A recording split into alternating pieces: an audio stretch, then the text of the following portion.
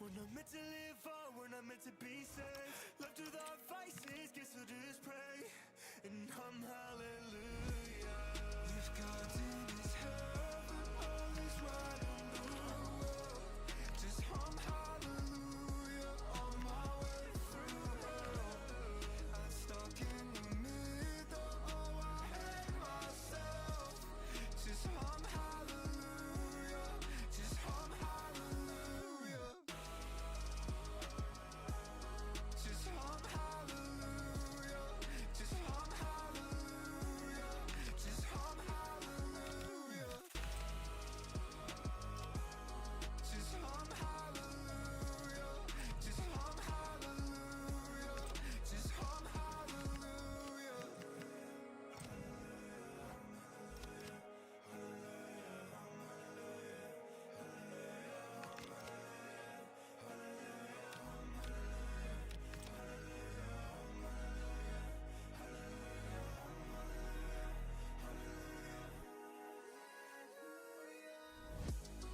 If God's in his heaven, all is right in the world.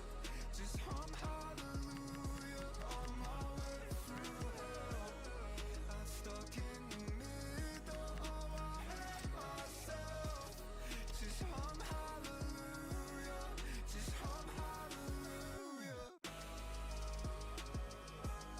Just hum hallelujah, just hum hallelujah, just hum hallelujah.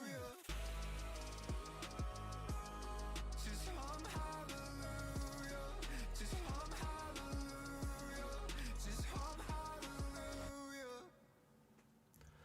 Good morning, good morning, good morning. How are we all? Happy Tuesday. Well, it's afternoon now for me and for most of you. Although for Rory it's, well, early evening. Early evening for those of you that side the planet. Andy, thank you very much for the 26th month subscribed on Twitch, mate. That's very good of you indeed. Appreciate that, my man. Good morning, Ben. Good morning, Daff. Good morning, Jaden and Alexander and Mike as well. How are we? Cheeky on-screen celebration.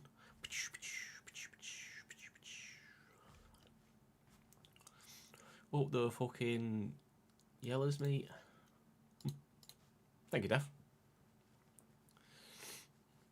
What do you mean early evening? It's 11:23. Oh, you're a bit further ahead of me than I thought. My brain was thinking 8 hours, not 11. Oops. 8 hours west coast of Oz. But you're Melbourne, aren't you, Rory? So yeah, bit further. DK was on the call with EA last night at 6:30 PM UK time. It was like 2:30 AM for him in Perth. Brutal.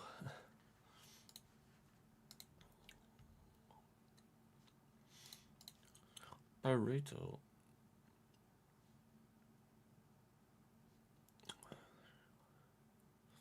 Oh mate, the days of that haircut thankfully are long gone. Oh, Sydney, sorry, not Melbourne. So plan for the day is, and then another one of, and then a. I'll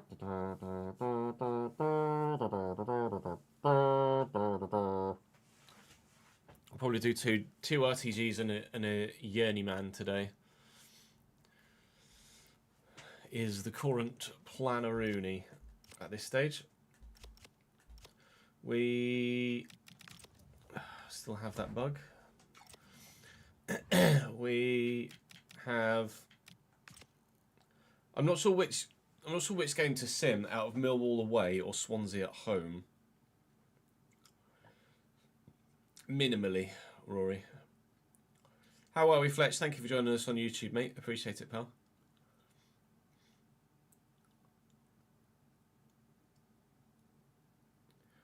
Millwall are lower in the league, but the Swansea game is at home. So 3-1 win against Cardiff at the end of the last episode of. I think I might just sim the first one and then play the next three, TBH. Coventry and Leeds obviously just above us as it stands. What do the board want from me this year? Is it mid-table? Mid-table. 2 superb rows and then a goal and Mbappe 12. Yeah, basically. Hey, Jimmy Ball. Morning, Chris.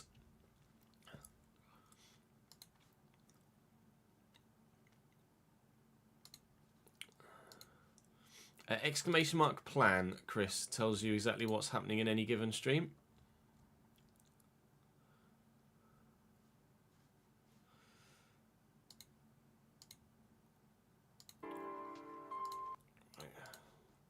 We might as well. Can I check the Preston squad? Sure. Seems as we haven't gone anywhere yet.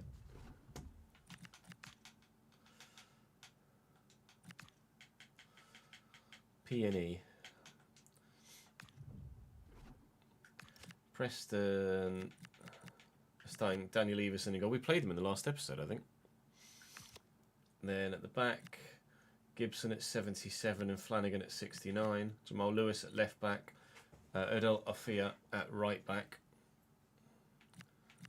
Backups of Vukcevic and Josh Seary. Ofia actually looks pretty decent, you know. Acceleration could do with being a little bit better, but he looks like a rather handy player to have. Could be a good squad player. Midfield wise, Theo Carroll, Masfrek, yeah, he started against us, I think. Lautaro Giacone was very good against us, was really impressed with him. Well, his physicals aren't amazing.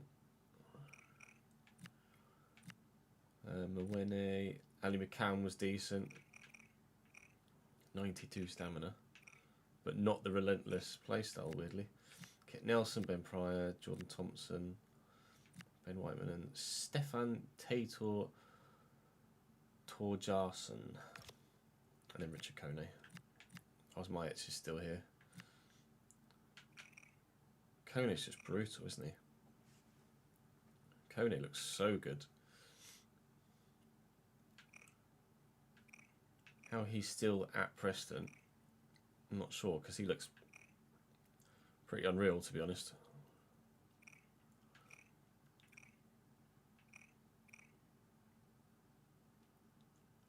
Expensive though. 18 million.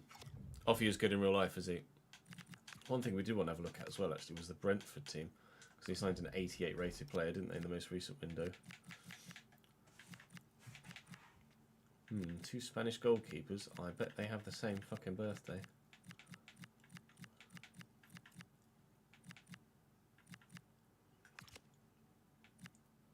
'88 rated Carreras they signed. We've got Teata and Sepp van den Berg. Lots of midfielders. Fabio Carvalho is 82 now. 34-year-old Grealish. Daff, thank you for gifting a sub to the channel, mate. Gosh damn. Welcome to the gang, my friend. Osmajic is indeed bad news, yes.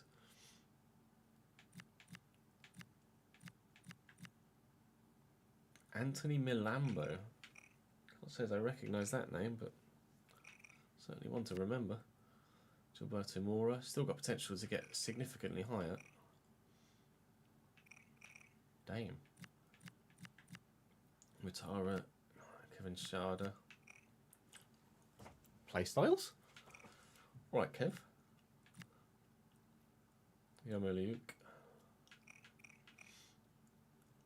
87 stand tackle. 83 finishing. Shame his physicals aren't that good, otherwise he'd be an absolute brute. Oh, missed the attackings a few. Christian Kofan or Kofane. Luca Stasin. Don Angelo Canardo. Hello, my friend. And then Igor Tyjon. Or Tion. Is it English? But I would hazard a guess as not English parents.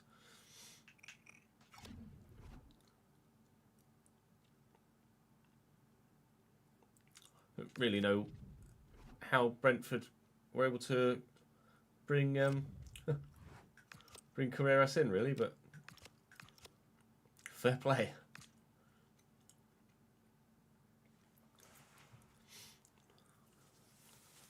Right. Let's get going.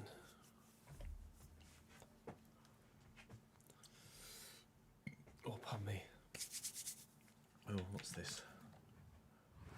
Oh, okay. Mad that Gunn was getting called up by Northern Ireland already. Welcome back to the Realistic Road to Glory here on the Cheesenoid Gaming channel. We're 9th in the Championship after our late victory against Cardiff in the last episode. We've got some difficult games today. If I just go down one, we've got 6th place Coventry, 7th place Leeds and 11th placed Swansea to play today. And then we're going to be simulating this first game against Millwall, who have lost half of their games so far this season. We've lost a quarter of our games so far this year, which is why there's a bit of a jump, albeit only 2 points between ourselves and Millwall, the 2 draws. We haven't won any more games than them. It's obviously, as it always is, a very tight league table at this early stage of the season, although Southampton and Norwich look like the 2 to beat at this moment in time. Bristol City having a strong start to the season again. Ipswich obviously beat us by 3-1 most recently as well. So there's plenty of points available for plenty of different teams at this particular moment in time in the season. And actually I'd be tempted to put McLean in there, and I'm going to put Gilmore out wide just because he's got better potential to grow than Owen Garner, and we might start with a decent result here. Well, we start with a hell of a result. A Louis Appere hat-trick to put him onto 10 goals for the season in just 9 Championship games. Moreira scores a brace for them, and Josh Coburn, hero of the last RTG we did at Bradford, grabs the first equaliser for them. We ended up having to equalise ourselves very late. A 3-3 draw. Well, that's one hell of a way to start. I'd like things to be just as entertaining, but perhaps a bit more favourable end result-wise for us as we push further into the episode. We've got a little international break between the game. Lots of people have Coventry next. That's remarkable. So Coventry have obviously got 3 very difficult fixtures on the horizon. Swansea have won their match day 8, so we all play each other in the next few games. Coventry got Swansea, Leeds have got Coventry, I've got Coventry. Coventry got some difficult fixtures themselves. Do drop the video a like if you're enjoying. My analytics tell me that 40% of you that watch on a monthly basis are new to the channel. So do make sure you're subscribed to the channel if you're not already, if you're enjoying the content, so that you don't miss out on any more. There is a Journeyman series ongoing on the channel as well at the same time. That comes out at 6 PM every weekday, so that'll be out to you later on tonight. But for now, we're going to plough on towards this game away from home at the Ricoh Arena. It's probably not called the Ricoh Arena anymore.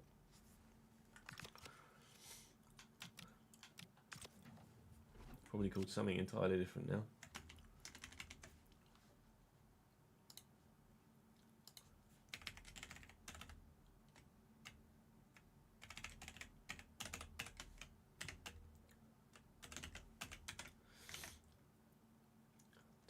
Two 70. 700. 55 675.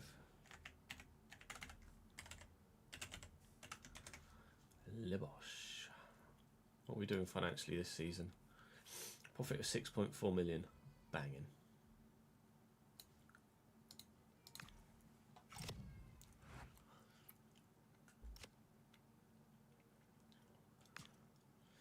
Although we're about to lose £500,000.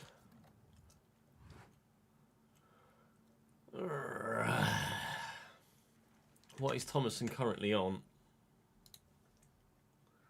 10.5, and he's going to go, I want 20,000 plus, and I'm going to say, I can't afford to give it to you, so you're probably not going to get it, mate, in all honesty.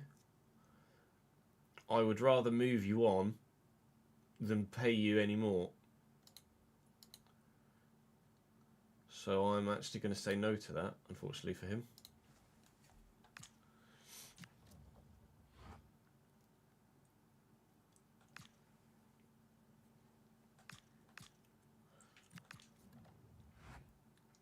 McGinty's on his way back, which is good news. International break might well have come at a decent time for us here. it the Sunday or the Monday? It's the Sunday when it comes in.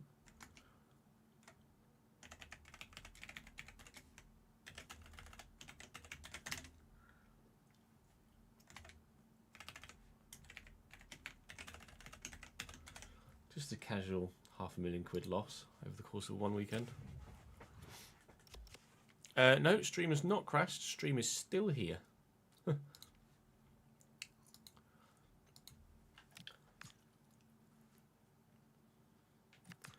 What does Louis want? Louis wants more pennies. Louis on what, 14 at the minute? 14. If anyone deserves a new contract, it is going to be Louis Apperet. I had a message a week ago from George Thomason asking for the same. I have elected to not offer George Thomason a new deal, but Louis Apperet deserves one, doesn't he?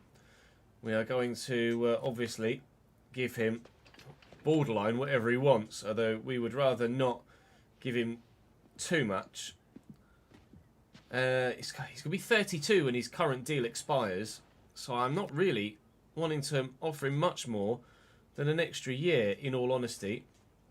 It's a big release clause, but I'm going to deny that because that allows Louis the opportunity to skirt around our decision to ensure that he is a cult hero and stays at the club. Will you take 20 grand, not 900 million and 20 grand, and then a £300,000 signing on bonus, Louis? Oh, I'm tempted to offer him slightly less, but he will take 20. Okay, that's actually really quite agreeable, because he absolutely could have asked for upwards of 25, 26, 27, where Doyle and Vale and Bozanovsky currently sit, and he would have, quite frankly, he would have been worth it, more so than any of they are worth it. But thankfully, he's going to accept just a £6,000 pay rise and just a 1-year extension. We are factoring in, of course, his age at this stage. So that leaves me still with £8,500 in my current wage budget with stretch. But by default, I am £21,500 over my wage budget, and that's after I've put £4.5 million from my transfer budget into my wage budget. It's quite a few people on quite a few pennies a week at the minute at this football club. Louis is going to say thank you very much, and quite frankly, let's get back to work, because I don't need to tell him to show me that he's worth it. We know he's worth it because he's already shown it. Let's go and play Coventry now and see what we can do.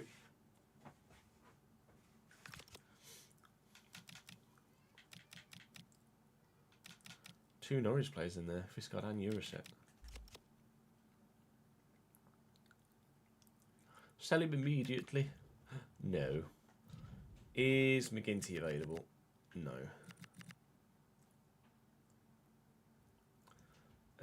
I'll rotate for Swansea, I think, rather than this one. Just double check their formation. We'll play in our black kit.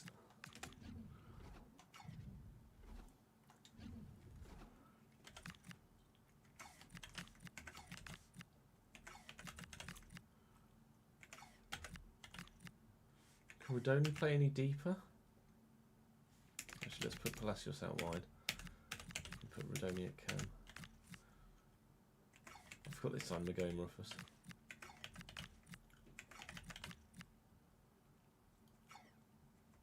We'll go with real life players.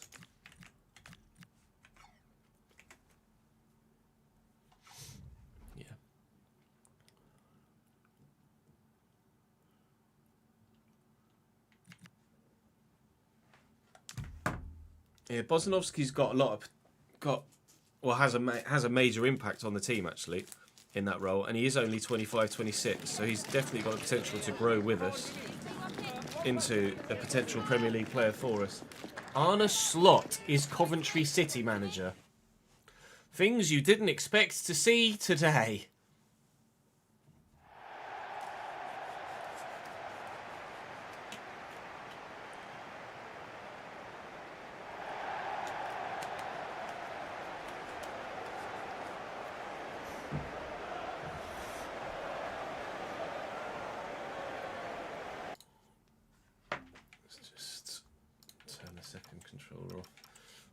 keyboard, as the case may be.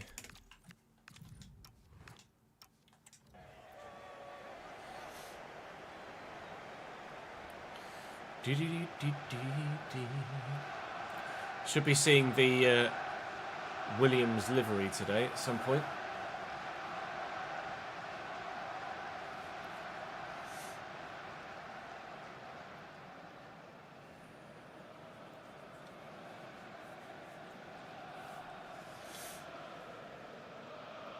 They almost look like brothers, long lost brothers there, Louis Appere and Joe Lumley. As you saw on the way in, you're on the wrong side of the pitch, lads. What are you doing? What's that about? As you saw on the way in, Arne Slot, manager of Coventry City, here today. And not just today, but all season as well. So we should expect some decent tactics. They're challenging for promotion here, Coventry. Daniel Figueira in goal for them. Norman Bassett, Thiago Palacios and Rooney Bargi, their front three, with Jack Rodoni sat behind. Decent. I imagine Rooney Bargi's on loan from Barcelona, but I would be surprised if he swapped Barcelona for Coventry permanently. Let's see what a championship Arne Slot side is all about. Some Liverpool fans might argue that Arne has found his level. But after winning the Premier League last year in real life, you have to wonder whether they're being a bit too hasty. Be curious to know your thoughts in the chat, actually, or in the comment section, about what's going on at certain clubs in the Premier League this season.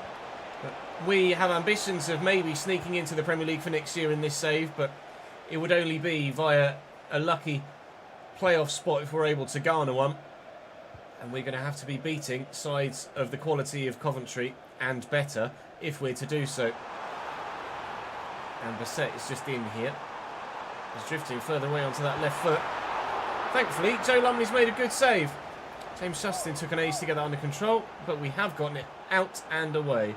Early threat seen off, although wasn't great defending from your boy, if I'm honest. Oh, not a great through ball from your boy either.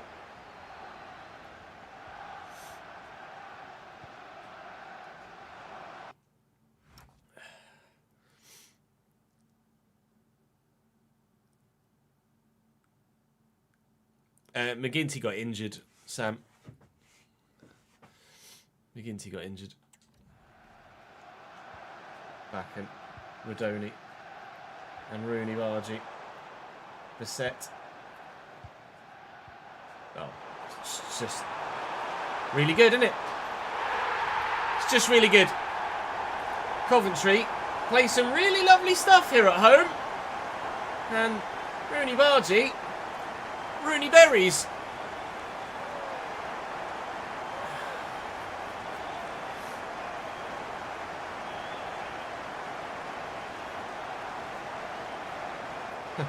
Never mind.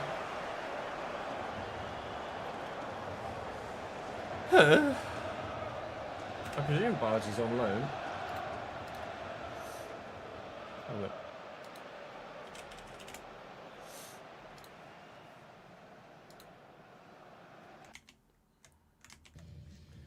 Really, Bargi? No?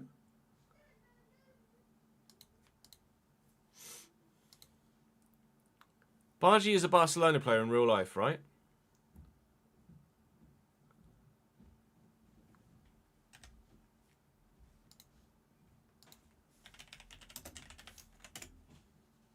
Yeah.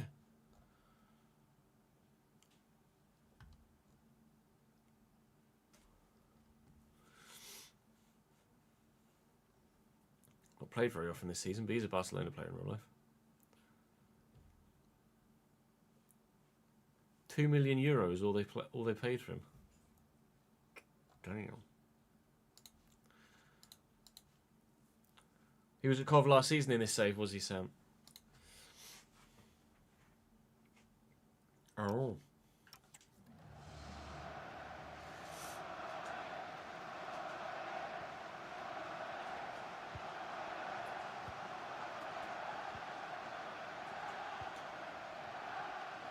Jones, Doyle, Devlin, Ozinovsky, Need to try and put together some free-flowing football the same way they did. Might dig this one out. Not that anybody is putting any sort of pressure on the defensive line whatsoever there. I'm reliably informed by my live chat that actually Rooney Bargi was here at Coventry last season in the Championship as well, and that it's a permanent move in this save.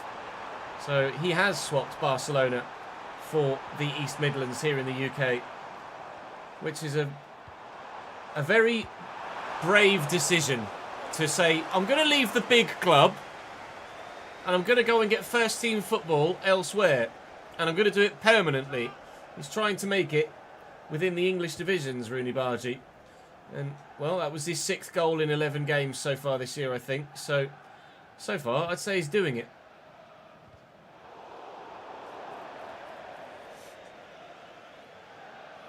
Oh, he was in the last 6 months of his contract, was he?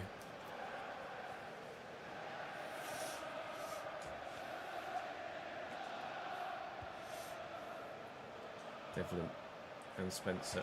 Back to Jones. Go on, Connor lad. Go on, Connor lad. This is a great run. And the ball's not great.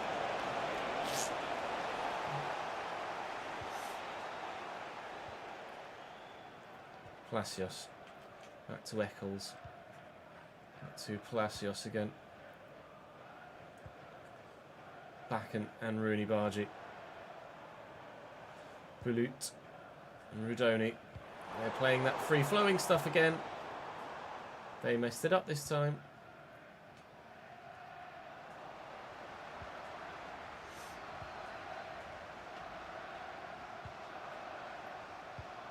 Rudoni. Bissett. Back to Bakken. Bissett again. Nice tackle by Pye. Up against it so far in this one.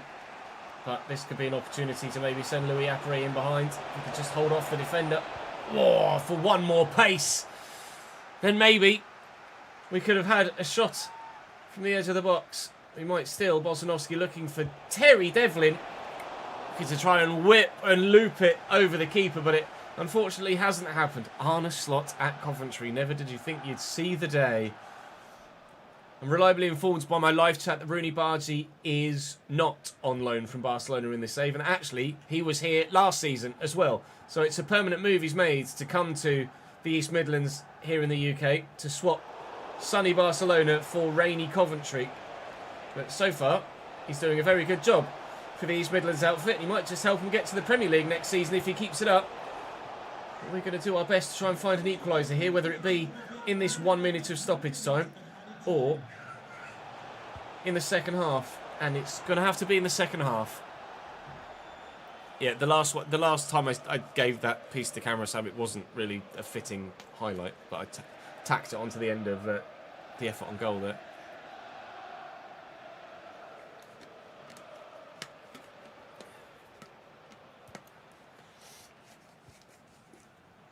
Is it Angel Gomez, Ben?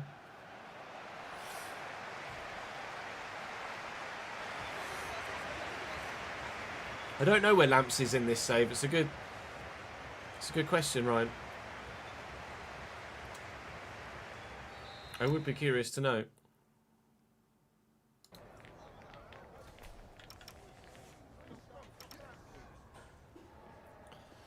Yeah, I saw a couple of streaks there. Sorry, I missed them as they were announced by yourselves.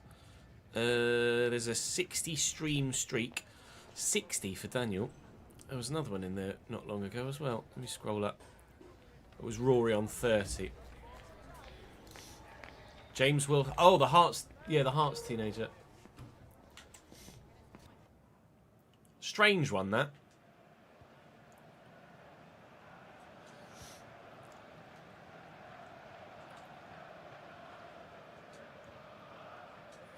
Bozanovsky to Devlin. I'm going to ping this. Vale's going to try and do exactly that. Oh, and he's lost the second defender as well. Sneaking in at the back post it. Could be Connor Jones. Appere. He sold the defender. Oh, but he's forced the save out of the keeper only. Nice work. They're making a change. Bozanovsky will deliver it. Only 5'9" or so not going to be scoring any headers, and Unfortunately, neither is Brodie Spencer right now. What's going on with your trousers, pal? Morning, Roberto. Hello, Tozzy.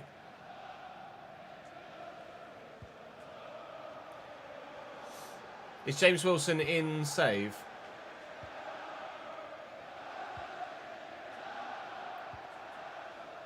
Palacios. Eccles over the top. Lovely ball into Palacios. Short on the floor. It's going to be Hall. It's going to not be 2-0 to Coventry. Bozanovsky tracking back very well indeed. I just said that Coventry's next game is actually Everton.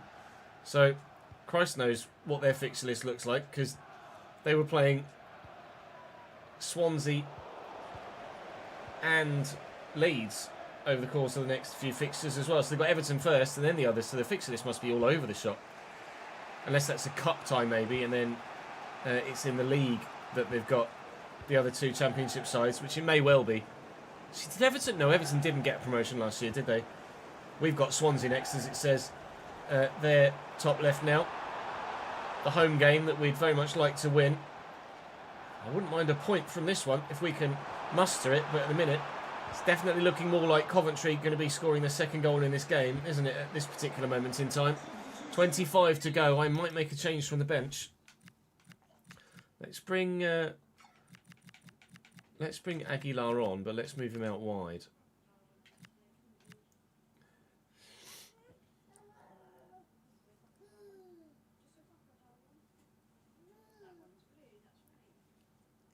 Swansea before the international break. No, Swansea was after this game. The international break was between Coventry and Millwall.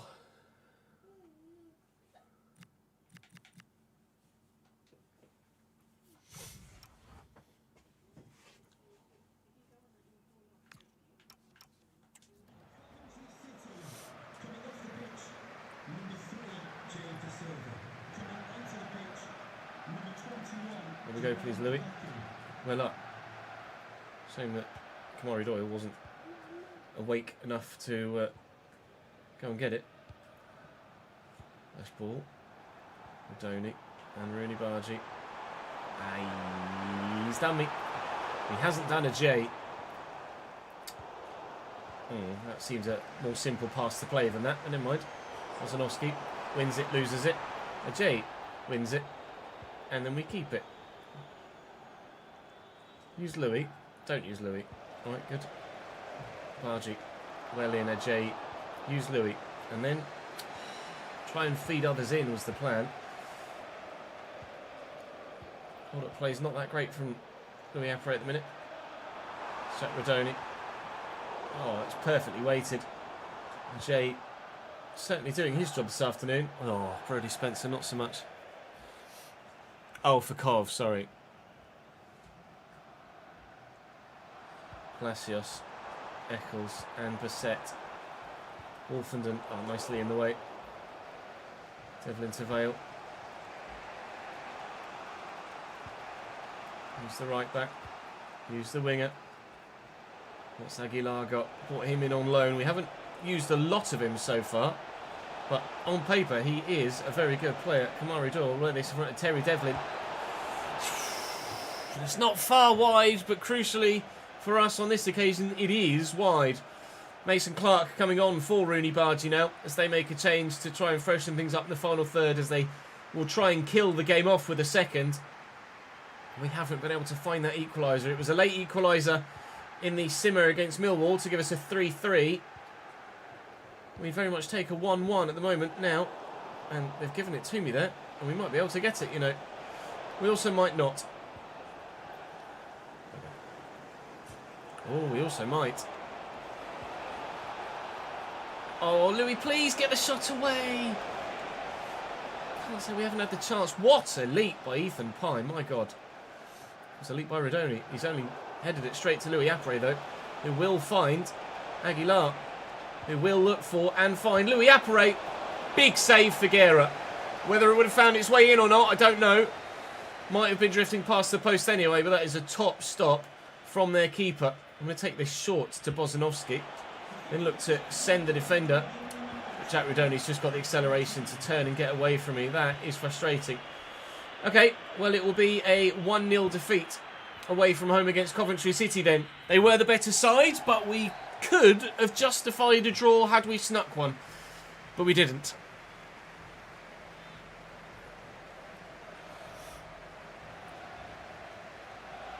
Afternoon, Mike. Thank you for the 3rd streak in a row, my man.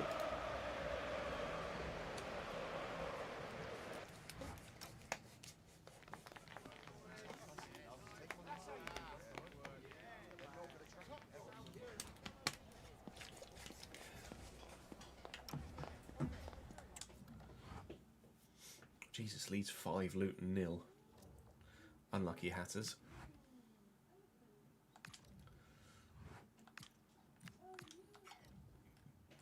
So that's back down to 13th. Seems to be our fucking position at the minute, doesn't it?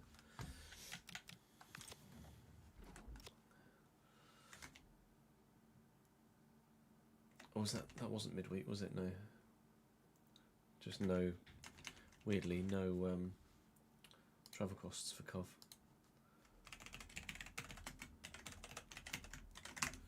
One 1310. 27827. 27827.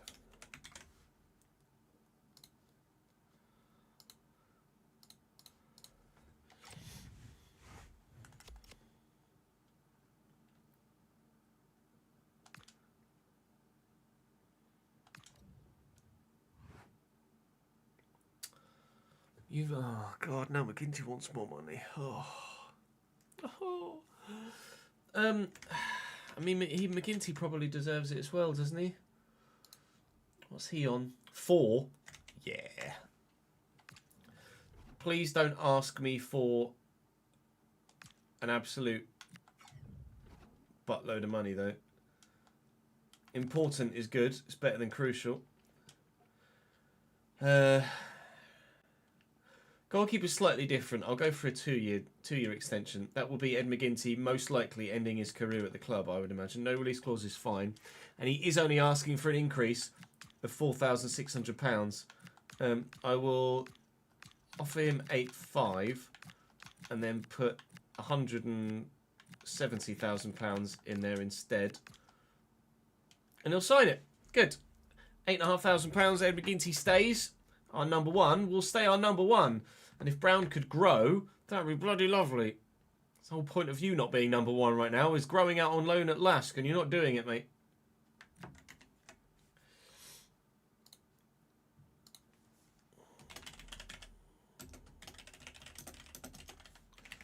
It's 300,000, wasn't it? Wrapper rate. And then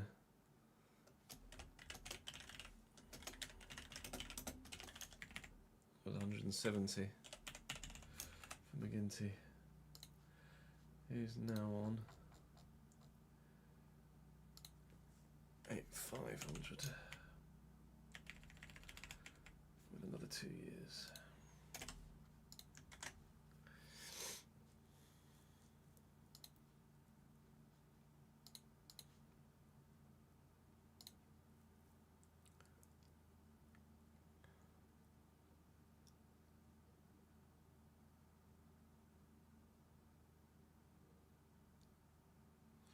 Fingers crossed, ads. Fingers crossed.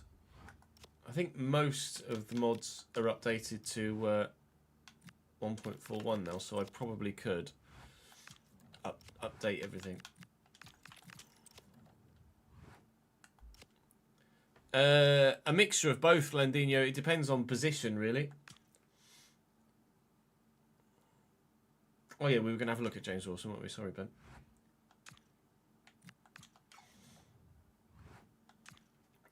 White Steve Art.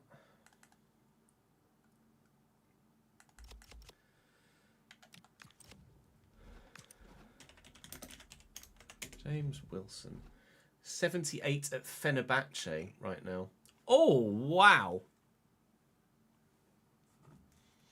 Now they are some physicals.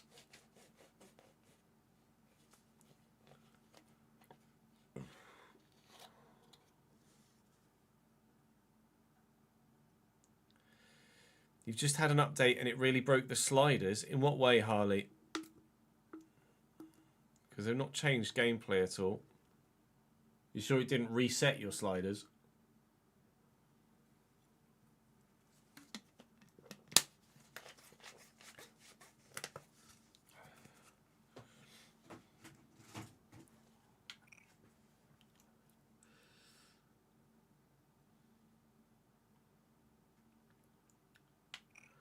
Well, god damn.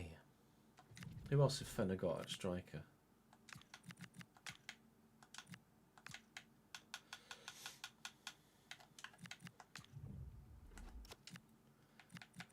In the Serie at 81. And then James Wilson and just youth players.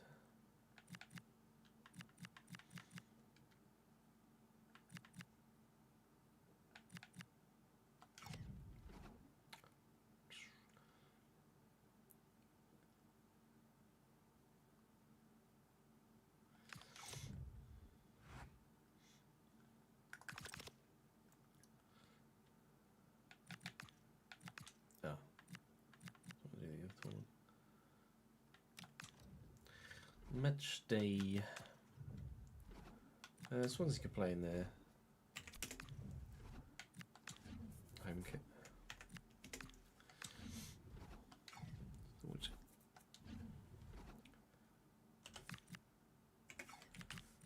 Nick, Tielman, Cullen. They've got to have a better cam than Cullen, surely. Can you play at cam? No, not really. Adamina play at cam. Wales can play at cam.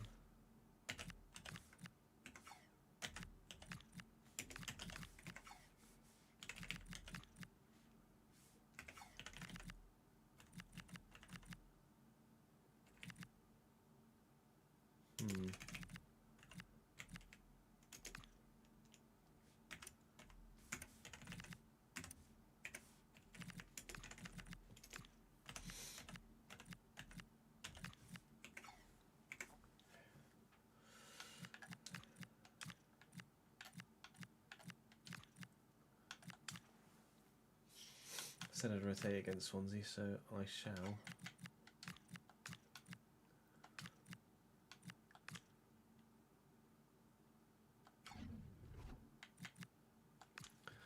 Baboose. 83 potential, is he? Wow.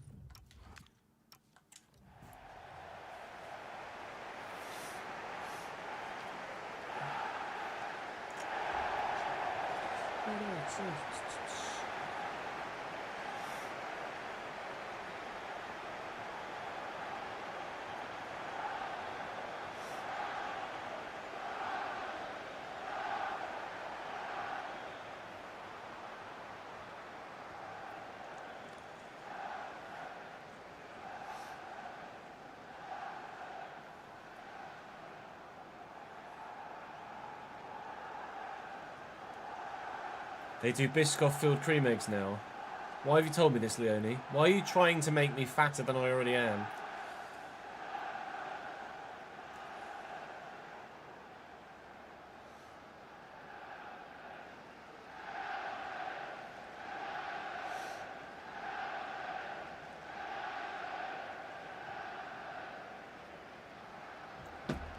So you can eat it and I live vicariously through you. Okay.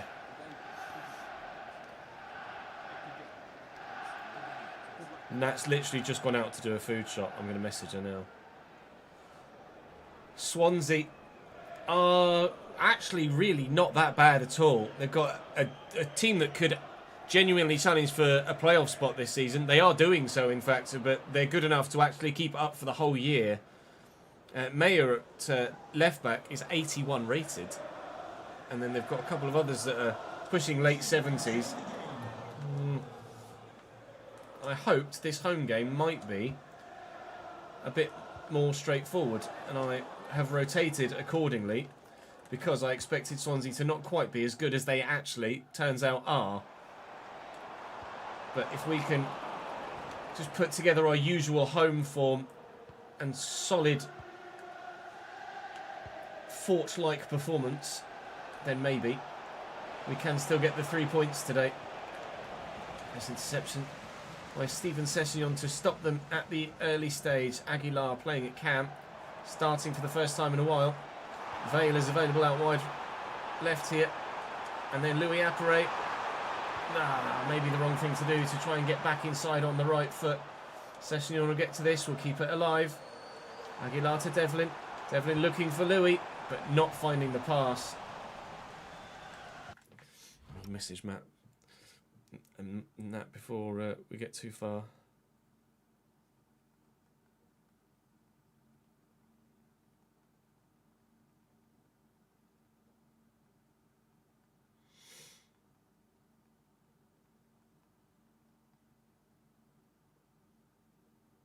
I just said, my chat have informed me that there is a Biscoff cream egg. You know what to do.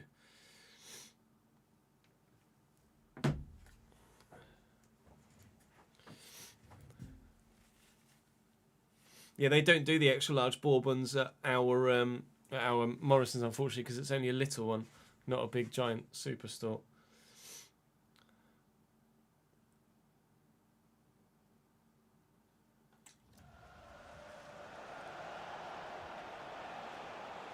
The Popnik out wide to Ji-sung. Trying to stand and square the defence up. His Staminich into Wales, who's rather aptly named for Swansea City, but he's fired the ball wide of the post, unfortunately, for the Swans. No opening goal for them, just as there was no opening goal for us at the other end. Fingers crossed, though, we can work something. Connor Jones has been very usable out on the wing, just without the end product thus far, or at least not the end products we saw him providing for West Brom quite regularly last season. But he's certainly good enough to still hold down that starting spot for us. He's not offering any less than Harvey Vale out on the other side. Vale, I think, gets an extra couple of stat pads. Oh, that's a great ball. A couple of stat pads from simmed games where he might pick up the odd goal or assist. But in played games, I'm getting just as much from Connor Jones as I am Harvey Vale out on the opposite flank. Louis will look for Connor again. And I'm going to have to turn back and look for support. But here it is from Louis. And then that is a really poor ball from him. We're not quite clicking in the final third so far today.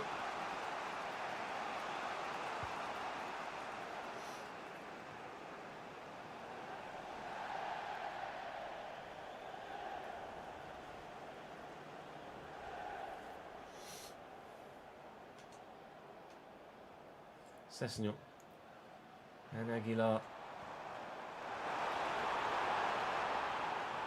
Ref, is that a foul? No, he says it's not. Ian Thomason is after a new contract. I'm not inclined to give him one. His contract expires at the end of the season. I'm actually more inclined to let George Thomason leave and to improve or find someone a bit better suited for similar sort of money. Well, in Sessegnon, and away, please. The first time Steven Sessegnon has fluffed a clearance, but thankfully Bobby Wales misses it. Wow, that's huge, Benny.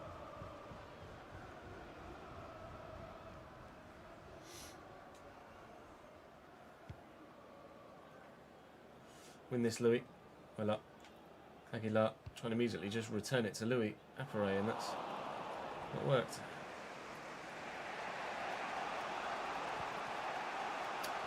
Quite able to get their Staminich. Nice in. And nicely in. Nice interception from Aguilar, and now Jones just needs to poke this for Louis to get to it, but then Cabango is suitably positioned on the cover to stop me from getting in there. And force a mistake from this back line if we can. Put the pressure on. We are the home side, so we want to be proactive in pressing and trying to force the opposition into mistakes. But at the minute, my pressing is just opening up spaces for them to cut me apart going the other way. Hopefully we've got a toe in there. And we are going to get this to Vale. Who's not going to find his way past Wiley. Fucking hell. Feels like a bit of a dead first half, really. Although it could have been different if they'd have passed it straight to me there.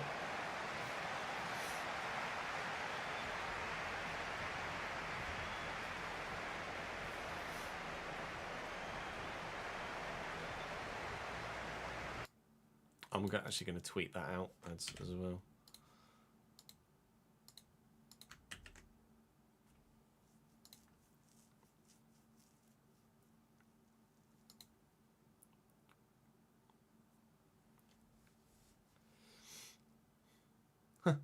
Large chunk of as the wall just falls off. Why is that, Ryan?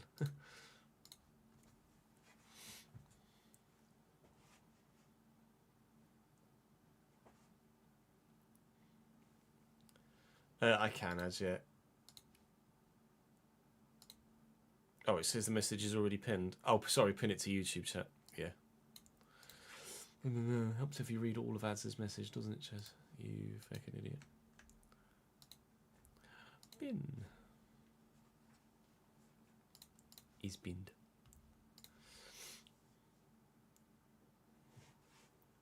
Oh yeah, if you haven't updated your game, then you don't need to worry. Mine haven't changed. Tanks.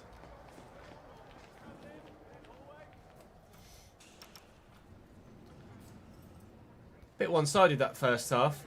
Didn't feel quite so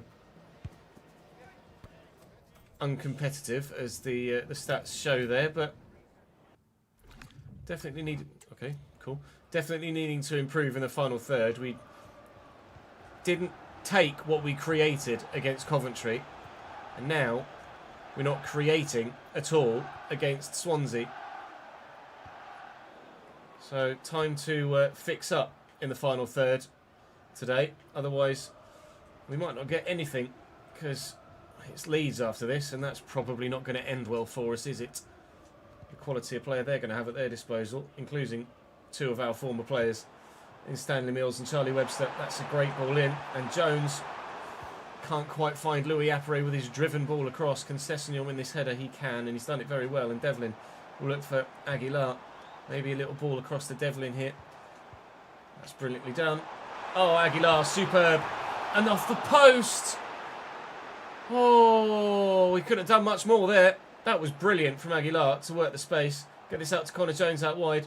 And then whip an early-ish ball, looking for maybe Louis in the middle. Keeper's going to get there. Fran Gonzalez keeps his clean sheet intact for now, but he has to thank his woodwork for doing so.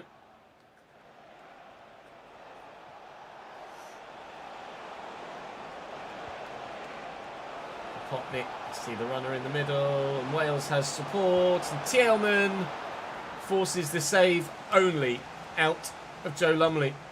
A man over. That's a chance, really, of high XG that they should have taken. Although I should definitely have taken my Aguilar chance as well. Well on Mr. Lumley to come and claim that.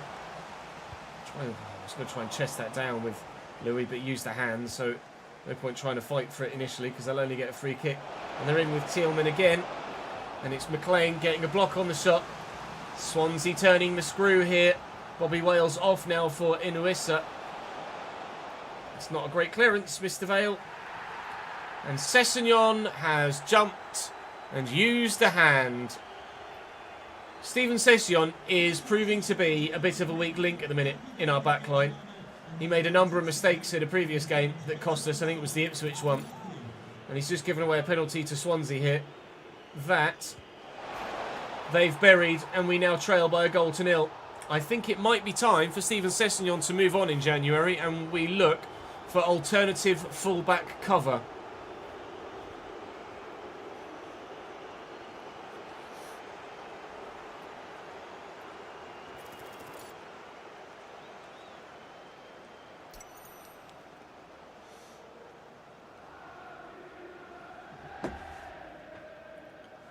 In the main menu settings, Landino,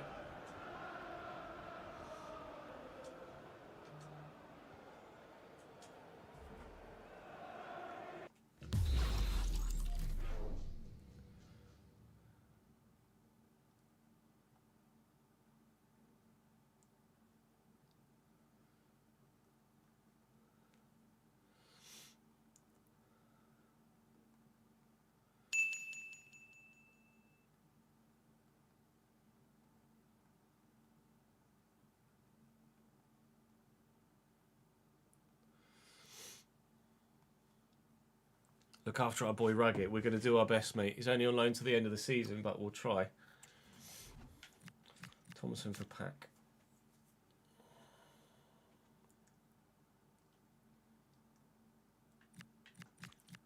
Fail for Ghana.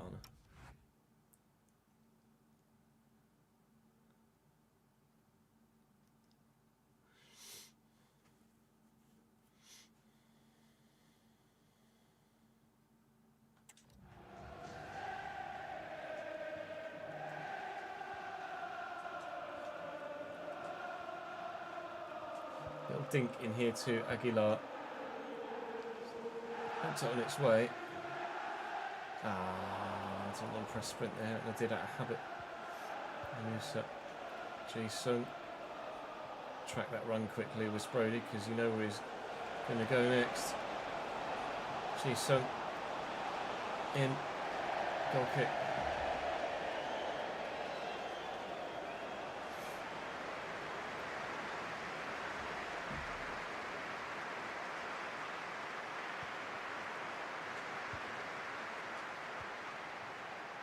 Devlin.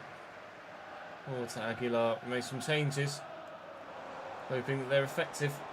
I've overrun that. I'm the one that's not being effective at the minute.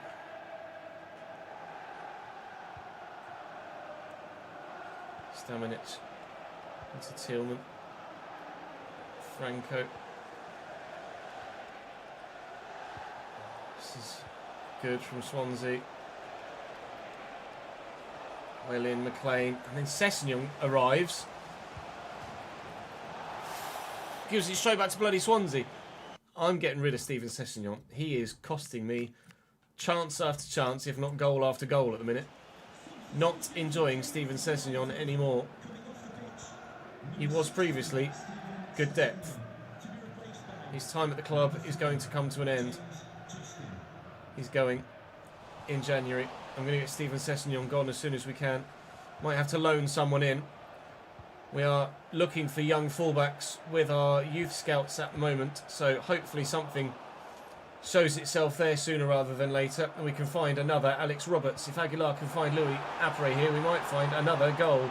But no, Boselli outmuscles him well, and it looks like we're going to have to settle for another single goal to nil defeat here, unfortunately. With the game against Leeds on the horizon. We're not getting many points today. It's a really heavy touch from James Justin there. Just as I've slated his replacement for the day, he then makes a mistake of his own. Oh! Why do players jump for headers like this? What are you doing, lads? Why are you doing this to jump for headers? That's not... No, to be fair to him, he hasn't. The referee's given a handball there for something hitting him on the sleeve, which I think shouldn't be given. No VAR in the Championship, though. To be fair, it's gone the other way. I'm glad that it wasn't one of these again. So that feels less BS. That's just a genuine call by the referee, seeing the ball strike an arm in a grey area at the bottom of the sleeve and give the pen. The ones where they jump like this for a header do seem a little bit silly, but that one's actually fair enough. Adamida Berries and Swansea will win by 2-0. Prior to this game, we dropped back down to what seems to be our favourite position in this division at the moment, of 13th. But defeat here could see us drop slightly further down the table. We maybe aren't quite at the spot of pushing for a playoff position yet with this current team as it stands right now. Because Swansea and Coventry, we've just lost to today, and they're not the top teams in the division. They're those fighting for the playoffs, and they've been comfortably better than us. Top half, I think, is probably going to be the best we can achieve this year, but we will do everything we can to try and go on a bit of a run of form towards the end of the season. But right now, got to go and play a very, very good Leeds United side. All of a sudden, we're tumbling. And, well, to be fair, thankfully, 5 points above the relegation zone, only 3 points above 21st at the minute. I don't want to look over my shoulder. I want to look up the table, but at the minute, I can't really help but just get a little bit worried.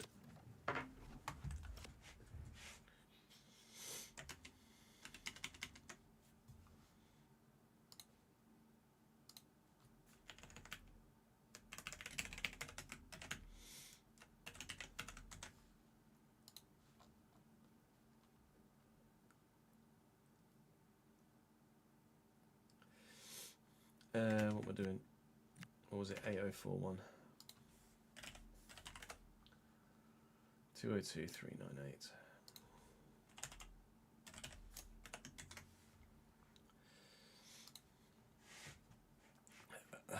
Minimally, Connor. Yes, Tozzy. 3 teams automatically get promotion from League 2.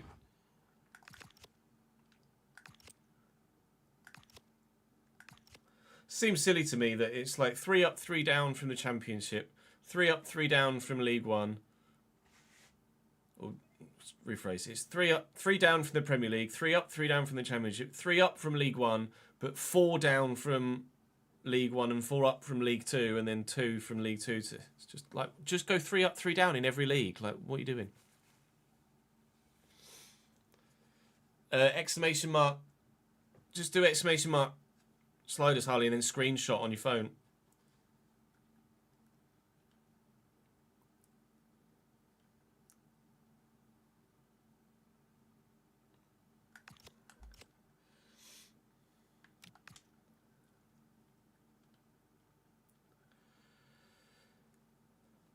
If Cambridge finished 3rd, it's a brilliant rule.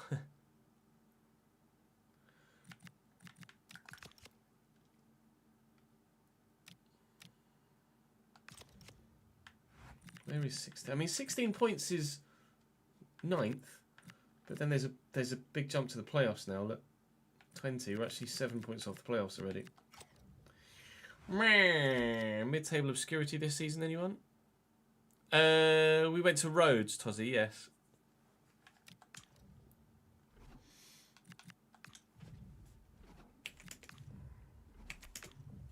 It's like Webster starts. Hack.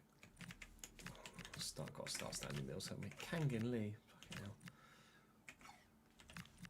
Tanaka, Ampadu, Webster.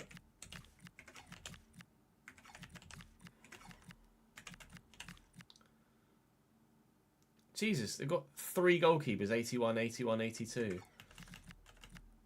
Any need, lads?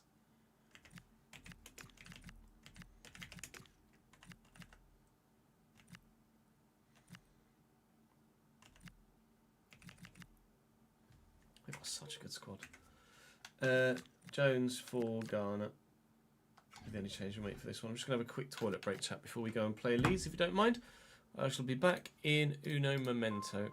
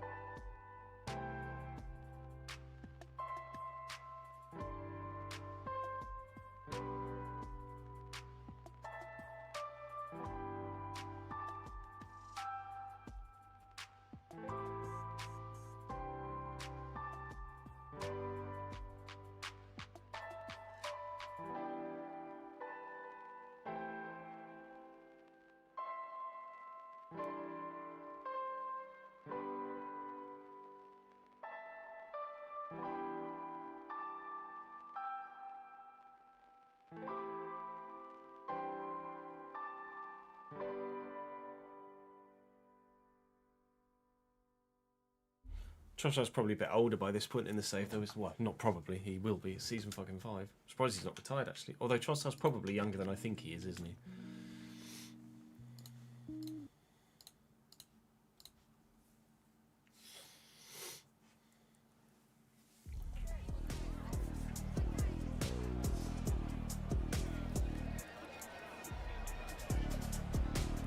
You got 2 bids for Sessegnon now. Oh yeah, I forgot to put him on the transfer market, didn't I?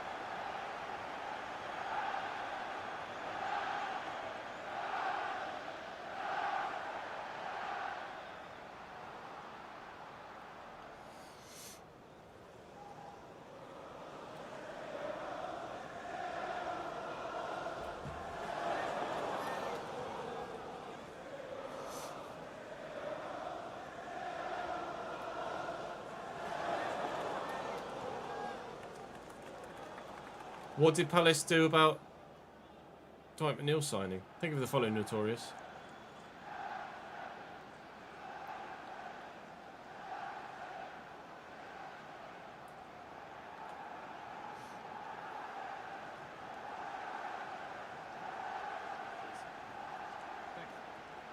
A triple battle within the war today, with former players playing against former teams on both sides. Stanley Mills and Charlie Webster both start for Leeds United here.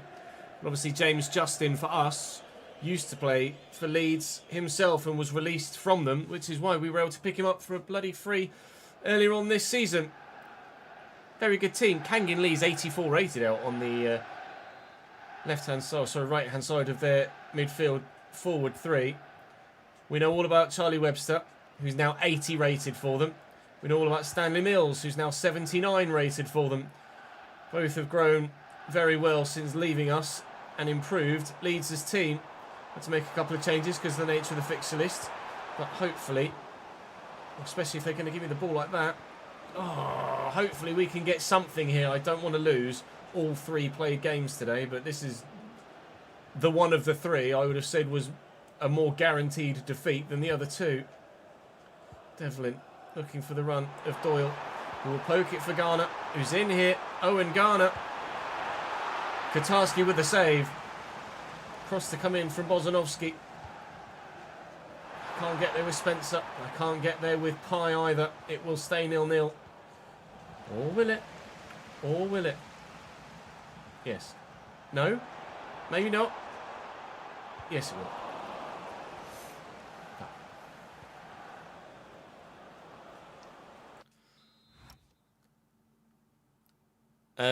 They wanted to change the deal after it had been agreed, and Everton said no, it was supposed to be a loan plus obligation, but they wanted to change it to an option instead.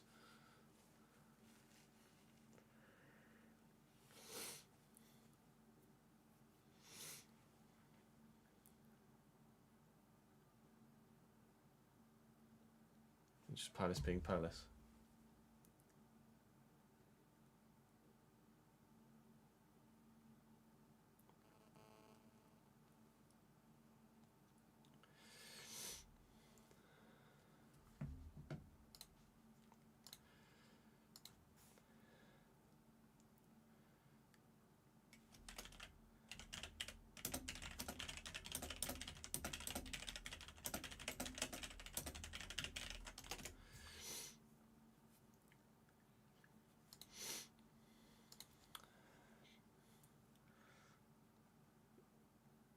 Yeah, it's not been great for Palace this year, has it? I'm surprised by the Angel Gomez to Wolves deal, to be honest. Unless he's hoping to prove himself in the Premier League again and then get a move somewhere else in the summer.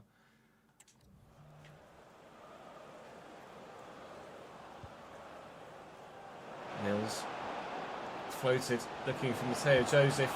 Oh, and the quality of that finish is of the highest level. Tucked into the bottom corner. Lumley out to it, but couldn't get down to it as he came to try and close the angle. I think it's the hypermotion replays that are causing this bug, because sometimes you just get a regular replay. That's a really, really good low, hard finish into the corner, particularly accurate from Matteo Joseph. That's 1-0 Leeds.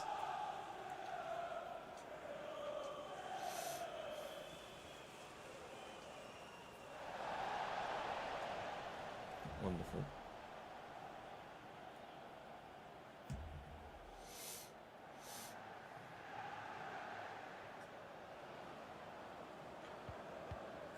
Oh, that's good footwork.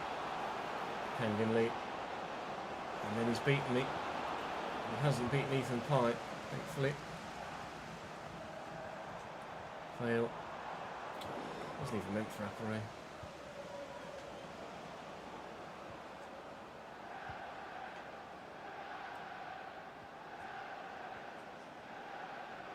Good strength by Webster and Ampadu.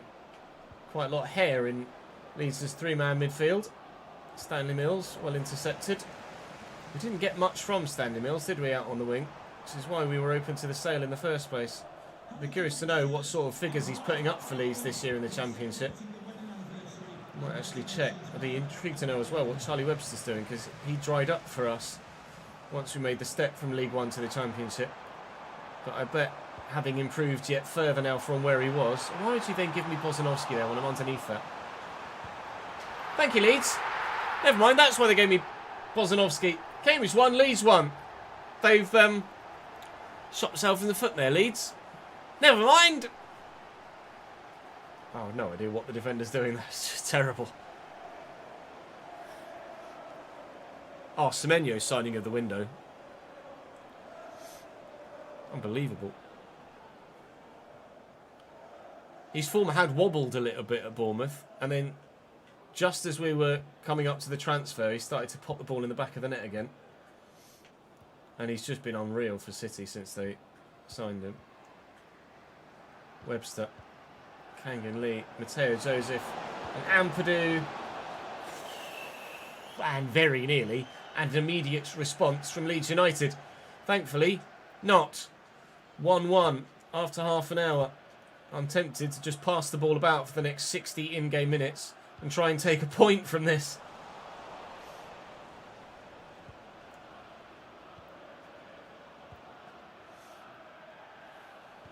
Zogbe and made the mistake that led to our equaliser. To Kangan Lee. Teo Joseph trying to squeeze. Oh, the accuracy of that's ridiculous, but he's missed the chance again. That's 2 now for Leeds in the space of a couple of minutes. They've gone past that left-hand post. We're getting a little bit of a let-off here.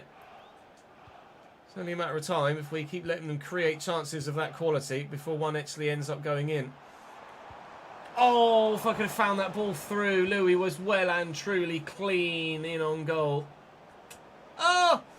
This is definitely there for the losing, but it might be there for the winning too.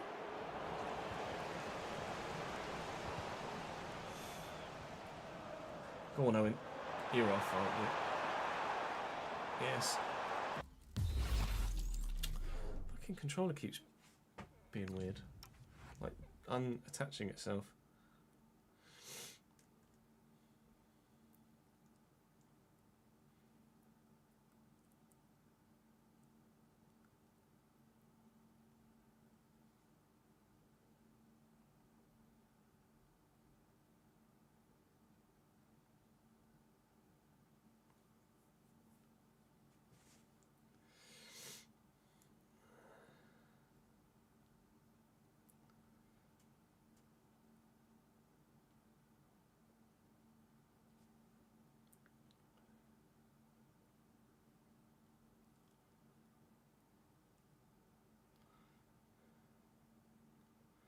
Bear with.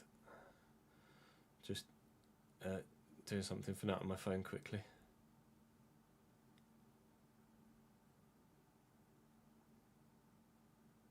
Before she has to wake Jude up in the car.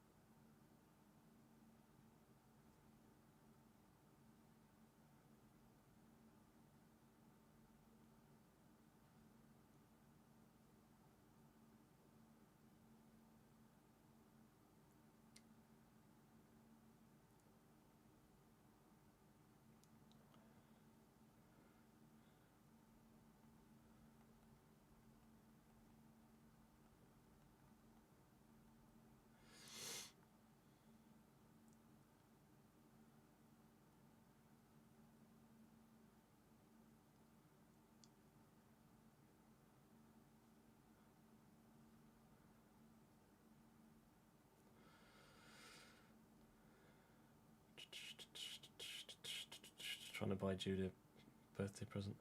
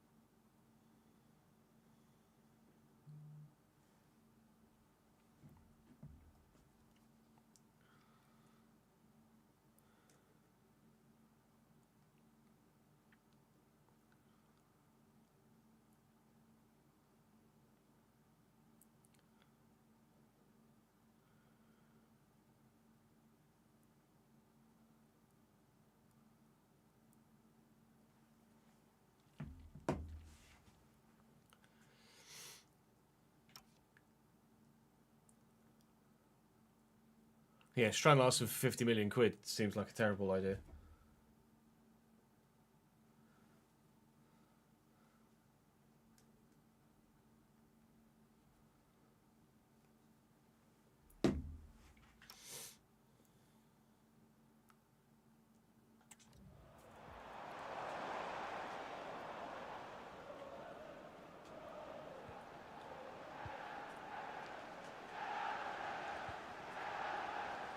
Tanaka.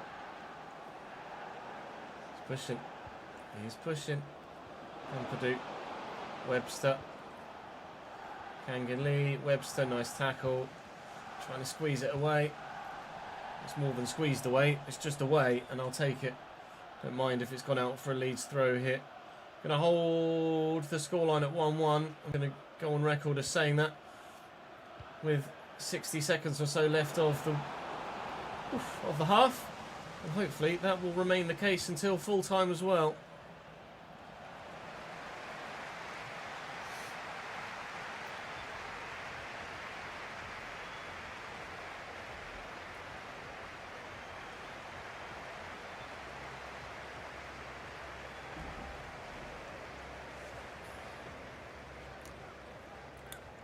Ryan for 30 mil. Got an assist already though, right?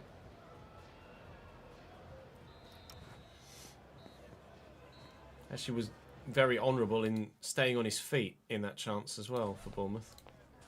Could have gone down to try to look for the pen, stayed on his feet and squared it. Yeah, I was going to say, he looks pretty good from what I saw of him the other night.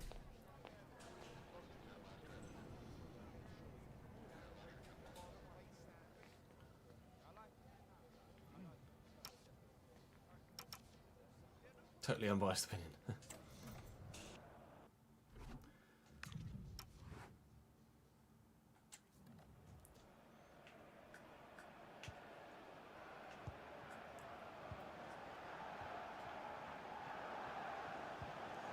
Will straight across to Ampadu to take that off him. And then Mateo Joseph takes that away from me. Alright, possession switching hands or switching feet quite regularly at the beginning of the second half. That's been quite an even game on paper as well. 3 chances apiece. Leeds just edging possession as you might well imagine they would do. But both sides have been as creative as the other. Go on, Louis. Go on, Louis. You're going to have to get it away now. Wow. Can you believe it? Bozanovsky. People just teasing the offside line there, unfortunately. Dale keeps that on, but he was offside. Louis Après strikes the bar.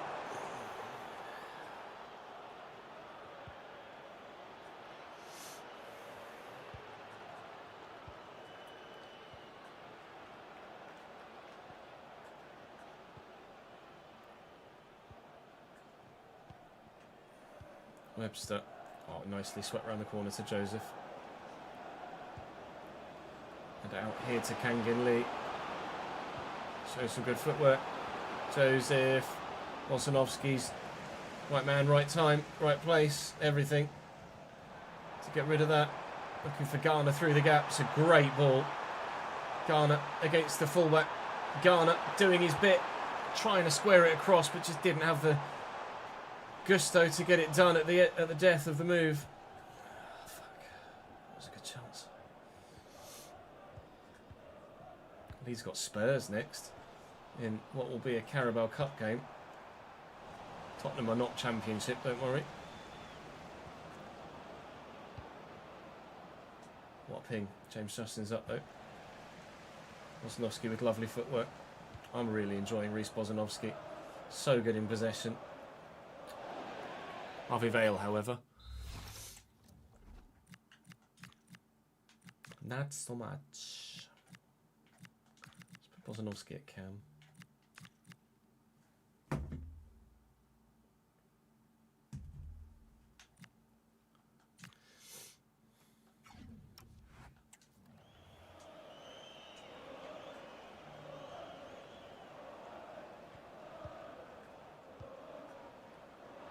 Kangin Lee.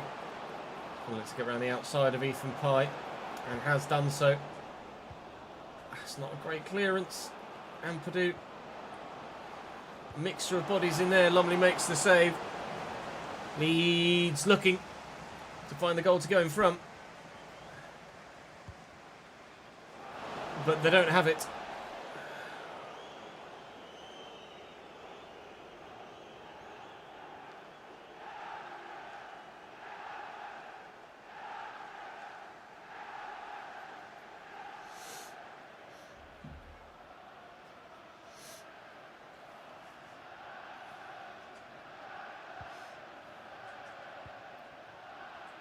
Spencer. Great ball to Garner. Devlin. Bozanovski moved forward into that cam roll. Now, he definitely played well last time we made that switch. Just got to keep it going. Devlin finding Thomason. Looking through the gap. Oh, Ian Gilmore is in. Young Ian Gilmore. Big save! Oh, they've given it away again. Thomason. Terry Devlin! Wow! What a stop by the goalkeeper from Ian Gilmore. Brilliant save from Katarski. That was the game to be won right then and there. I don't know whether I had a squared option or was so focused on trying to make sure I got a decent effort in with Gilmore. Didn't really pay attention to see if there was maybe anything I could have done to square the ball to someone else that had broken through with him. Whoa. Could have beaten Leeds. Could have beaten Leeds. Might lose to Leeds. Kangin Lee in the box. Support arriving. Matteo Joseph at the double. No!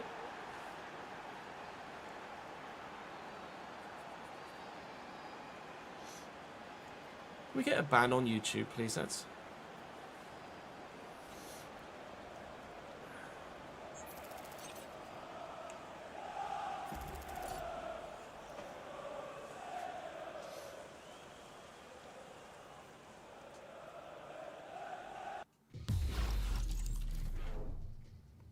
He's right-footed. I thought so. That's why I tried to change onto the right. Ah! Oh.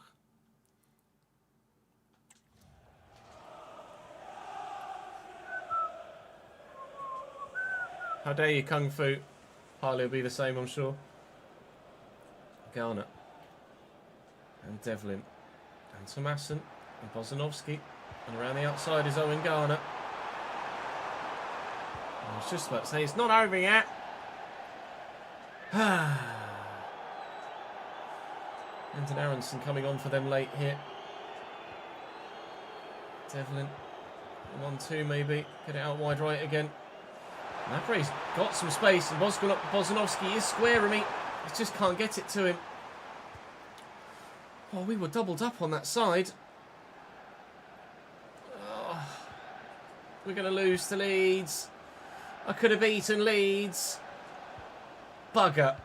3 defeats in the played games today against 3 playoff chasing sides. Kind of half cements our position in the division as not a promotion chasing team. We need further investment, further improvement if we're to be of the standard to challenge for a playoff spot. Down to 15th now. Still, with that defeat.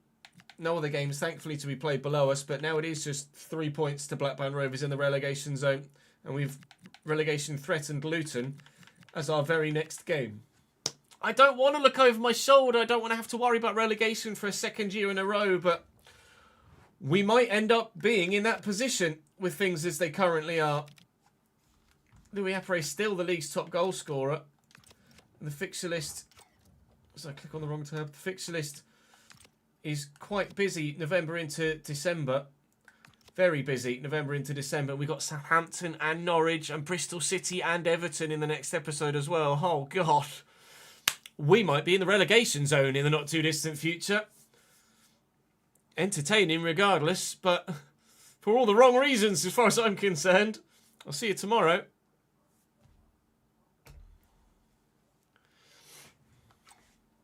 Sessing off to Cardiff in your save. You add him to the transfer list here.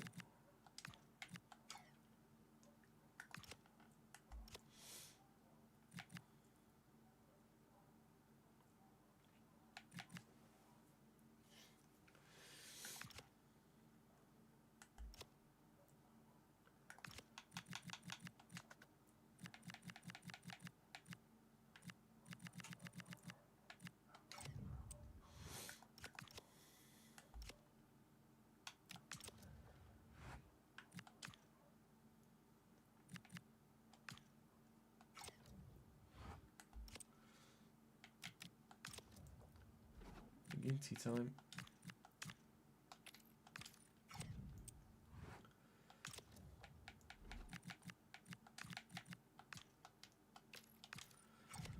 Piss.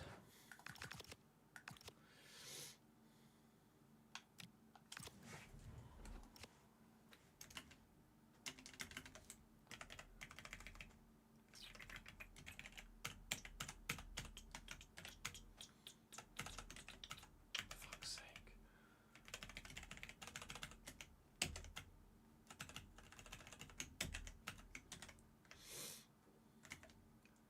11290.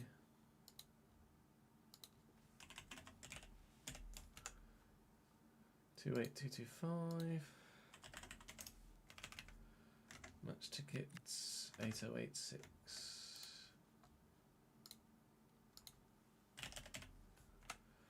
It's 203530.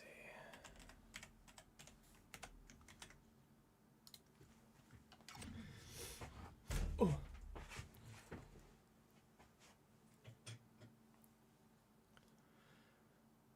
I was ads. For some reason, it's not shown up in the YouTube chat on YouTube, but in it must have maybe been picked up by an Autobot. There was someone in chat that needed banning. I'll get to it to you on Discord.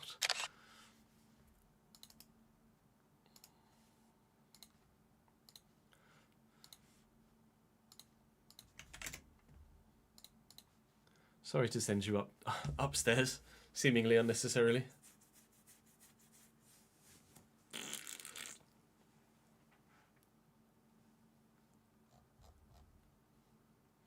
Back to non-Leeds bias. Oh, thank you, Kettle. No, Joe, we just, when we started the save, we gave the in-game team boosted finances with a takeover, just so we always had enough money to do what we needed to with the spreadsheet.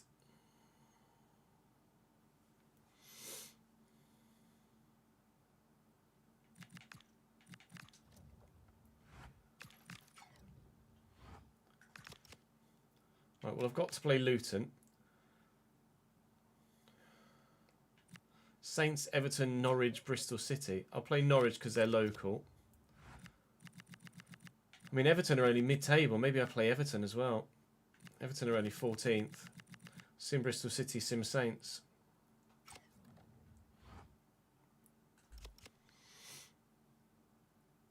No, it's not showing publicly. Thankfully.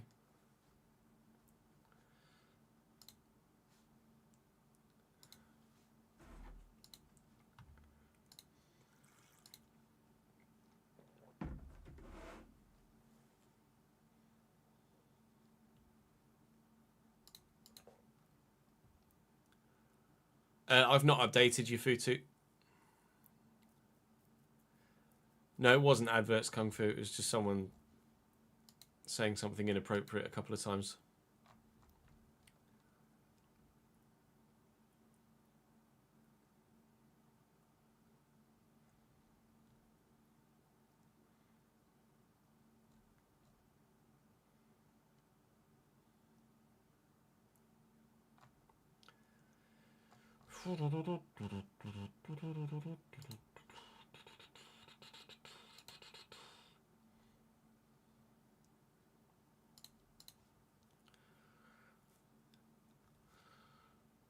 Right, I'm going to go and quickly grab something to eat, chat, because I'm starting to flag.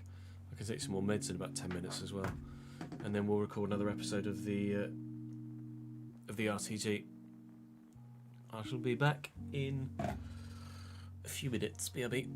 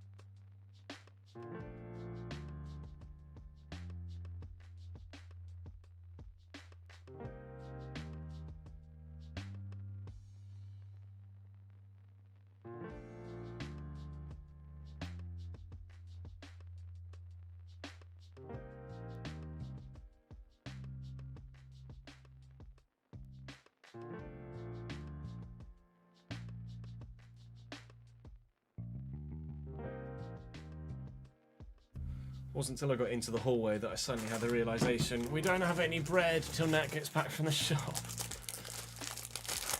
So I have a mug of tomato soup. Hooray. That will keep me going all day. Would have just been some antivirus pop-up gin. Thank you for the heads up though.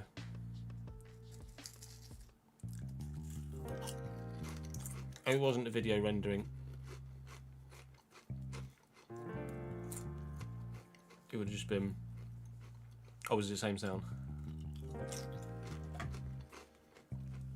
I haven't seen the Williams. No, have they tweeted it?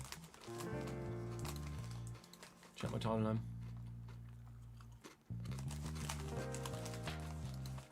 Oh. 3 minutes ago. Here we go. Full copywritten music.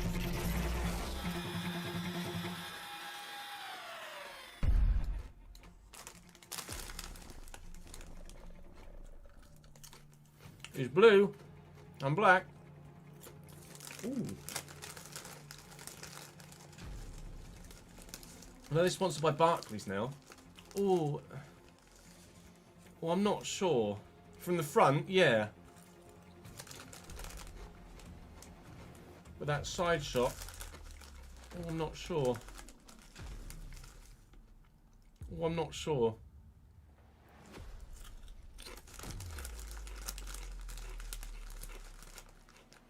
That extra bit of Barclays light blue on the side, I'm not sure. No, I don't mind the Duracell bit. I love the Duracell. I love the Duracell bit on there.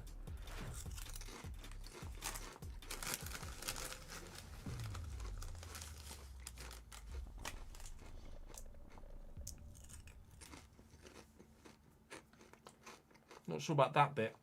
That light blue bit there.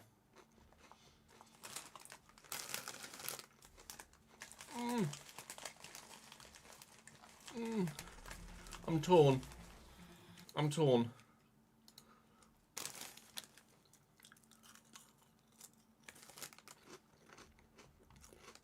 Pep's trending, is he? What's Guardiola done now? Or said?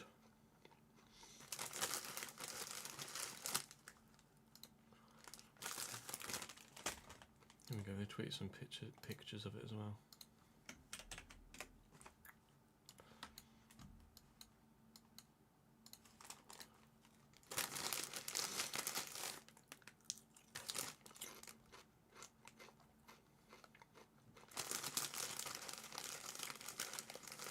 Doesn't look as bad there.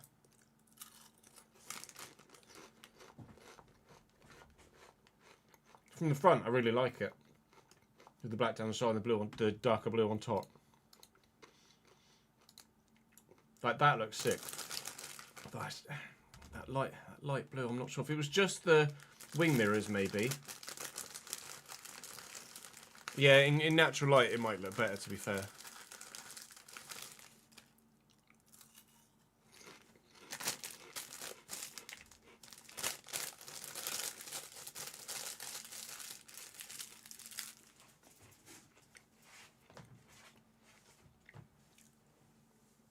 I like the Atlassian there on the engine cover.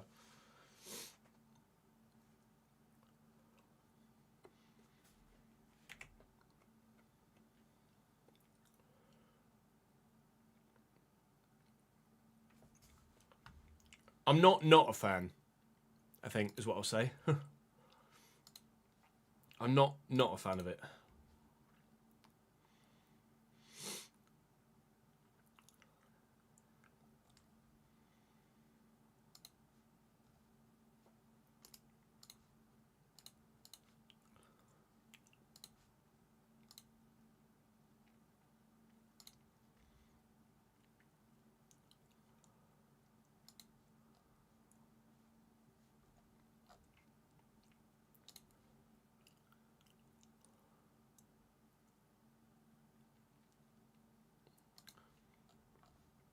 It is busier on the side than some, but I don't mind that. It means that Williams are an appealing Like, I mean, it's just a sign that Williams are doing well again, isn't it? So I actually don't mind that. I mean, it's easily done, Connor.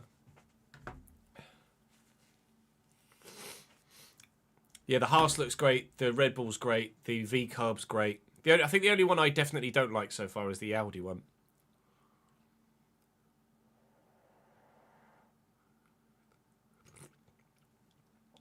Pep said he can't believe City aren't spending more.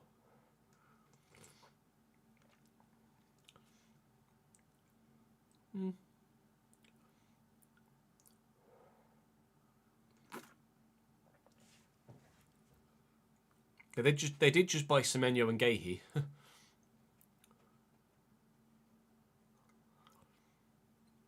Yeah, the Ferrari's not a bad livery. It's just really not a great livery either.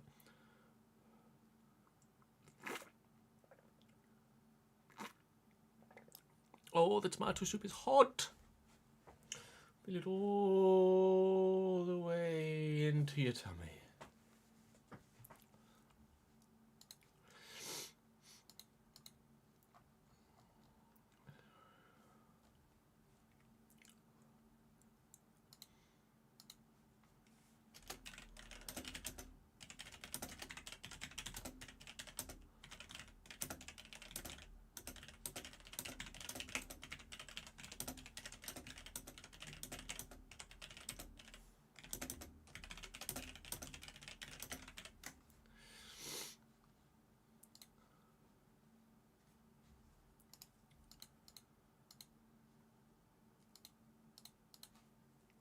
You quite like the Audi, do you?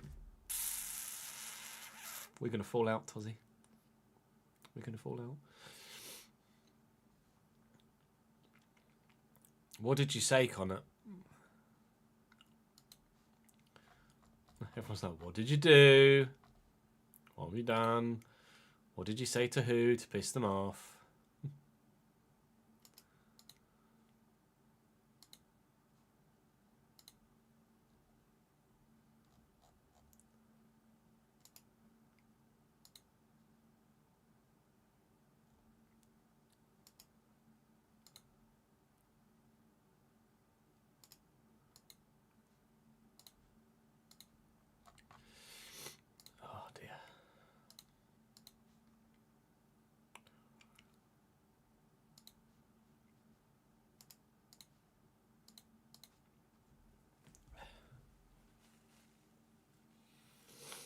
Yeah, the Audi's just not creative enough, is it?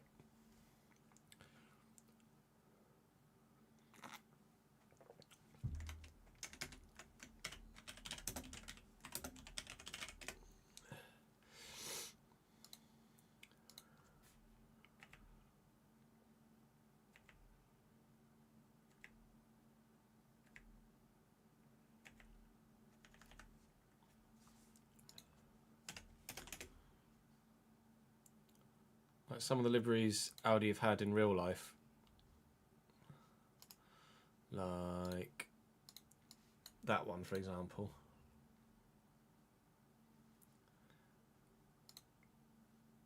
Looks so much better.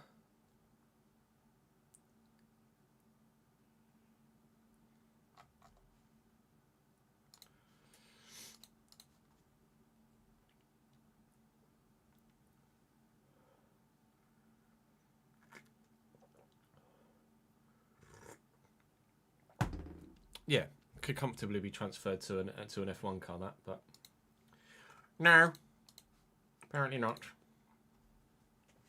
Hopefully they'll come up with some banging one-offs. Right, let's record another episode of this. Actually, let me save that footage first. RTG S5, I think? Episode 5? It might have been episode 4. I think it's episode 4, actually. No, it was 5.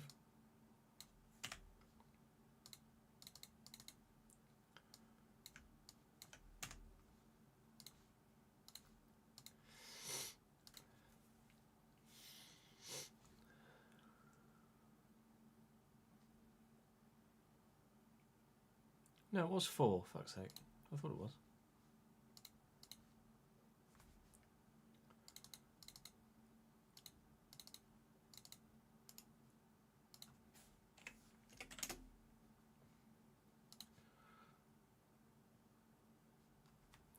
Mother trucker, dude.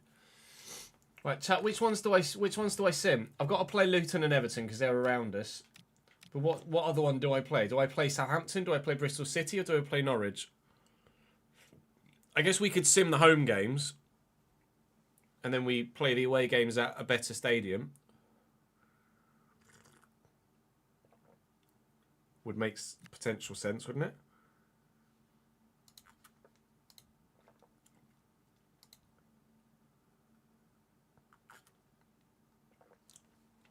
Oh man, tomato soup's so good. Sim home, play away.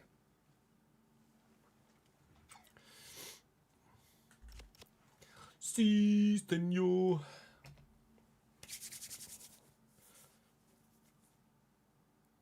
Batter City. I'll do my best, Brandon. Good to see you again, mate. Thanks for dropping by. Welcome to a very nervous Chesnoid Gaming here in the Realistic RTG. Things did not go well for us on the pitch in the last episode. We were playing some very good teams that are chasing the playoffs in this division, but after only really mustering 1 goal in 3 played games against Coventry, Swansea and Leeds, we're not in a great spot right now. We're 15th at this particular moment in time with 13 points and only 3 points above the relegation zone. We face Luton to start today. Very important game. We've also got just above us Everton to play today. Very important game. They're quite free scoring by the looks of things. 23 goals so far, although they are conceding a few. As are we, unfortunately. Ed McGinty is back today, though, so hopefully that means that we might be a little bit more solid defensively. Not that Joe Lumley did a bad job by any stretch, but Luton could well kickstart the episode, although I have a horrible feeling with Bristol City promotion chasing, Southampton promotion chasing, and another Norwich. My brain died for a minute. And Norwich promotion chasing to come today. Second, third, and fifth. It's probably not going to go that well for us again, unfortunately. Big East Anglian presence at the top of the table. We're kind of letting the side down at the minute, languishing down in 15th. And it's probably not going to get much better as the day goes by. We are looking to improve the squad in the January transfer window that's not too far away now. But of course, we're needing to make some sales first to free up some more money to then make some more signings, whether they be cheaper signings that are older that we can afford to bring in permanently, or loan signings, or even maybe if there's still the occasional half-decent free agent to look to. We'll wait and see. But for now, we need to pull ourselves away from that relegation zone. I do not want to have to worry about that bottom 3 again this season. Let's head to Kenilworth Road. Fingers crossed we can start well. Do drop the video a like if you're enjoying the drama of the Realistic RTG. Make sure you subscribe to the channel so you don't miss out on any more drama from this save or the Journeyman that comes to you later today. But for now, we're going to Luton Town to go to Kenilworth Road. Get ready to walk through someone's garden to get to the away stand.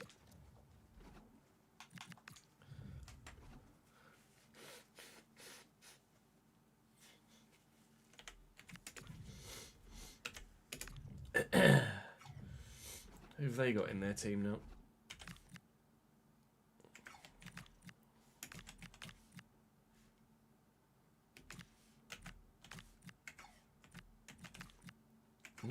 Not great, are they? They've really only got one fullback? They've only got one fullback.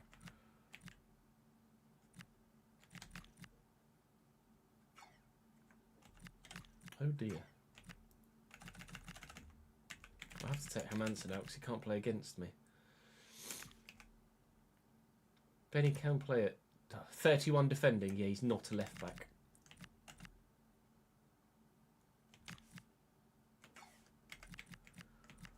Oh dear, Luton.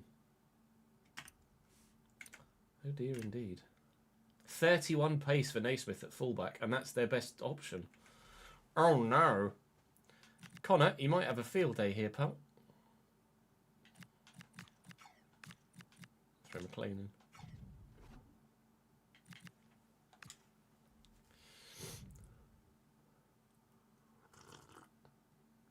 Run at Naismith every time, you're not wrong. I think that might be happening quite regularly. Pew, pew, pew.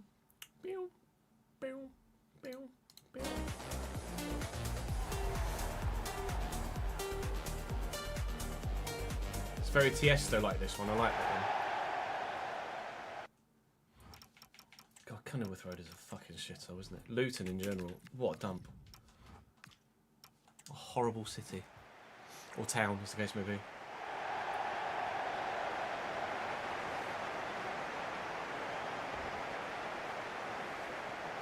Bit big for a town, really, Luton now, isn't it? Probably not, ads no, I imagine.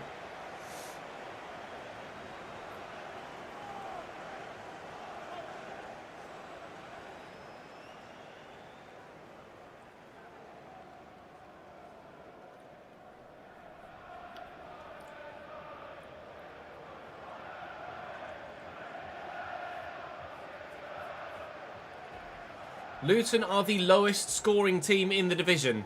And with McGinty back, I'd like to think that means clean sheets today. Hopefully. Louis Appere, on his own, has scored more goals than the entire Luton squad so far this season. So, win for us? Maybe? At least a 0-0 draw, I think, I hope. Anyway. Their left back is 59 rated. They've only got one decent fullback at the whole club, and he's got 31 pace. So I think Connor Jones is going to have a bit of a field day down the right-hand side. There is still some quality in there. Ethan Archer and Isaiah Jones are decent out wide. Lasse Nordos at striker is only 70 rated, and the best option they've got through the middle. They're a mismatch at the minute, Luton Town, of some good players and some bad players. They've obviously got Hermansson in on loan from us, but he's not in their starting squad, or not in their match day squad, because he can't play against us, as being on loan from another side in this country. Isaiah Jones trying to get past James Justin to start things off today, but that's not going to happen. And immediately I'm going to look to that left back spot to try and put some pressure on, but it hasn't quite worked. But already they're showing some weaknesses in their quality or lack thereof, Luton Town. And Doyle will now look to spread this out to Connor Jones. Naismith is not going to be able to deal with me at all going down the wing. But Keeley has dealt with the first option into the box.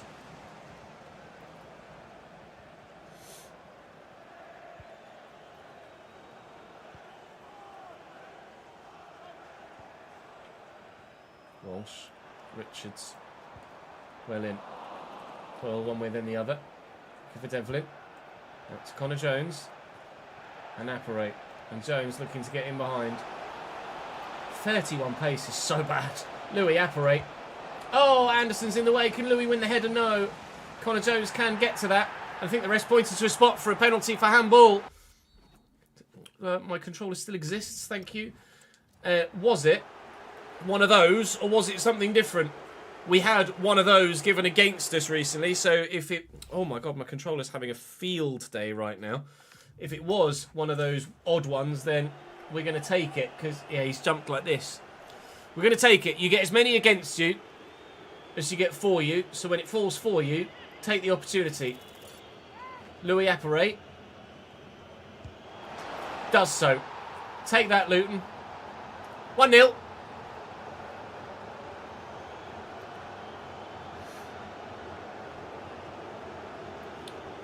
I don't know why my controller's doing this. I don't know whether the cable's broken a little bit or what. Or the connection in the controller's broken a little bit. Can't be the cable because the wheel works without any issue whatsoever. But I don't have another controller now because I left my other one at fucking F1 Studios.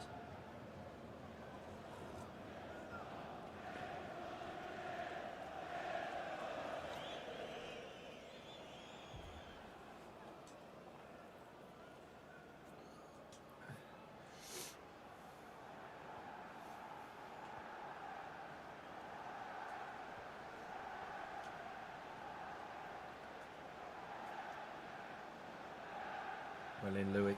Never mind. It's Nordos. Archer. A bit of trickery. This works well. Nordos looking to lay that back. And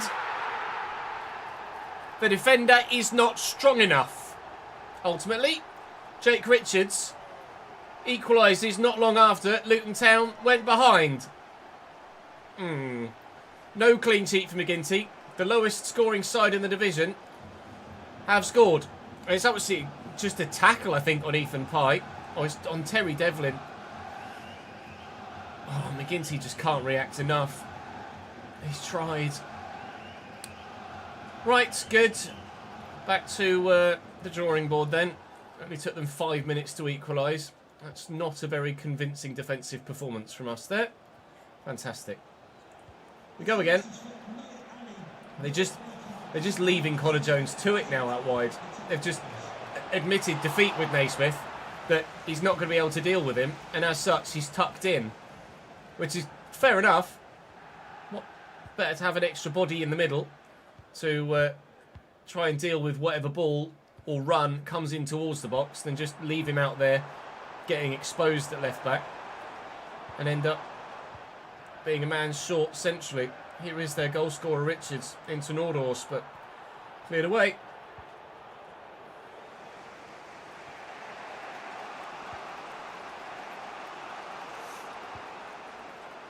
Wozanovski forward to Vale to get down the line here, and there is room. Bradbury through that gap, and he's onside, and Louis inexplicably. Oh, these heavy touches are a bit nonsense, aren't they, really? Walsh to Archer, to Walsh again, and Archer, and Walsh, and Archer, and Naismith and Walsh and Archer. No, Lamine Fanner. Nordhorst. Brilliant, Ajay. Quickly inside. Run, Kamari. You've got the acceleration to get away. Vale's got the space to get into. I'm actually going to cut this back looking for Kamari. Doyle was the plan. Let's try to play it to Louis Appere, and as such we haven't had the opportunity in the centre of the box that we were looking for to give us the lead again before half time. This is the sort of game that if we want to consider ourselves genuine challenges for a top half finish this year, we've got to be winning relatively convincingly. We've got another half to go to try and force the issue, but we've not been great in this first 45. We're definitely out of form right now, which is not good enough. We want to be... Oh, that's poor. We all want to be really consistent for the full season, please. And right now, I'm failing to do anything.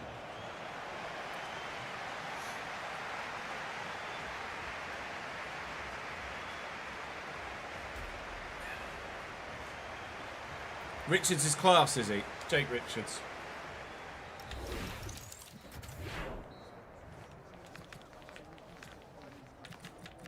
.72 in the minute. Has he got high potential? Has he grown a lot to get there? Doesn't look that old.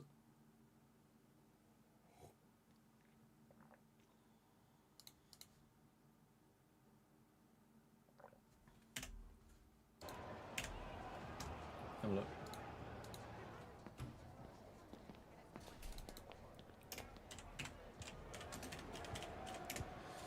Oh, 79 potential. What does he start at?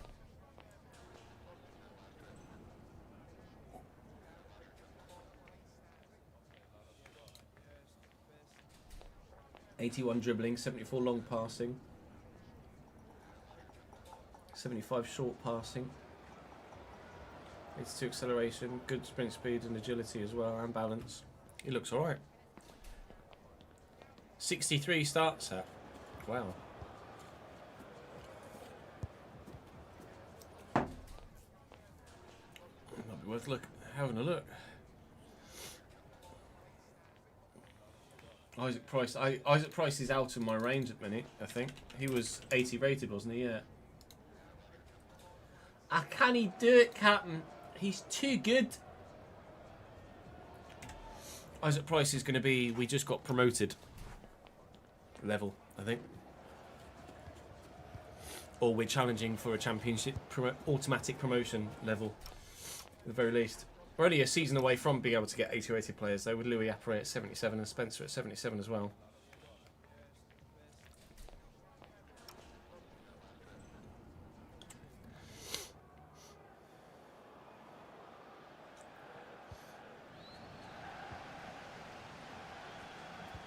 Right, come on. Big second half, this. Not just for the players, but for me as well, to prove that we still have it in us to be better than the relegation zone level teams here. Oh, let's try and dink that through the air, and it hasn't quite worked for me. Connor's won that brilliantly there. And work this centrally and forward. We've got all the way out wide right first to the man that's off fucking side.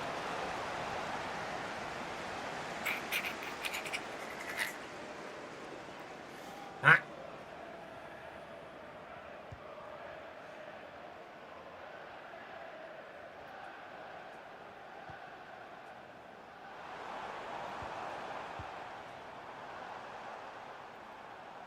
Fanner. Oh, he's overrun it.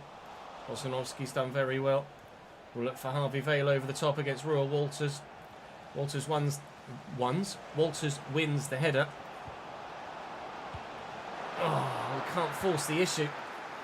Vale fought hard for that though and did very well. That's going to fall for Luton, but I think it hit a hand of one of their men. It did. Well, positive start to the second half, if not the ultimate end literal goal. But there could be chances still to come to win this game.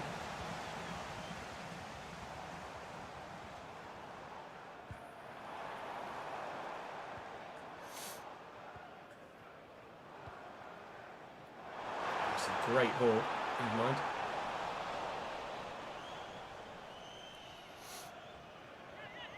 Very orange, yeah. Like RAC orange.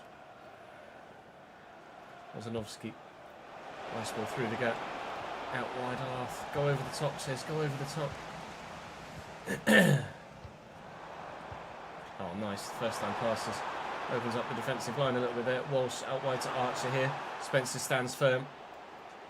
Just could get this into Kamari Doyle first and then go over the top looking for Connor Jones. And look to get away from Naismith. Tuck this into that gap. And Doyle back to the support. Louis was on his own for a moment there. Just as I tried to pull it into Doyle, the winger tucked in to get involved. Can we outmuscle him? No. Be careful not to get done by pace here with Isaiah Jones. Trying to slow him up more so than anything else there. It's not slowed up the Luton move at all. Playing some nice football here, Luton. I do not like it. Oh, it's a great touch by Isaiah Jones to breach the defence as well. Ajay's in the way. We need to just nod this down to a teammate, please. Well done, Kamari. Less than 15 minutes to go now to try and find a winning goal. And it's not looking likely at the minute at all.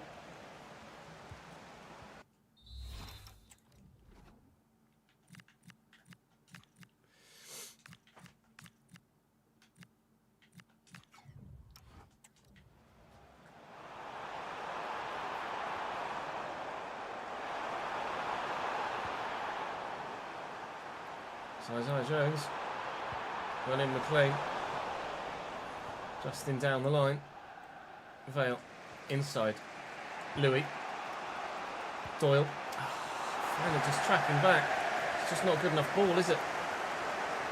So Isaiah Jones now, well in Justin, Olsenowski and Doyle and Vale, all what I'd give for a late winner here.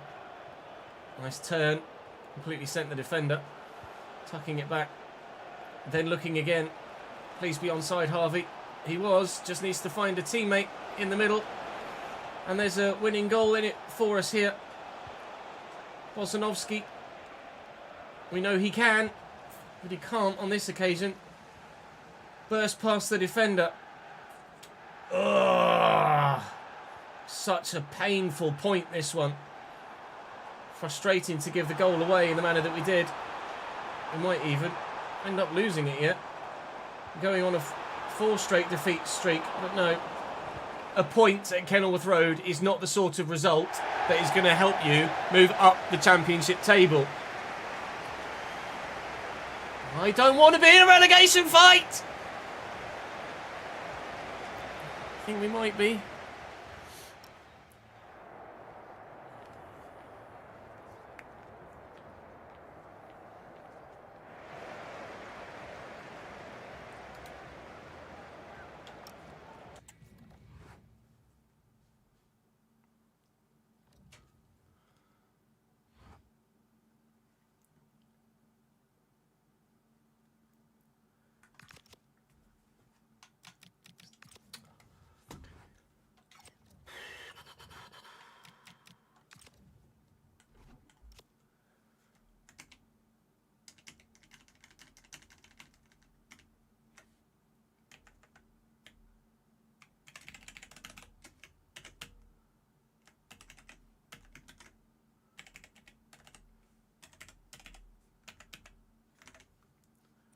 On 1290. That's what it's already set to, isn't it?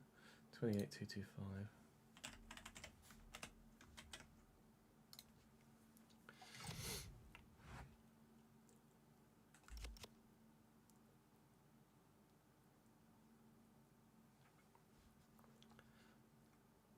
To go offline on the EA app, you go to the very top left of the EA app. You get the 3 lines. Click on that and then click Go Offline. The first thing I do every time I load my PC up on a day that I'm recording, I have the EA app load automatically. I have my games set to not update automatically, and then I go offline in the EA app.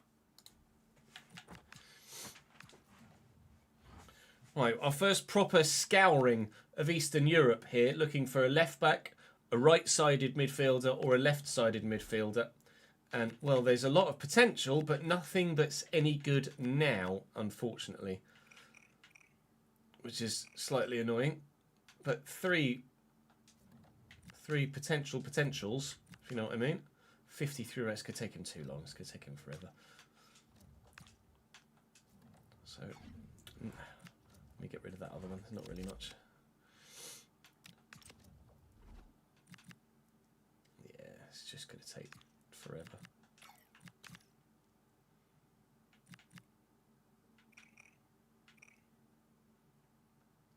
This guy might be better as a mid, actually. Passing significantly better than his tackling.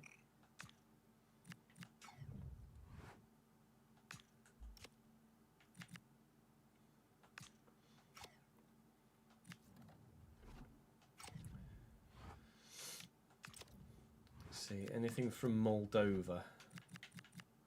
That's a no.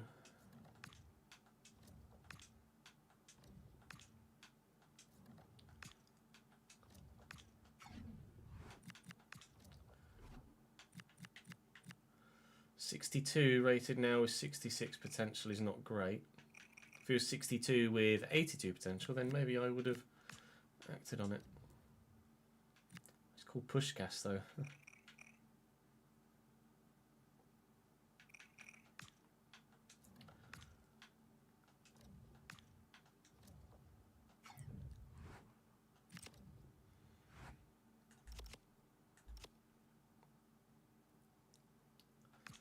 Bid for Sessignon from Göztepe. I'll turn that down, I think.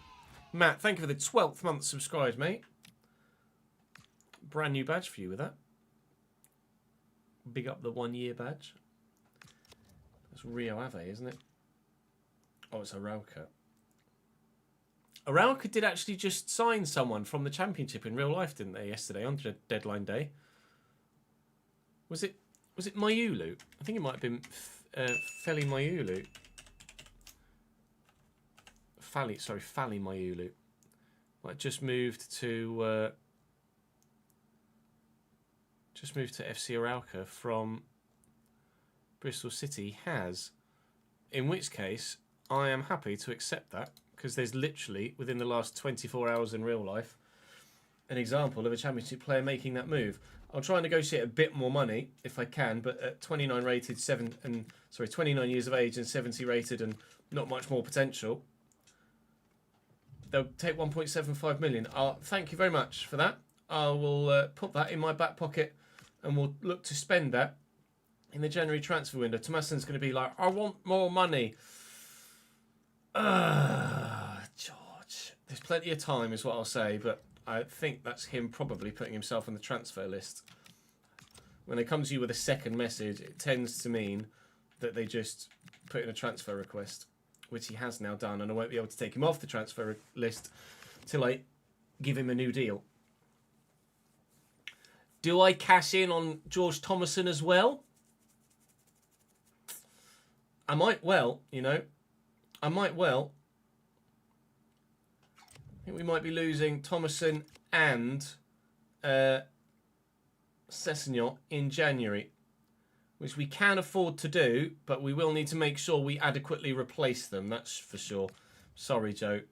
You're not going to play in this next one, I'm afraid. You're not likely to play for me again unless there's a relatively straightforward FA Cup draw. Southampton at home is obviously a particularly difficult game for us, which I'm anticipating that we win, obviously. Cambridge 2, Southampton 1. Well, we chose to sim the home games because it gave us a better chance of getting something. I thought the something might have just been a less egregious defeat or a draw. But I'll definitely take the 3 points. Bid from Lorient in France for George Thomason now, which we will look to inflate slightly if we can. Will they give me 3.5? I'm probably being a little bit punchy there, but if they negotiate, then we can maybe find some sort of middle ground. I'd absolutely take 3.2. I'd probably take the 3 if they were going to go back to it, but they'll give me the 3.2. Okay. Well, that's a significant boost to our transfer budget for January with those two potentially going through. So, did Lumley actually end up playing that game? No, McGinty is in. I thought for a minute when Lumley came back and said, thanks for playing me, I was like, didn't realise I did. Everton away next. 15th place, 13th. Ashley, thank you for the bits, by the way. The greatest semi-final you've been involved with in EAFC with Las Palmas in Europa League against Newcastle. First leg was 2-2 at Newcastle. Second leg was 6-6. Wow. And Newcastle finally won 3-1 on pens. What? Wow. 6-6.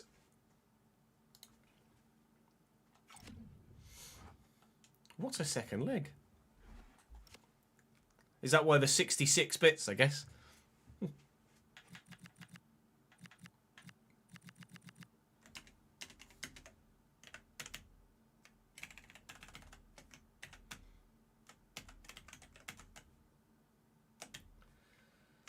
Right, what shirt sells? 11484. 28710.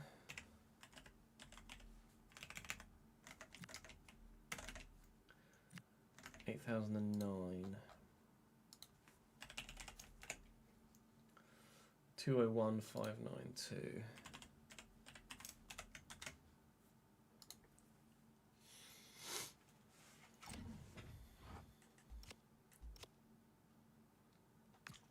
Midweek against Ev as well.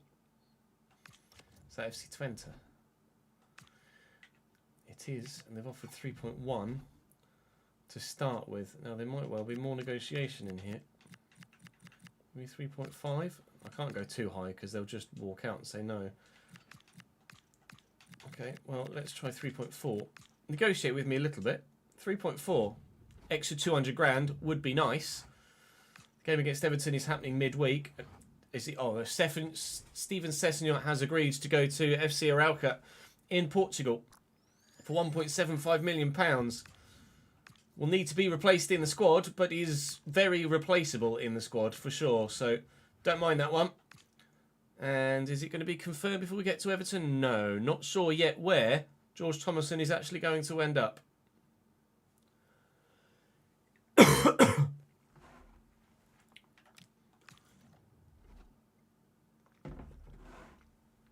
The rule set is in the spreadsheet document, Flux.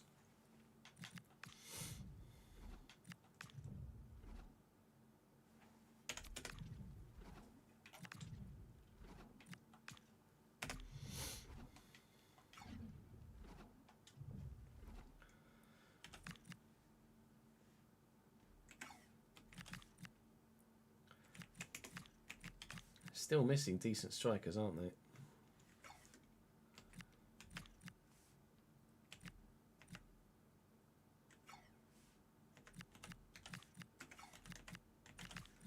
Backline's still very strong though. Swansea is more of a fullback.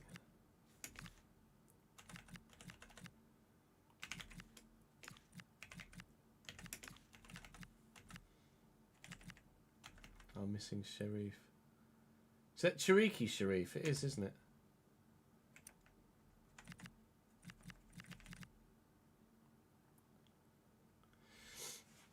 Yeah, it's a hell of a defensive line, isn't it?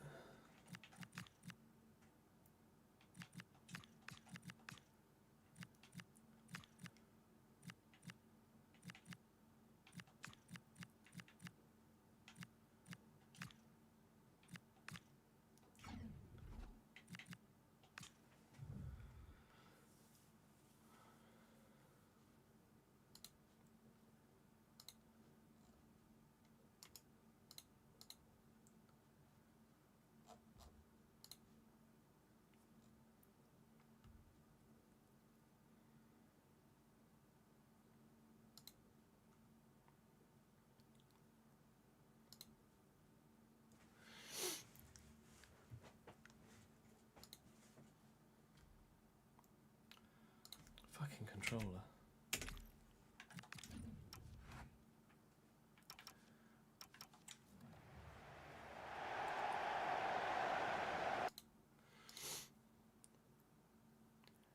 Brandon and I, oh sorry, I keep calling him Brandon.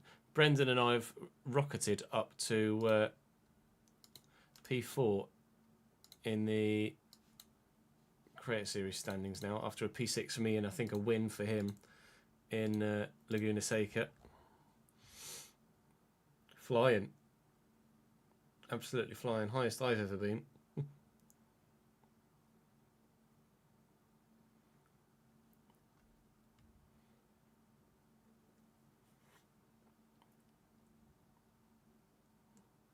Considerably off top spot, but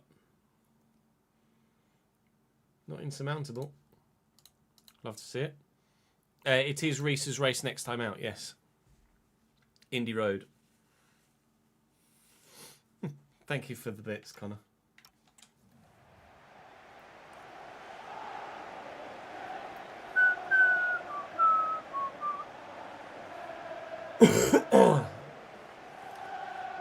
Oh, I could take some more meds actually, can't I? Forgot.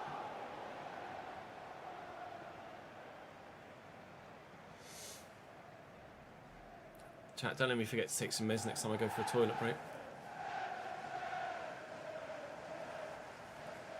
Apre still the league's top goal scorer, despite only bagging one penalty in the past 6 games, potentially.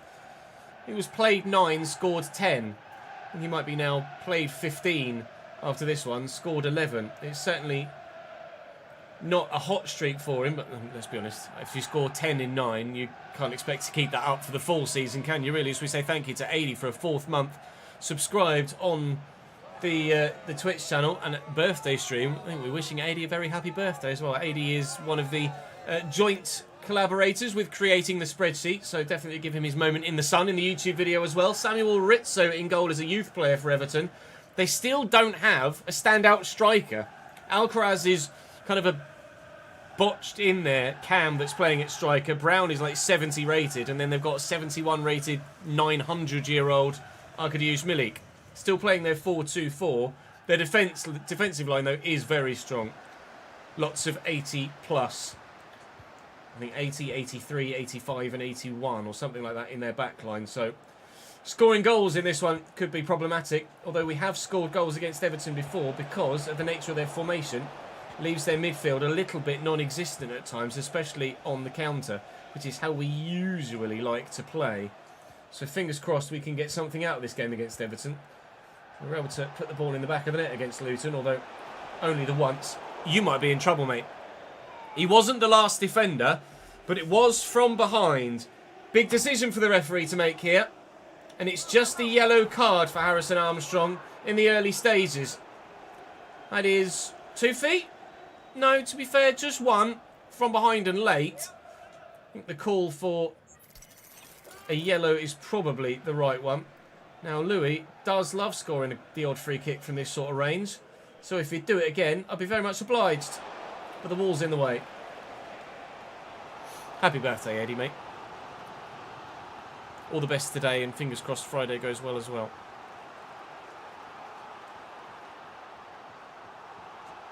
Bozanovsky with the corner. Can we challenge for this? It's good strength by Spencer. That hit an arm. It hit their arm. Okay, Louis. Take 2, mate. I'll put a bit more power on it this time. Over the wall and in. No. Alright, try again from the corner then. Bozanovsky. Never mind.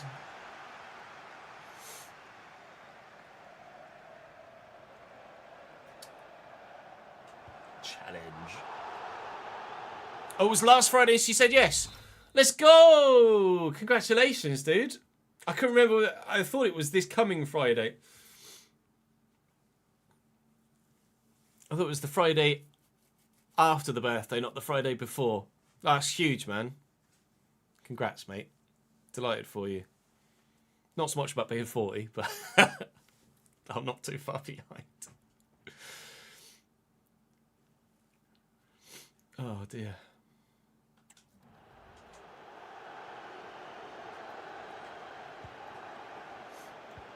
Oh, nearly given away. All the sound effects then. Armstrong into Brown. Tried a little cheeky scoop turn. Nearly worked wonderfully. Bozanovsky looking for Vale. Finds him well. João Mario up against Harvey Vale. And actually, João Mario is not dealing with Harvey Vale.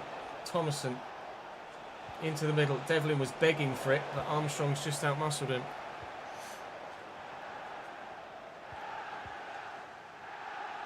El Basir. Oh, how have they both missed that? And then he's controlled it through his stomach. Good old FC physics. Furich. Alcaraz. Well held. McGinty. And no midfield whatsoever for them. This is what we anticipated might be the case. Aguilar is actually starting out wide here. And Bozanovsky's forward at cam. And in here is young Thomason, who might be bagging a move away from the club. But he's just box crashed his way into giving us a 1-0 lead. And it's been a while since we've managed that. Oh, fuck you, controller. She's stuck with you now. Yeah, exactly. That's why I said to that. Well, you're knackered now. You said yes. We bought a house. We've got a child. Tough tatas.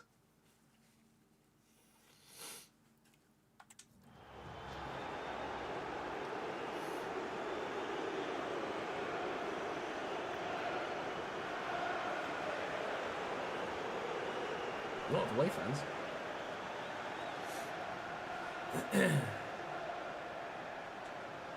Maybe I shouldn't sell him.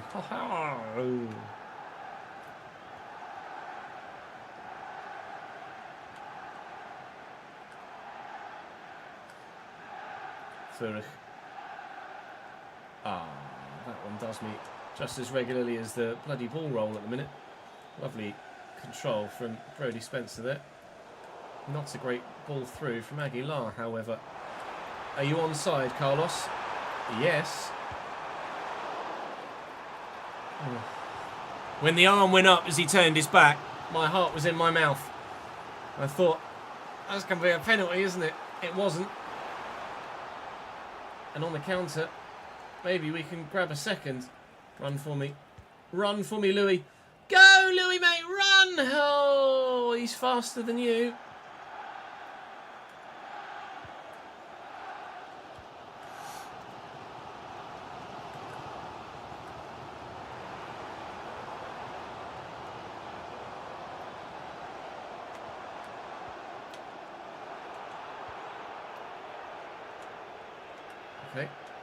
If you could have jumped at least, Louis, that would have been lovely. Armstrong. Great ball out wide to Furich. And Spencer wins it back. Driven forward. Aguilar. Devlin. Oh, around the corner, please. Oh, Reece, you've got to get that to the man. Please, for the love of God. Get that to the man. Oh, they've gotten it to their man. Here's El Basia. Good block by Ethan Pye. And James Justin gets it away. Counter again. Lack of a central midfield. Looking for Vale. Looking for Louis. Whoa! It's not two. It's a brilliant recovery from the defence. Vale with the corner. Keeper's calm and keeper does well. That coulda, shoulda, would have been two. If only the defender wasn't quite so good at getting back.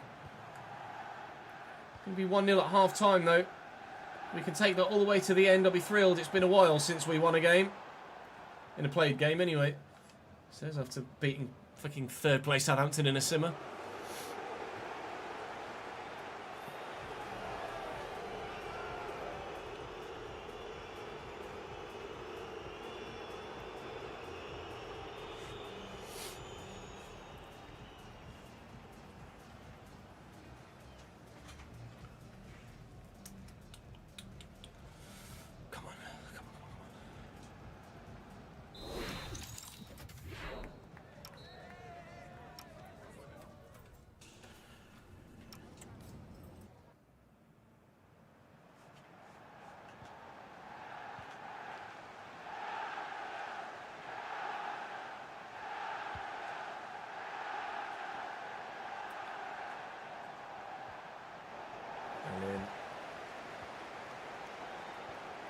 Nicely played.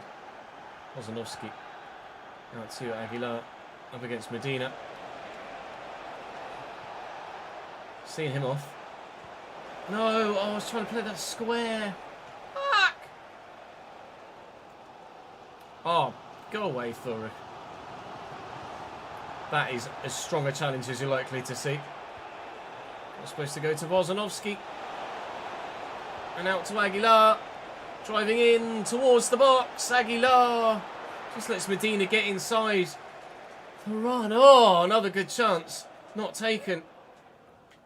Try and tuck that back. And Devlin. Oh my lord, these heavy touches are killing me. Alcaraz away. Not sure McLean's going to catch him, you know. McLean has caught him, you know. Well, we should have scored with a counter-attack like that. And the defender out of nowhere. One apiece for those now. Aguilar. Let's just keep the ball away from them. McLean had no right to get back to that. He's definitely not got the pace. Here we operate. Taking my time here because I think Aguilar had run offside. That was meant for Aguilar. That was meant for Devlin. Oh my goodness, I can't do a bloody thing.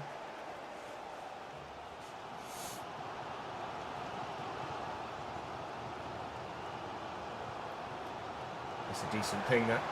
Perfectly weighted for El Basir. Who's away from his man. And into the middle. You've got to get there, Eddie.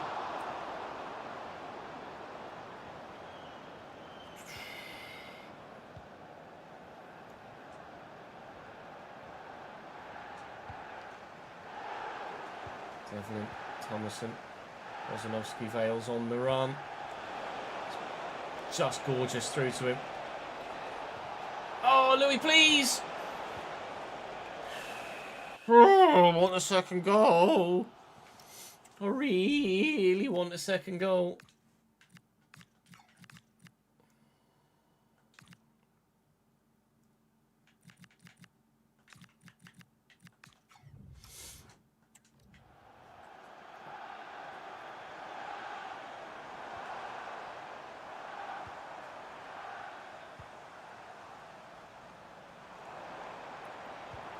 That's a great ball around the corner. João Mario. Big save. No! Get there, Eddie!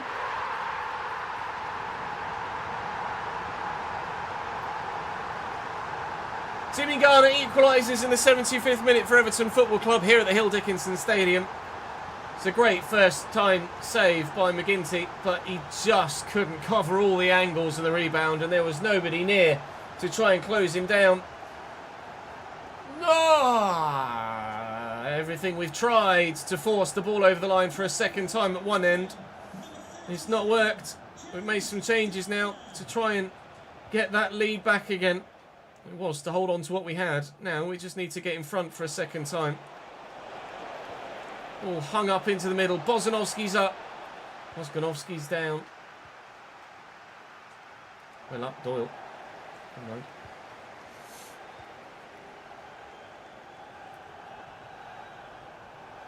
Well in, Brody. Oh, Spencer's so good. Devlin. Doyle. Room to get into. And a room for Aguilar.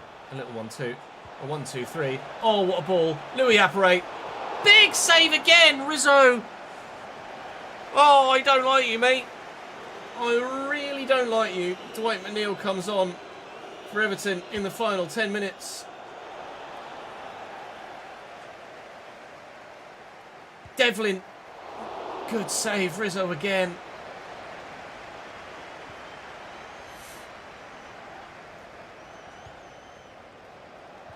Devlin. Doyle. Looking for Louis. Louis on his left. The angle's tight. Rizzo with the save again. We've had plenty of chances in this second half to grab another goal, and we haven't done it. And they might. El Basir with options square. Doesn't need any of them. Everton will win. Ladies and gentlemen, we are going to be in a relegation fight this season if things don't turn a corner very soon at all. Losing almost every week. This should have been a 4-1 win. It's going to be a 2-1 defeat.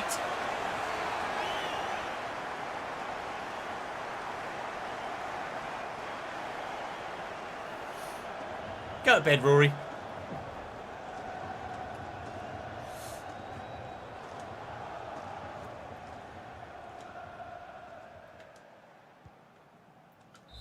Was the last action of the game. That one is particularly tough to swallow. Dominating against a side that, well, the stats don't tell the story, do they? Dominating against a side that are right next to us, or were right next to us in the table.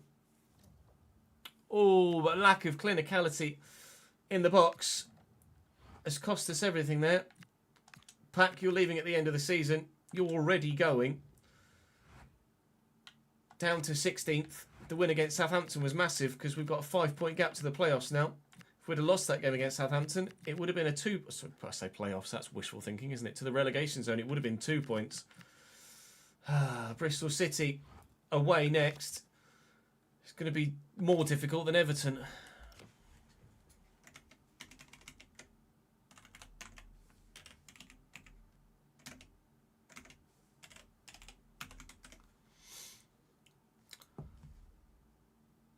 Bugger.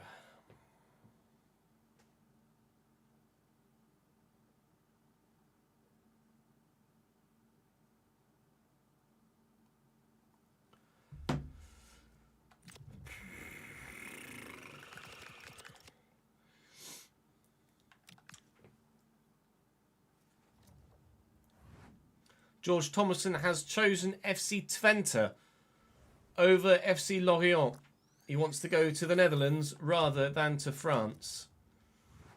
To be fair, FC Twente are probably more likely to challenge for higher positions and lesser European competition than Lorient in France. So I kind of understand that. I get that.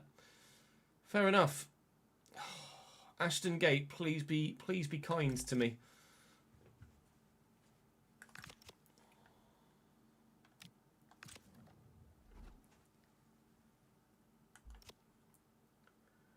One 1484.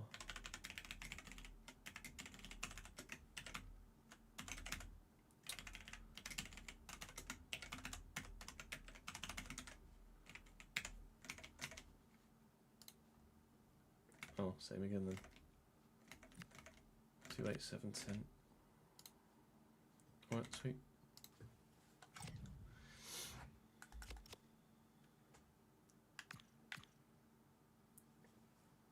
To be fair, my guy is giant. There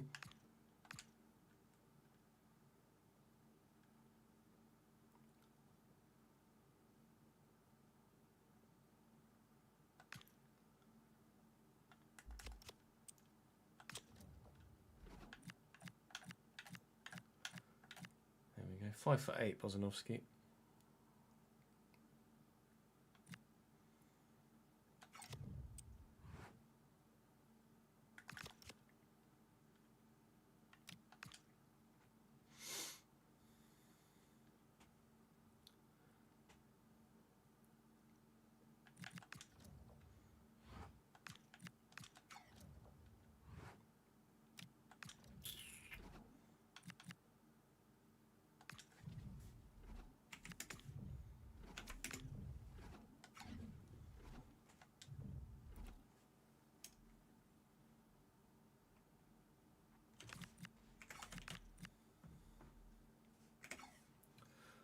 McCowan we were looking at, weren't we, in the summer as a free agent?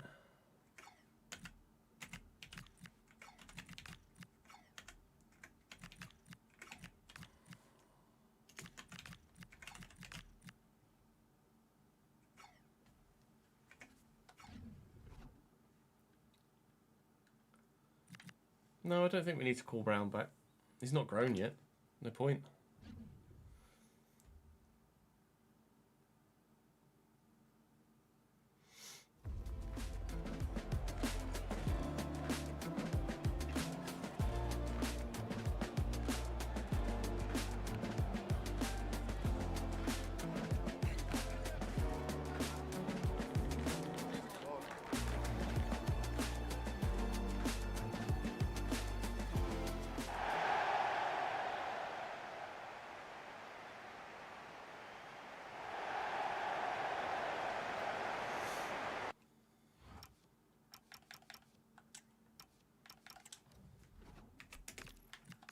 Revenge for your defeat yesterday, I'll try.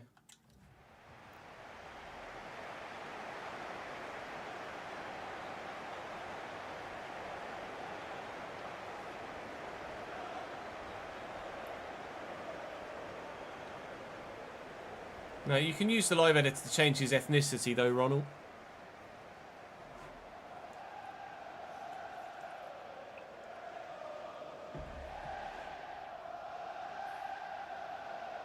Yeah, calf cramp's brutal.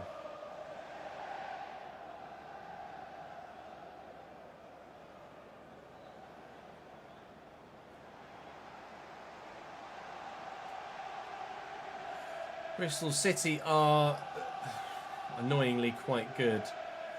Anis Mehmeti is now an Ipswich man in real life, but he's going to be one of their better players. McCowan at Cam is actually a player we looked at in the summer to potentially pick up as a free agent. I think he'll be earning more at Bristol City than we could possibly have paid him. Twine on the right-hand side of their midfield is going to be decent. Savona's 80 rated at right-back.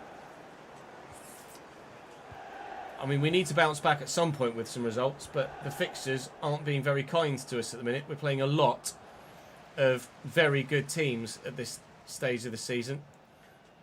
And on the one occasion we played a side that are around us, albeit their team is better than mine, we threw away a 1-0 lead in the last 15 minutes of the game. Not good enough. Mehmeti. Oh, I was running that way because I thought you were going to get there first, quite frankly.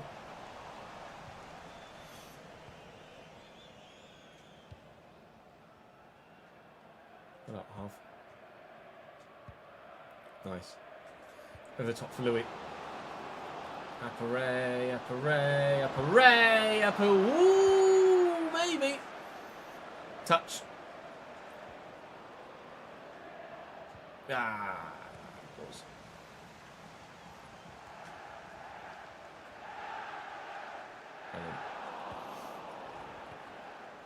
Nicely done. Devlin. Doyle. Operate. Jones. Bozanovsky's in the middle. Bozanovsky's found in the middle. Bozanovski's left foot, he's not good enough at shooting. Rah! We're starting well, but we're not scoring. Continually with this team, when Louis dries up, so does the rest of the team. Well in.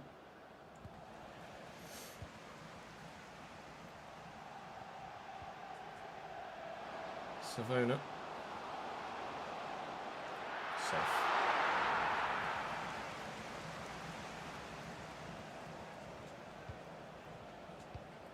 Nice. Go on, Connor lad. Here's Doyle. And Devlin. And Terry Devlin. Use your right foot, mate. Come on now. Please shoot with your better foot. Put you in the position to do so. It's probably never going to go in anyway, but it stands a better chance if you take it with the right bloody foot, doesn't it? Vale. Just float this. It's going to come here to Jones via the defender. So no chance of offside, even though I think he was on anyway. Devlin. He's definitely on here.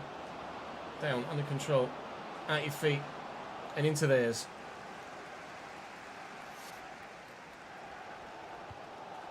Oh.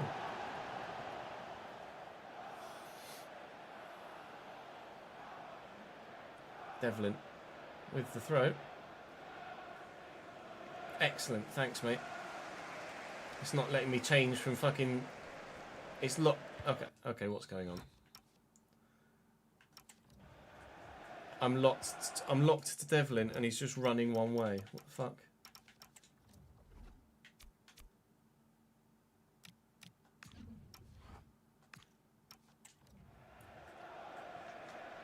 I'm locked to Terry Devlin. How do I unlock my... Oh my god. How do I unlock... I'm locked to Devlin. How do I unlock myself from Devlin? The fuck? Fucking hell.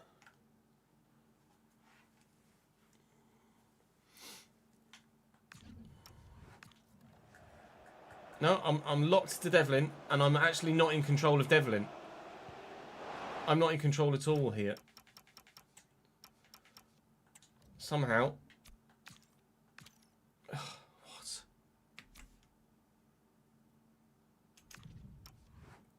Actually, let me do something different. Let me drop to a sim and come back again. Jump to tactical view. And let me come back again. Not a great place to try and jump back in, but I'm back in control. Well, that was weird. Not encountered that before. Lovely header down. Doyle over the top, looking for Louis. Well, in the end, might work in our favour, all of that. Finish! Appare's back in business. Cambridge United lead. Don't throw it away this time, Noid.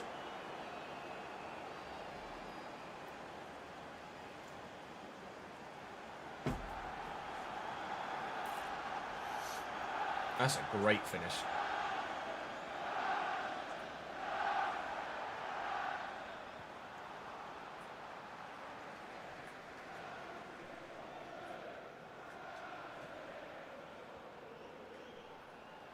Bird. McCowan. Oh, nice. Couldn't do anything with it with Spencer in time there.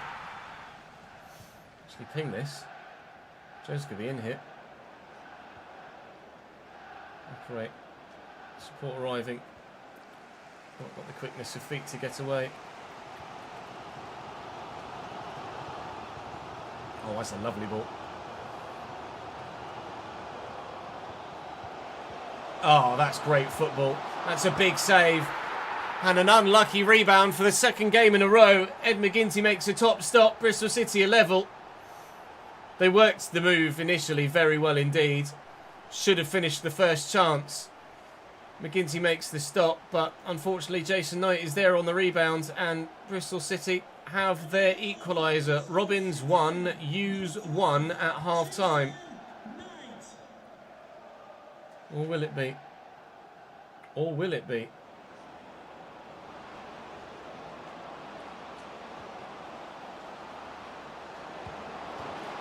it will not. Whoa! Reece Bozanovski's back in action. What a finish that one was. That one we will certainly watch again. Wild celebrations on the bench on the brink of half-time. Just when you think you're going to have to change your team talk, it still counts. He's got that in the locker, Bozanovski. He's done that a couple of times this season, but it's always better looking when it smashes down off the woodwork as well. Laid back to him and put your foot through it, mate. Bosh. Yellow's in front again.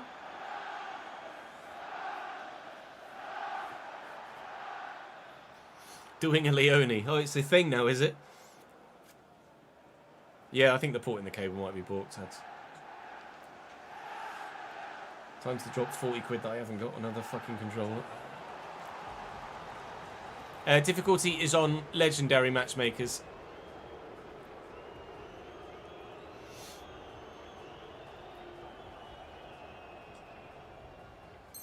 That was an entertaining end to the half, wasn't it?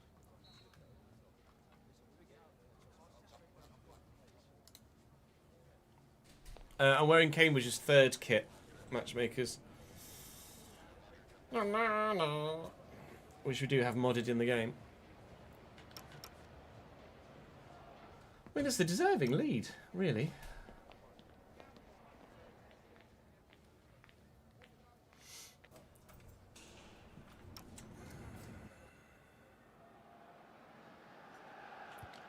Leone, you are now a verb.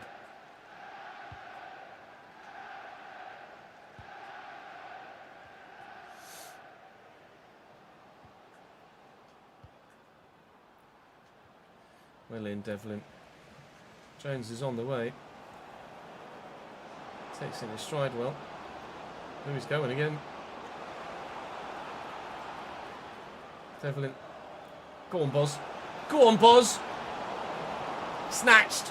Snatched at it. Great chance to extend the lead yet further still. Maybe that sim against Southampton at home wasn't so much of an outlier. Shows what we can do when we actually perform to the quality that we know we've got in the squad. They are better than us by a couple of ratings per player per position-ish on average. But we're definitely being more competitive here than we have been showing recently against other sides similarly positioned in the league and similarly matched quality-wise.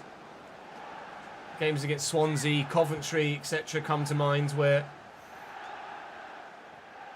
they were kind of comparable to this Bristol City side, but we ended up getting 1-0, 2-0 defeats.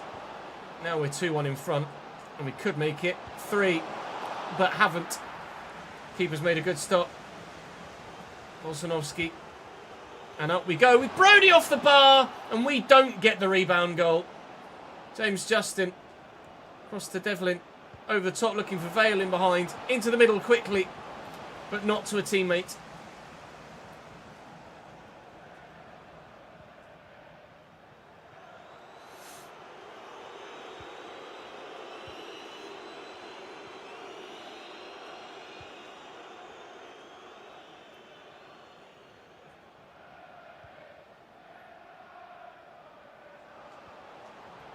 Kept him play well. One man at a time. Keep the move going.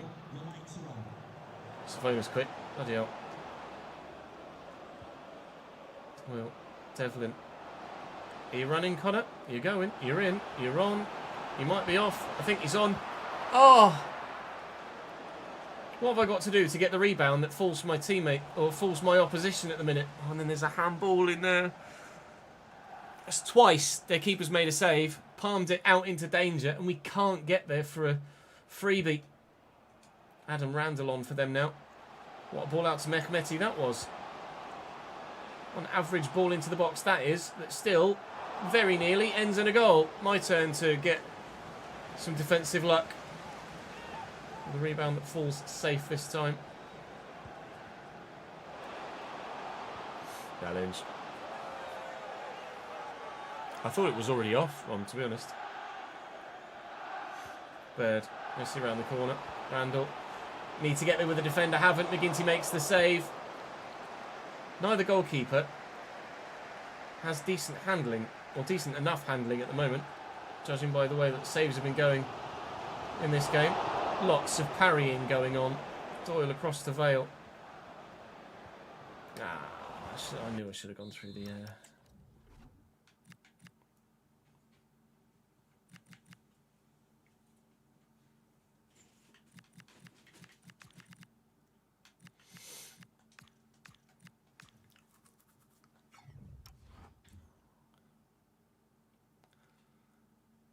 Lewis has got a new puppy, has he?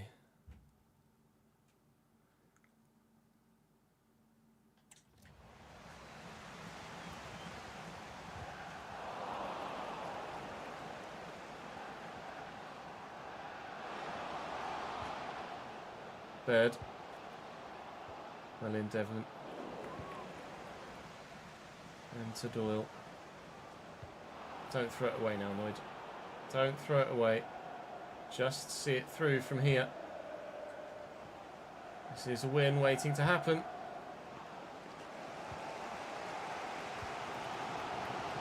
Or another one being thrown away.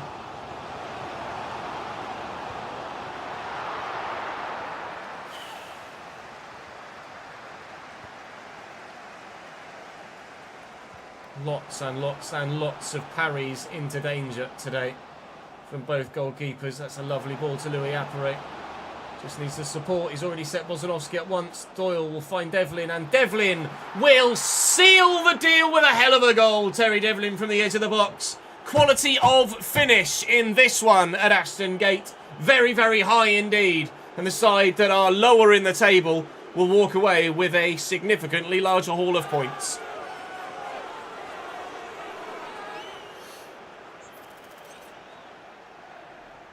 I've got a couple of Leeds shirts behind me, actually.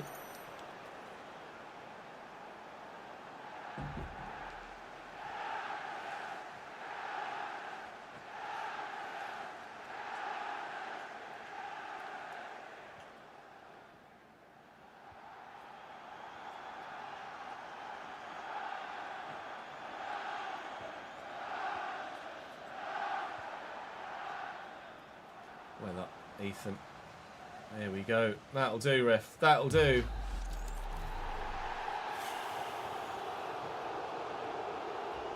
Big win, that. A very sizable dub. Well, at least one of us dressed for the occasion. Oh, boys. What a result that is. And the quality of the goals as well.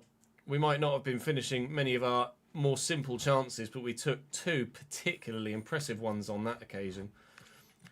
Lumley's gotten his bee in his bonnet about starting every week now, but I'm sorry, that's not going to happen. We're up to 20 points now. 7 points clear of the relegation zone. And 7 points off playoffs. Well, we have just as much chance of going down as we have of potentially going up as well at the minute. So your guess is as good as mine. Norwich at home to come. That's for you, Ron.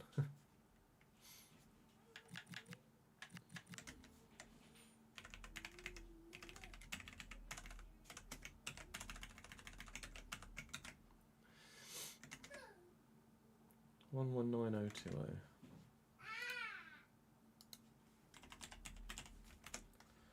Two 9755.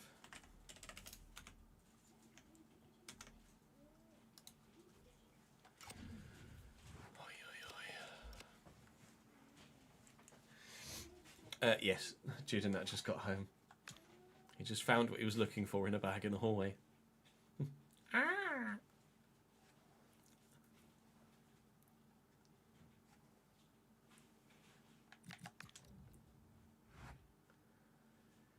I know. He's already agreed to go somewhere else.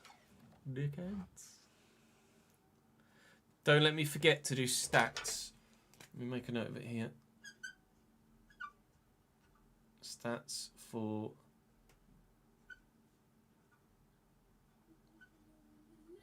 Thomason and Sessegnon before we end the before we get to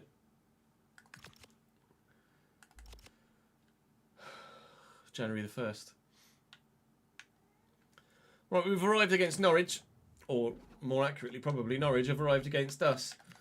Norwich all a little bit tired. Everyone else as fit as they need be.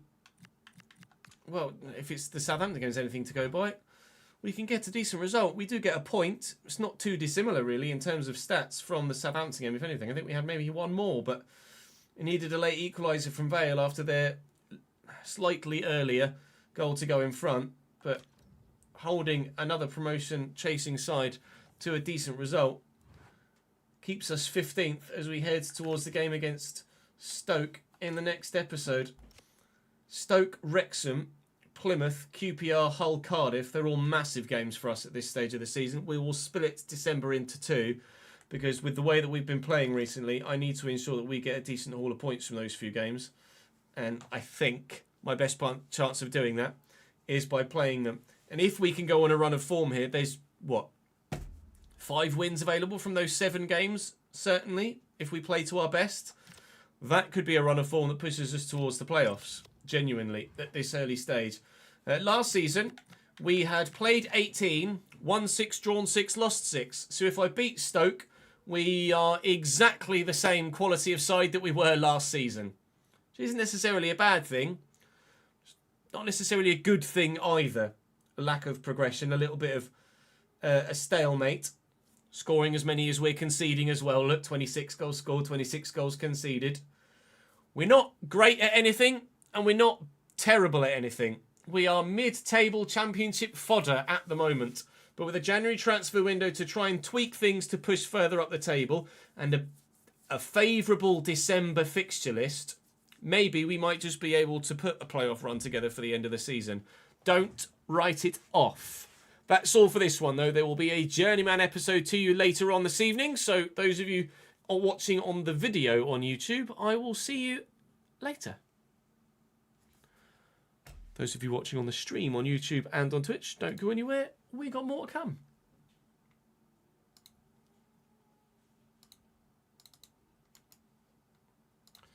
RCG S5. That one definitely is episode 5.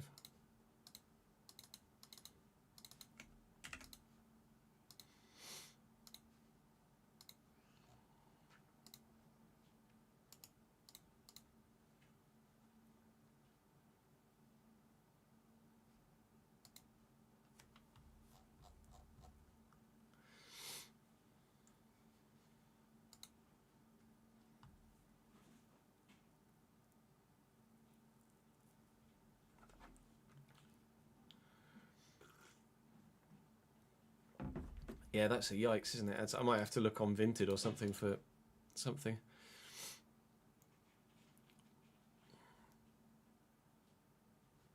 Yeah, just to cut in recording. The stream's not ending, don't worry.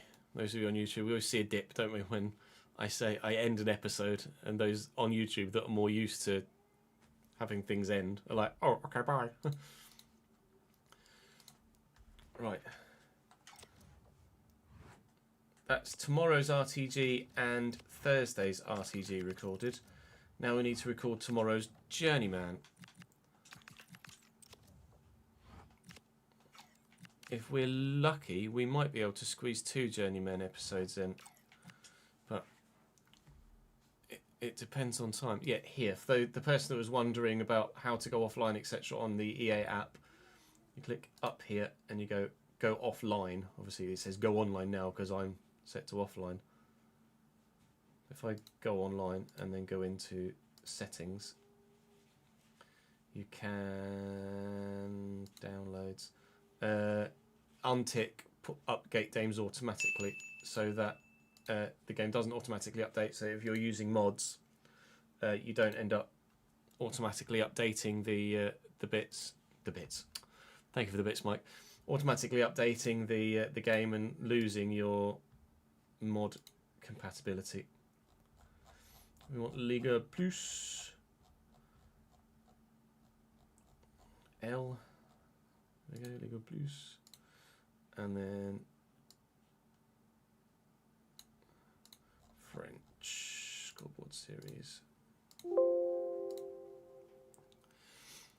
No worries, mate. Catch you later, dude. Thank you for the bits as well, pal.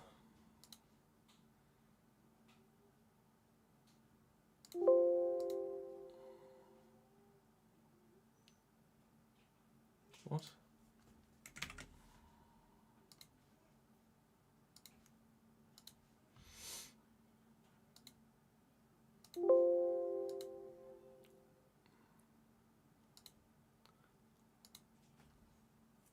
And the EA app is being a bit of a dick. Oh, you're at Leon, are you, in your Journeyman? Nice.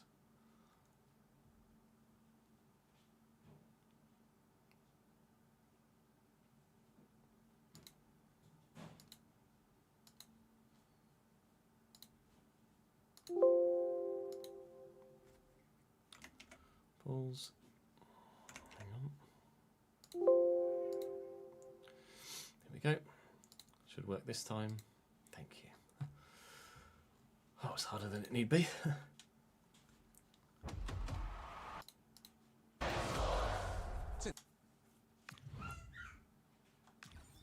Scoreboard mods are from a Patreon modder, Flux. Exclamation mark mods will give you all the information about mods.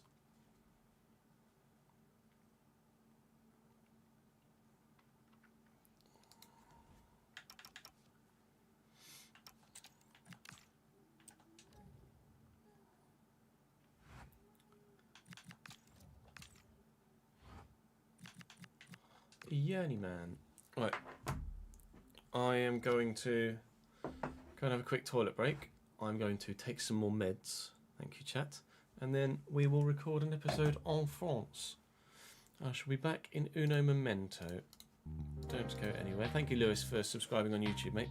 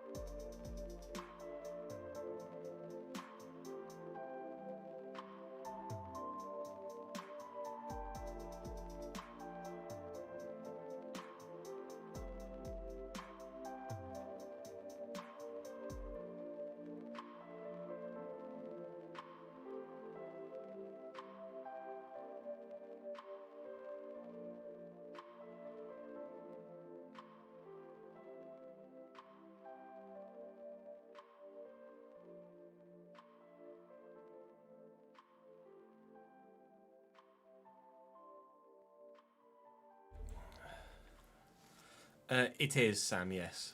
Alexander Isak at Monaco. Was that a Cambridge thing?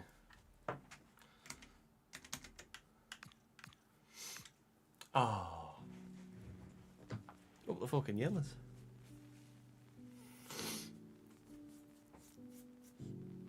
Pardon me.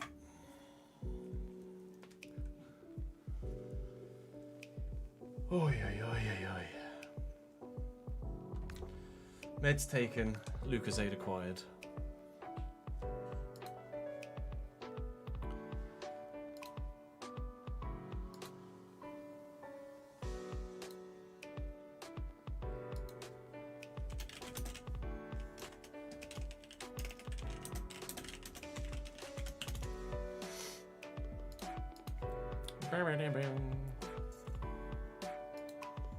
No, we'll be journeymanning for the rest of the day. Either one episode of the Journeyman and then editing, or 2 episodes of the Journeyman.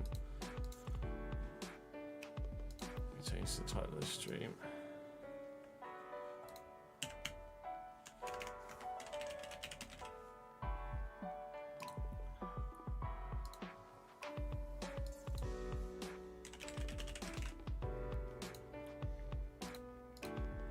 Hello, Raze.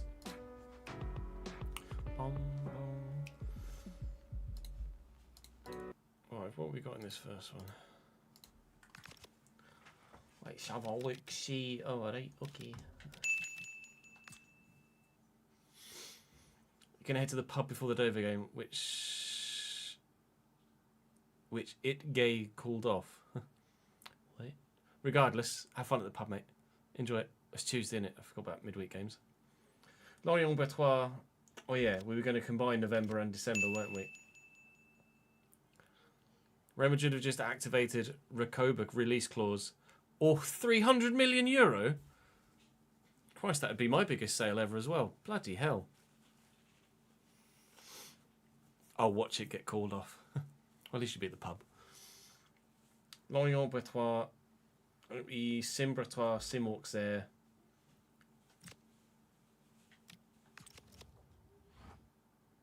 Sim Toulouse. Oh, Auxerre, PSG and Toulouse are right there, aren't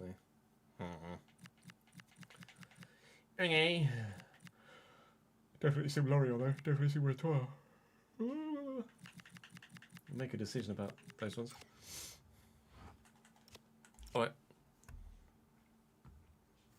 Yeah, it will be the biggest sale ever. Literally. World record breaking.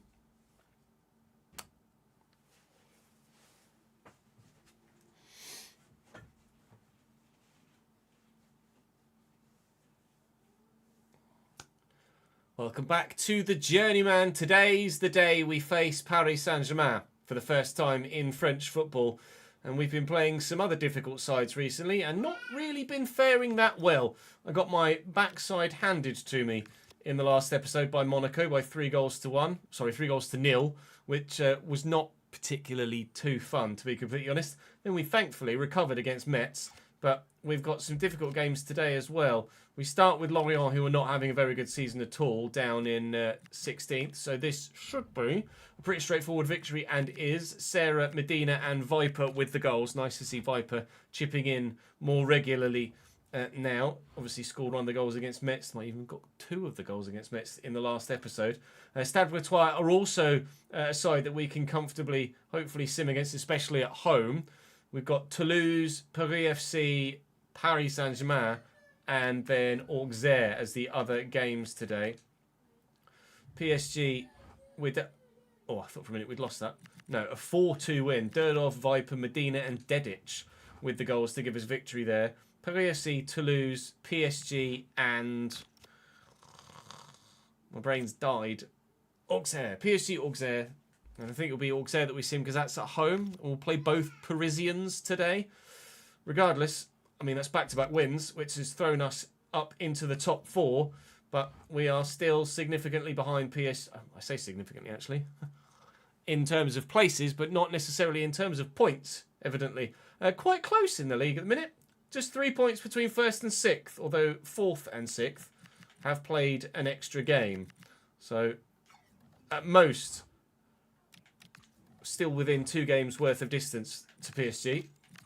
4 points at the absolute maximum. I think it might be more than that once we've played them, though, don't you? Oh, homesick player. Karetsas wants to go home. Give me time to sort it out. Help him settle. Oh, help him settle. Give him his favourite food. That's fine. I thought for a minute I was going to end up losing him for the PSG game, but absolutely I do not want to lose him for the PSG game. Which comes next. Which one's that, Tozzy? What have you purchased?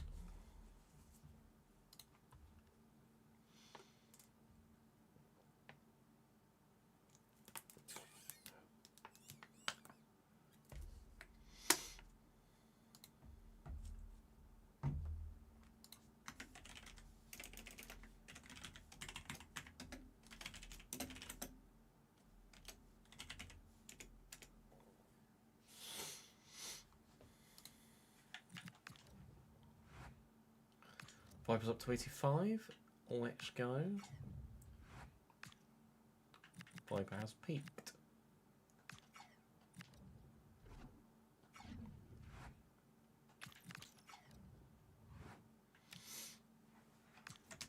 Let's go see how good PSG are we?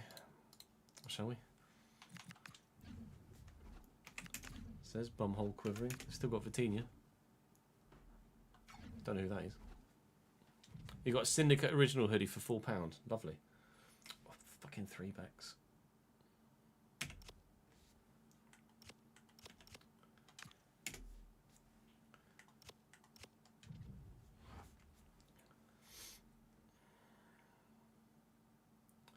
Yeah, 4-2-3-1.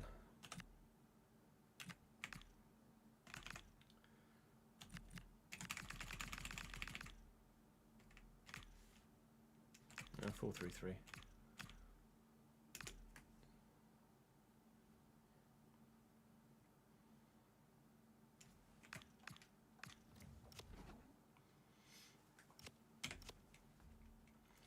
Farrett, Gyökeres, Doué. Oh my god.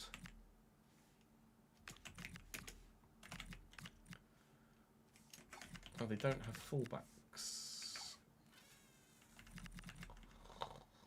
That's a bit of a bummer.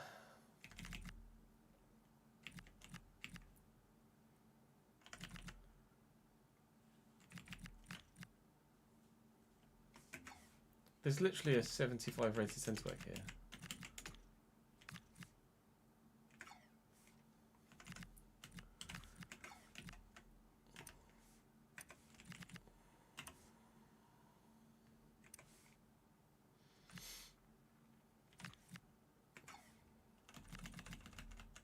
That's literally their entire squad. Small squad, but it's a bit good. Is that Femi?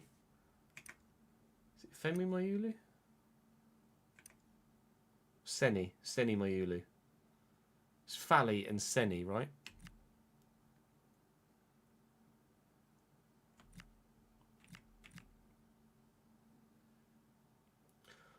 Yeah, that's a scary team. Regardless. Get ready to lose heavily.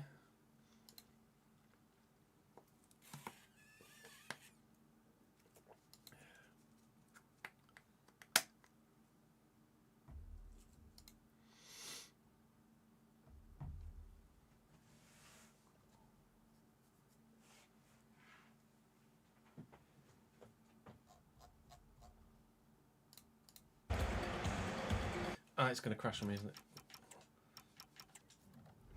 Well done for remembering, Noid. Switch Gabriel and Saliba.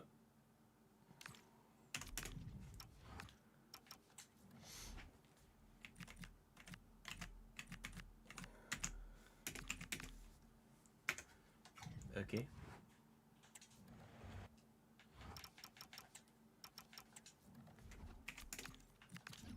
Consider them switched.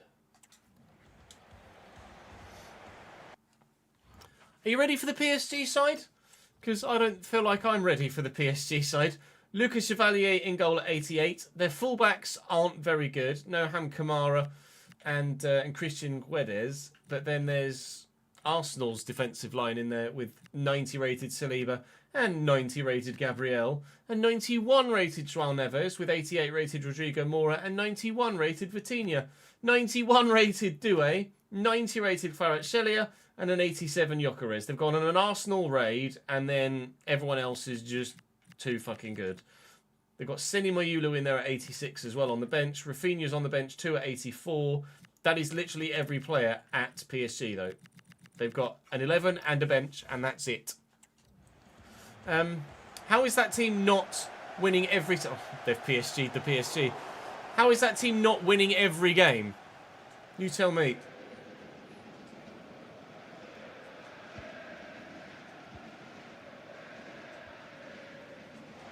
Leroux, Karetsas, and Durdov. Fullback's out of position. That's why this team isn't winning every single game. 5th goal of the Liga season. Nelson Viper gives us a shock 1-0 lead.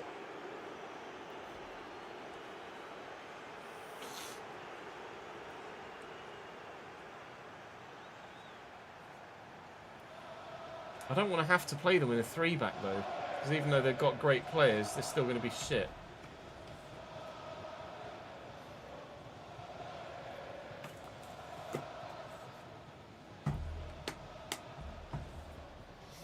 You know what I mean?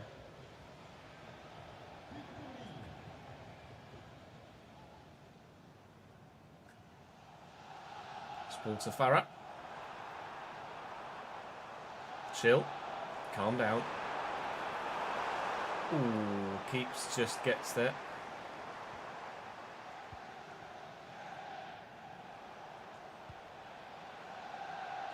LaRue. The old switcher LaRue. Kvaratskhelia. It hits his hand apparently, but that wasn't really that evident. Nice tackle on Kvaratskhelia. Mikel. LaRue. Durdov. Viper making the run. It's a terrible pass. More. Nice ball out to Kvaratskhelia. Vitinha. Oh, lovely take by Guedes. Lovely interception by CJ Egan-Riley, thankfully. Viper wins that well. And now there's room here where the fullback has neglected his defensive responsibilities. Viper's offside.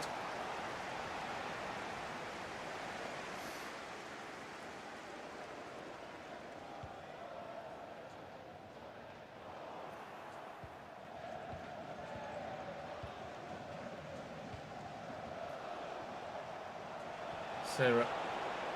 Viper. Karetsas. Comfortable save, but a necessary one from Lucas Chevalier. They default to a 3-back PSG, which obviously, as you well know now, really doesn't work for the opposition AI. So we've had to put them in a 4-back, but they don't have any fullbacks. The 2 fullbacks are actually centre-backs. So I guess at times that is kind of Arsenal-esque as well, isn't it? Under Arteta, occasionally. So Gabriel and Saliba won't be too unfamiliar to playing that sort of thing. But unfortunately for them... Oh, what on earth is that, mate? Unfortunately for them at this moment in time, it has cost them an early goal. Offensively, PSG haven't really gotten going yet. Kvaratskhelia is the man they keep going to, and he's dangerous, but he's not yet done anything other than a little bit of showboating. Desiree Doué into the middle, and Egan-Riley deals with it again. João Neves, very, very well done indeed. Gyökeres, João Neves, Gyökeres, safe.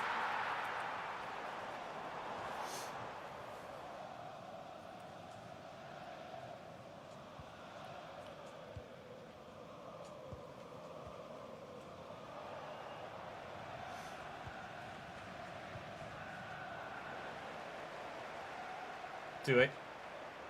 Safe. challenge.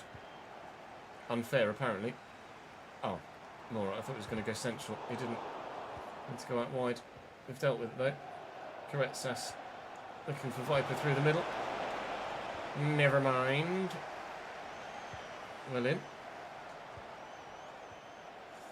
Oh, that did actually make it. Sarah looking to get away from Rodrigo Mora. Kamara's trying to... Oh my God, Kamara's quick. Trying to close me down. Karetsas in the box. And back out. And back in. And Viper. And...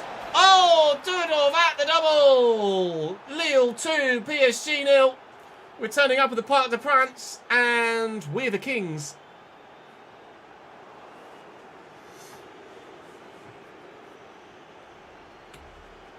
It would be even easier if I were to just play them in a 3-back.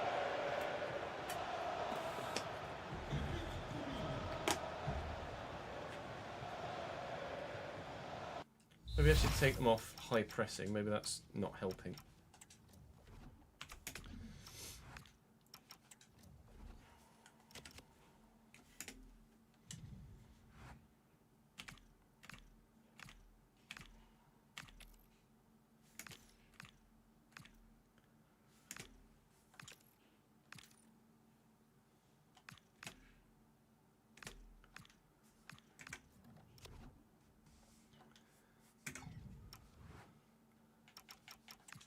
That's the wrong bunches.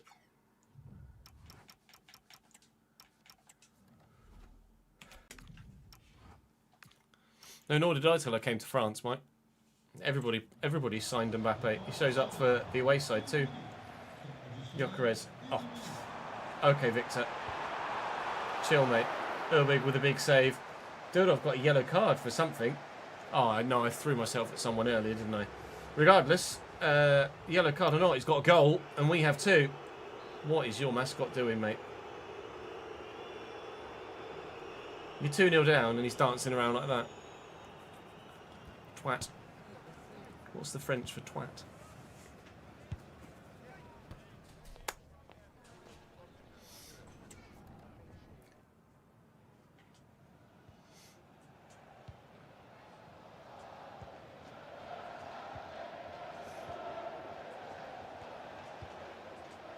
Medina, Karetsas, and Sarah. Okay. Coutinho looking for the ball out wide to do it.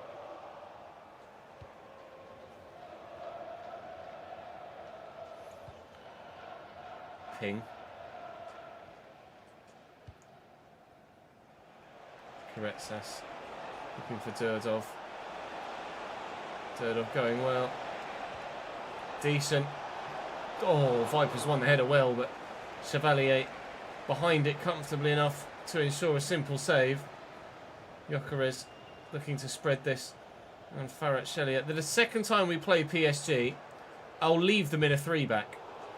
Just to prove that even with this calibre of player, the 3-back still doesn't work. Tongue-in-cheek accusations of cheating against PSG by putting 2 centre-backs at full-back and making it quite-unquote easy for myself, but I still feel it would be even more straightforward if it were up against the 3-back, regardless of their quality in every other position.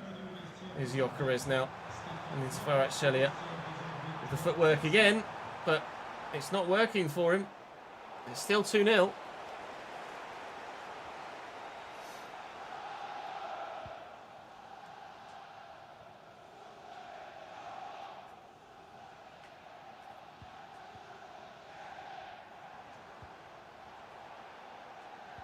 Oh, lovely footwork by Dedic. All right, Saliba.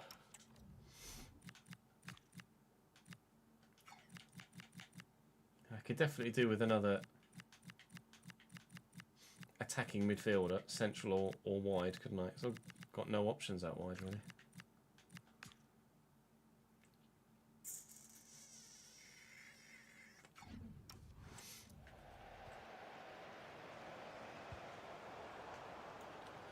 Vitinha, Doué, Mora, Vitinha, Doué. Oh, Oh, go away. Very nearly. Just made me regret every decision I've ever made in my entire life there to 0-do it. Rodrigo Mora. Back to Kamara. And Mora again. Considering the quality in their midfield three, they have been pretty vacant in this fixture. Kvaratskhelia deflected off a hand. And a free kick for PSG with just under 20 to go. Desiree Doury will take it himself. And it's not a bad delivery, but it's not Arsenal-esque. Oh, lovely footwork by Sarah. And now run straight into Kamara. I was hoping he'd commit the other way. He didn't. Vitinha over the top. Won well by Egan Riley. Up we go, please, while Neves wins that well. Teammate can't get it down properly. And for the time being, continually...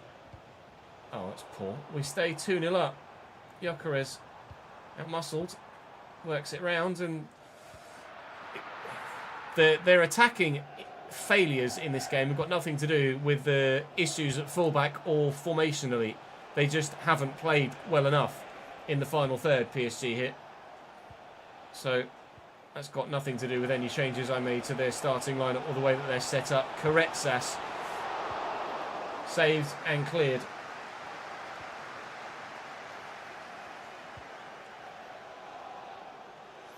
Leroux. Koretsas. Oh, right, come here.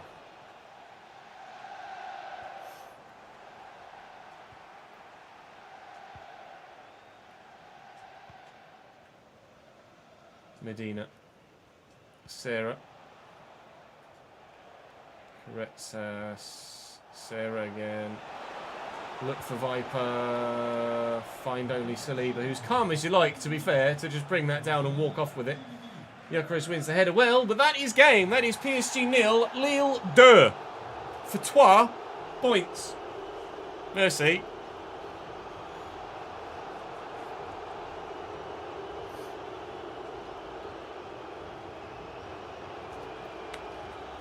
Put them to a 4-3-3 defend. Pull out with 2 cams and 1 centre mid. Oh, a 4-5-1.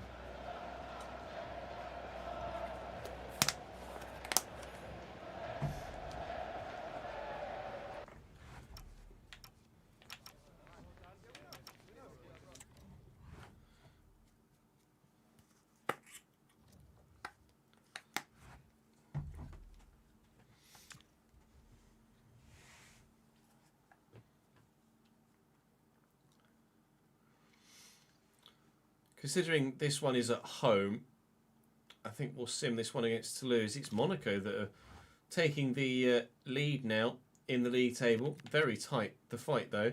Still, Toulouse hanging on there. We'll play them a little bit later on in the episode. In fact, it'll be Toulouse that we actually physically play next. Auxerre at home. A 2-1 win thanks to Medina in the 80th minute. I feel like Medina's picking up a few goals this season at left back. Load, please. Thank you. Panic me for a little while. How many goals has Medina gotten? Let's have a quick look, shall we? At the squad hub. 3 goals from left back so far this season. Is my 3rd top goal scorer in Liga. Good boy. Viper with 6 or 5 actually. Durdov now with 4. Medina with 3. Koretsas with 3. We're not scoring a lot of goals. We noticed that in the last episode. But as long as we can stop conceding them in quite so larger quantities, then we stand a good chance of challenging this season. We are 3rd as we head towards the game against Toulouse. Ho Chu, thank you for the subscription on YouTube, mate.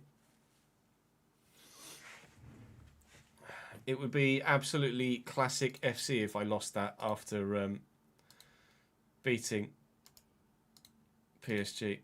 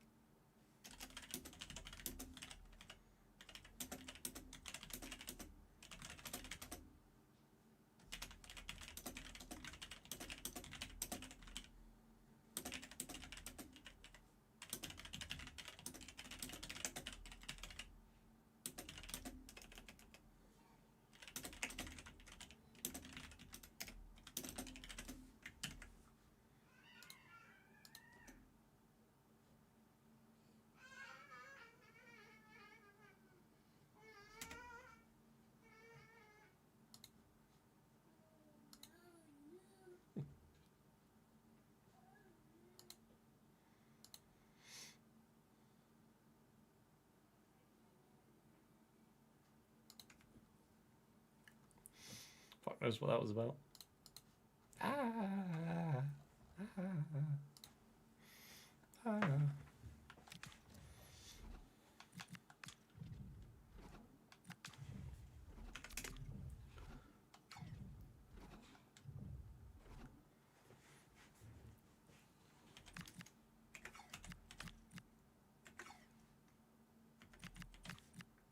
That's not Leo sour, is it? That's a different sour, correct?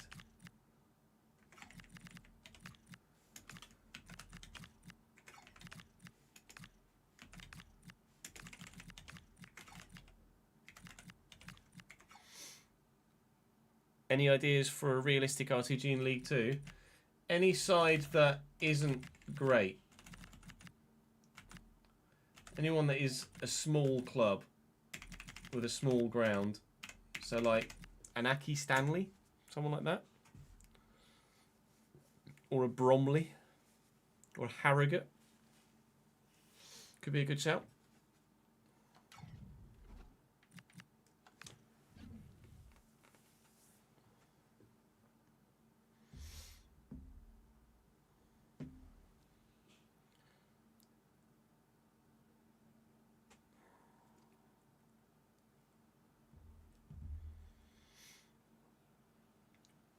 Newport would be a bit of a challenge.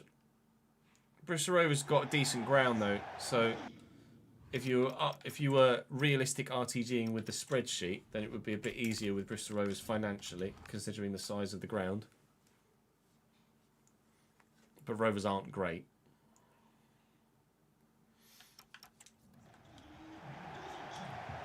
Oh, I don't want to risk it crashing on me again.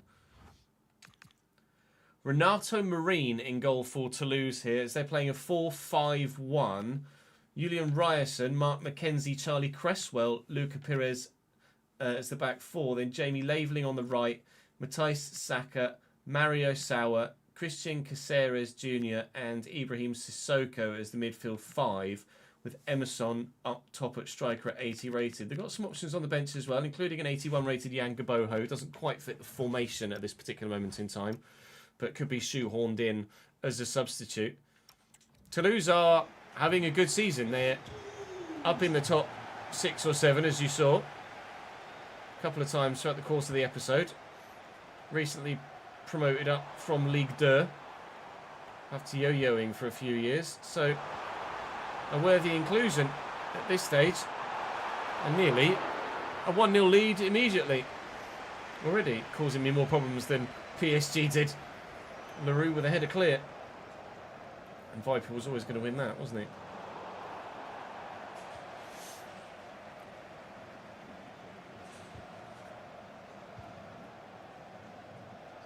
Dedic. Third off. That's a correct cess. They're in front of LaRue. They don't. Sarah. Macau. That was meant for him.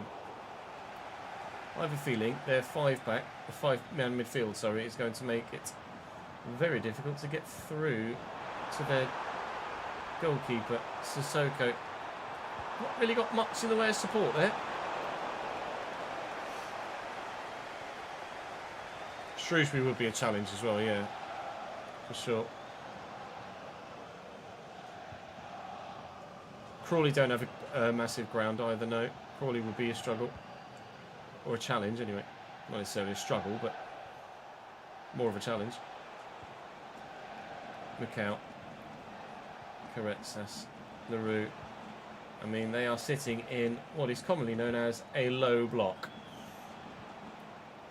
It's Viper versus 9 Toulouse men at the minute. Durdov trying something from range. I think that might be my only way through at this particular moment in time, is a bit of a worldie from outside the box. Toulouse, very solid defensively.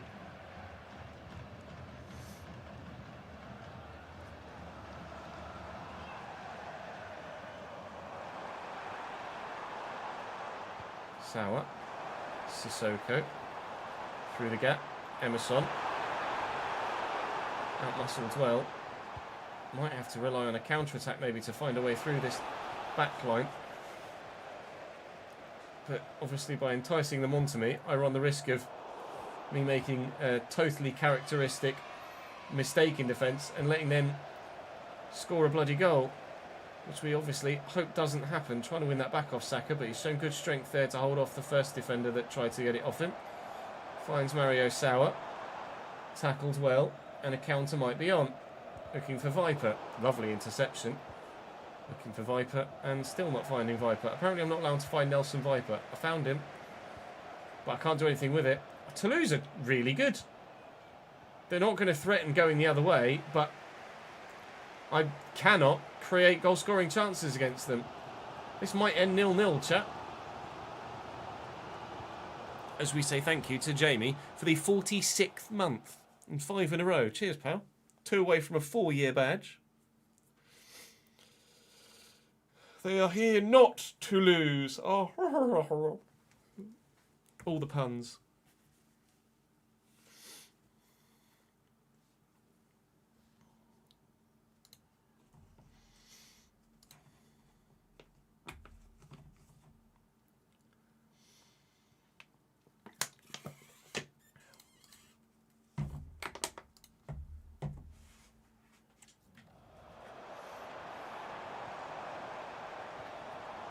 Sauer to Emerson. Caceres. There's a little bit of room here. Sissoko. And some footwork and a dummy. That was a little scary. Please don't, Toulouse. Now let me score at the other end, please. In behind. Viper's my only real option. Support here. Through LaRue. That's a Viper out his feet. First time. Oh my lord. It took a deflection. I'll let him off. I was about to absolutely slate him. You cannot be as good as you are and finish like that. Carretzas with the delivery. Up we go with a header. It's going to fall to a defender. We're going to try and get it forward quickly. There goes my first time pass as he tried to control it with his face.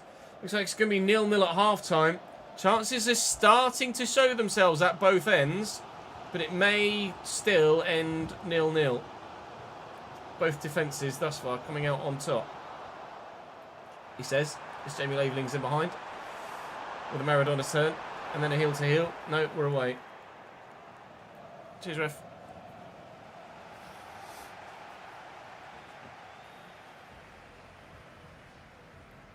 Got a 9-point gap to Bodder, with the game in hand on them and still to play. Who are you manager of at the minute, Sam?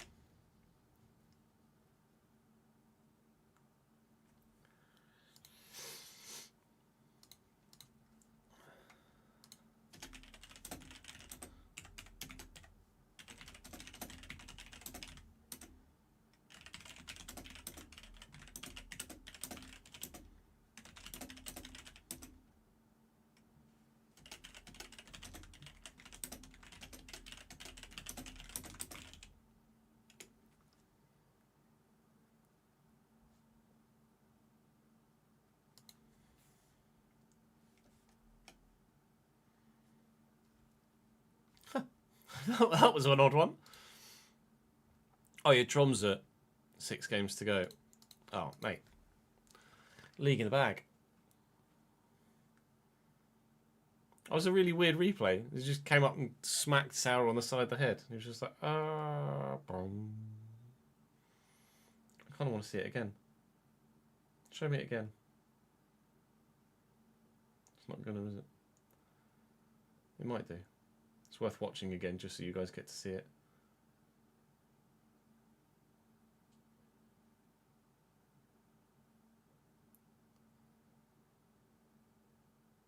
Go on.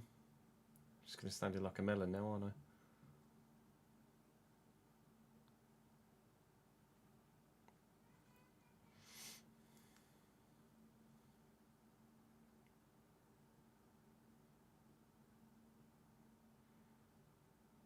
Please. Please.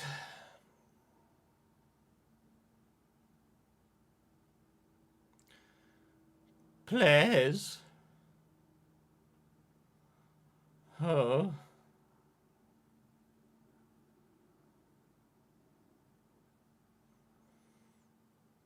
Hello.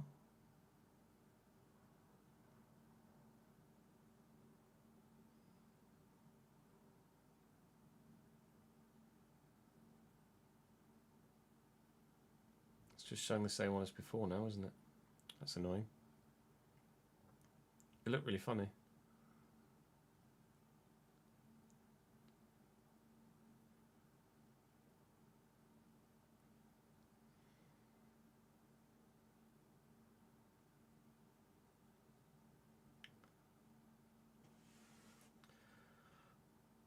Was that a hard reset of the highlights? It might have been.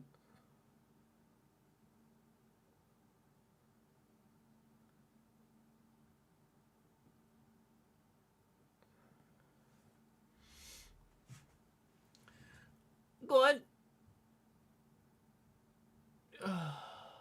We've seen the other highlights 7,000 times. Oh wow, there you go.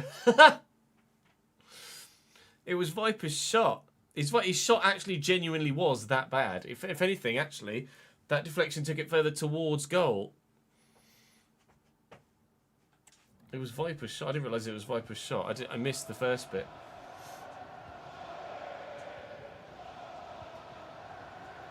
Medina down the line. Sarah. Twisting, turning this way, that way, forwards and backwards over the Irish Sea, but not enough to get us a goal in a minute.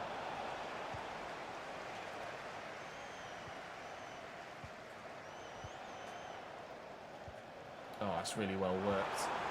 Sissoko into Emerson. Toulouse are in a good spot, but Dedic has been really solid at fullback.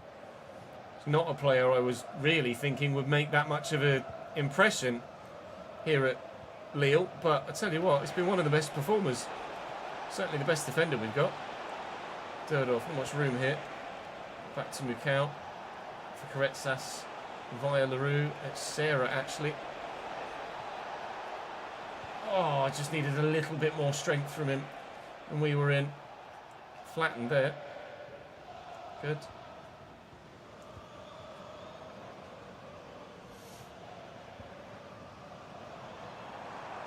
Sarah's into the path of Sissa. All right. Keeps. Dear me.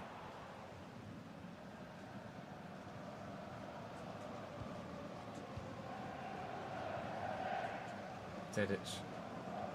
I need to kind of beat a defender and just get in behind.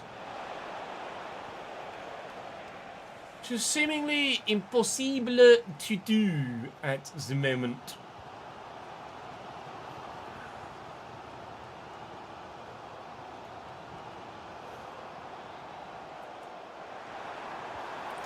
Get a bit fed up with Sissoko writing off whichever defender it is that tries to close him down. Mukau to Durdorf. Run Nelson. Go Nelson. Good Nelson. I think it might be Wanma Pereira time. Sorry. Get that extra little bit of pace. Trying to drive in behind. In a bit of a channel. I told you I thought it might be going towards a 0-0. Oh! I think I might have been right, you know. Although...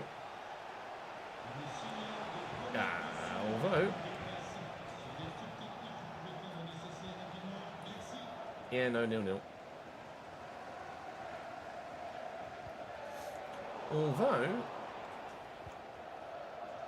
LaRue, Macau, can I squeeze this to correct us? No.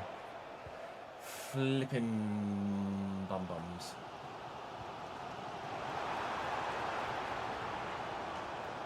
Emerson. Good block. LaRue. Serra.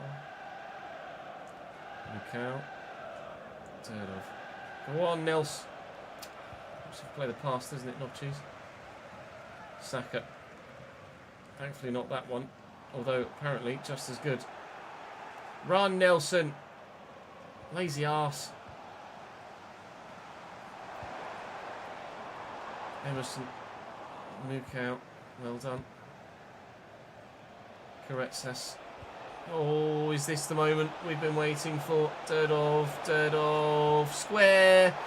Was a pass, not a shot, I promise you. Driven past that went towards the goalkeeper. Who Corretsas, just too heavy a touch as I was going to shoot when we got to the ball next. Well, I made the change to bring Pereira on about 15 in-game minutes ago, and the ball's just not gone out of play since. Serra. No. It is going to boil back down to a simmer, back to a stone-cold pan of a 0-0 draw. Yep. Well, an away point against the side that are challenging for Europe, on paper, isn't bad. But you want to win games like that. The 4-5-1 has just worked, hasn't it? Annoyingly.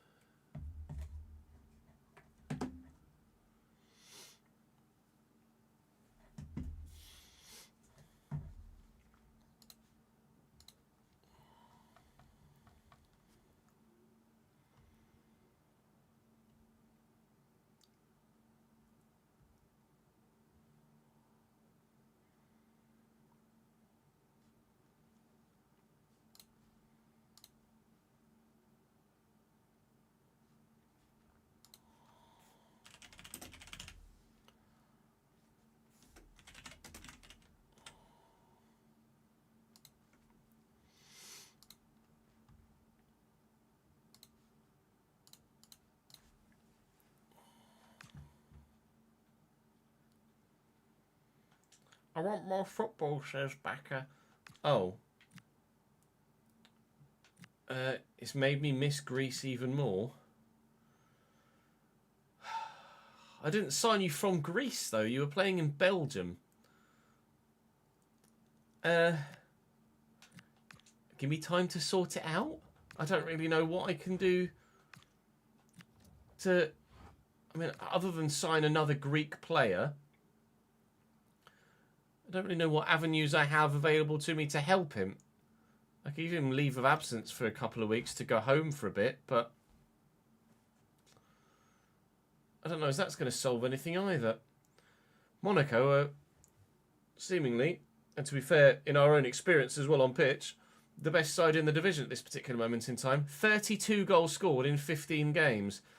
At least we could be safe with the knowledge we're not the only team that they've absolutely battered so far this season. Correct says he's unhappy right now.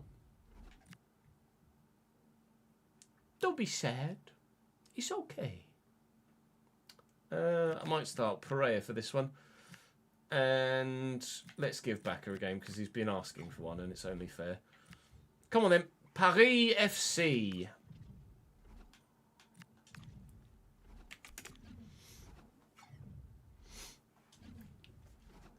Oh, fucking three backs.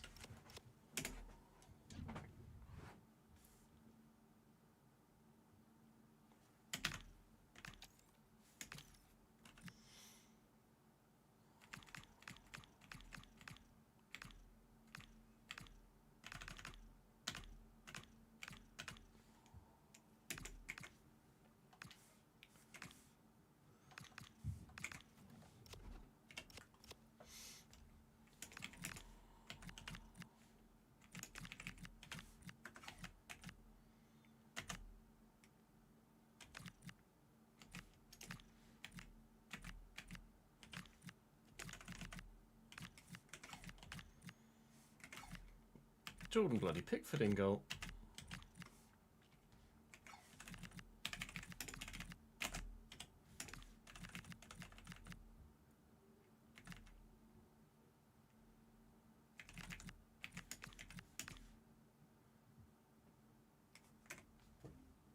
Not a bad team, is it, really?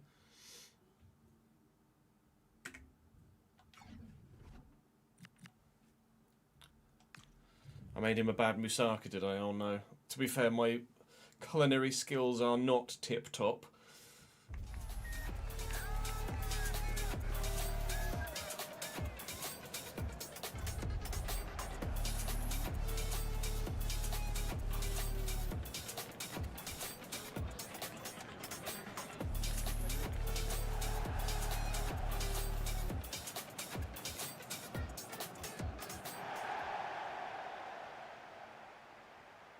What's my signature dish? I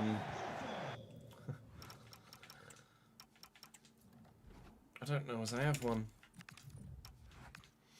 I don't really cook anything. Whatever comes out of a box or bag in the freezer and goes in the oven.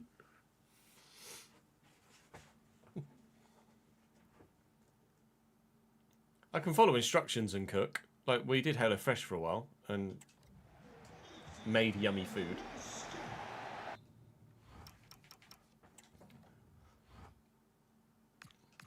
But I'm not like a, oh, I'm just gonna take these ingredients and make something from scratch kind of guy. Chippy chips, you know, chippy chips. Jordan Pickford in goal for Puri FC. Luna, Otavio, Kinte and Pedro Enrique as a back four. Nate and an 84 rated Anthony Kozubal holding, with then Umut Tuhumju at cam, Andres Martin, Gonzalo at striker, and then Ilan Cabal on the wing. Actually a pretty decent team for Puri FC, isn't it? Quite frankly, this is not going to be a straightforward game. Liga has got some better players in it, or rephrase, Liga has got more decent players in it than I expected when we signed for Lille. I wouldn't go as far as to say I'm getting a newfound respect for French football, but certainly it's in this sixth season of the Save, there are more sides that have more quality than I would have expected. Run, one. Never mind. We're going to change him to support, weren't we, off versatile.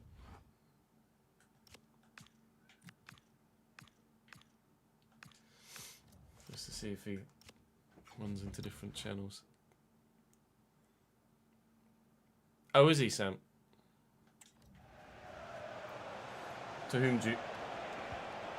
Well, then Egan Riley, that was nicely done. Derdov, inside. Slightly bumped off it, but it's fine. We'll use Derdov first. And we've got Koretsas inside, should I need. Like that. And Pereira's arriving. Ooh, and it's a good stop by Pickford. Early effort from the man that came across and joined us from the Netherlands to try and catch them out. Didn't work. Andreth, they don't. He's run straight into Derdov, thankfully, because Derdov doesn't have the tackling capabilities to actually put in a decent effort. Ooh, that's a bit nasty, really. Not even a yellow, though. All right, this ref is lenient. Duly noted. You're going to get crunched the next time you have the ball. Who's got a decent free kick? Well, Derdov's got high power. If I aim it a little bit higher, but then use the requisite power, maybe it will stay down under the bar and go in. What's the plan? Pereira. Well, that's not worked at all. Note to self, don't use Derdov for free kicks again. Use someone else. Okay. LaRue. Looking for Pereira. Oh, lovely. To spin and take and finish. That is what we expected of him when he arrived, because that's what he did to me time and time again at Heronveen.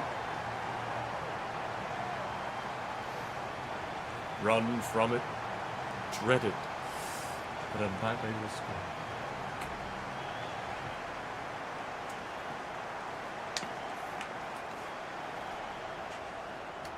I still need to watch a couple of Marvel movies. Ever since we went through the list, I haven't actually watched any more. Still got Fantastic Four and the Thunderbolts to watch.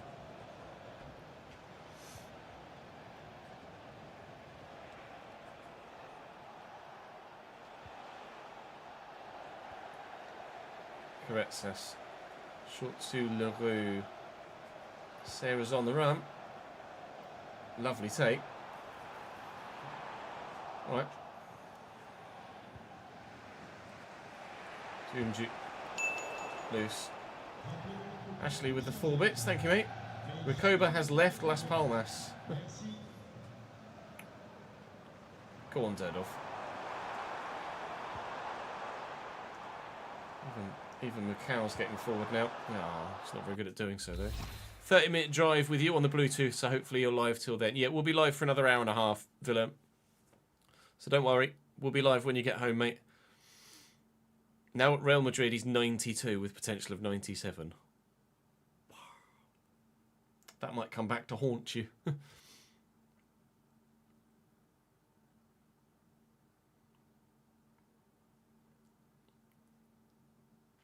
Agatha All Along was very good. Yeah, I really enjoyed that.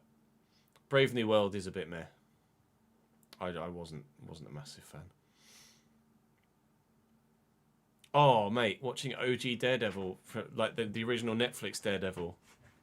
Mwah. So good. And the new season was really good too. Not as good as OG Netflix, but... Have you seen the other Netflix stuff? Jessica Jones is so good. Gonzalo. Thank you.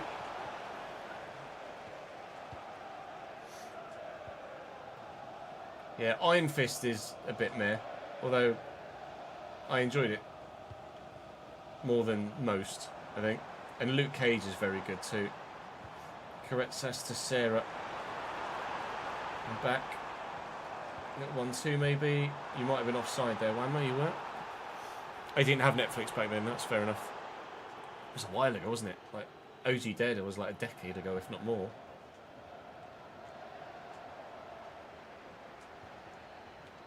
Macau. Correct-sass. It's going to go again. Really? Pereira's ability to stay on side is a bit questionable at times.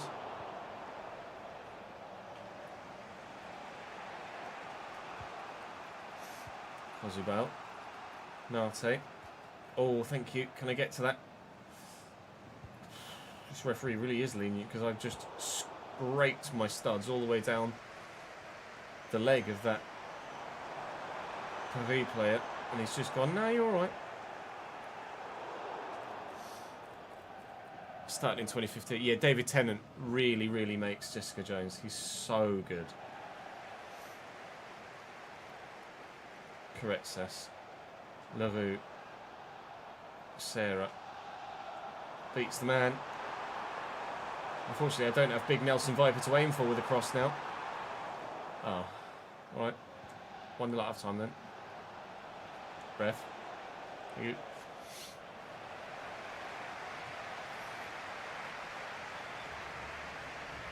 Yeah, you'll enjoy it, as.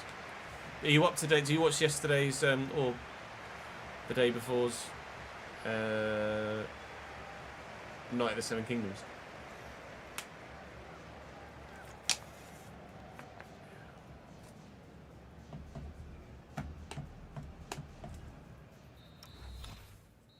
Daredevil Season 2 is the one with Elektra, right? Oh, you've got Episode 2 to see as well. It is good. I'm enjoying it. Episode 4 is coming out on Friday because of the Super Bowl. So it's coming out a couple of days early. Dedic just kept in by Durdov.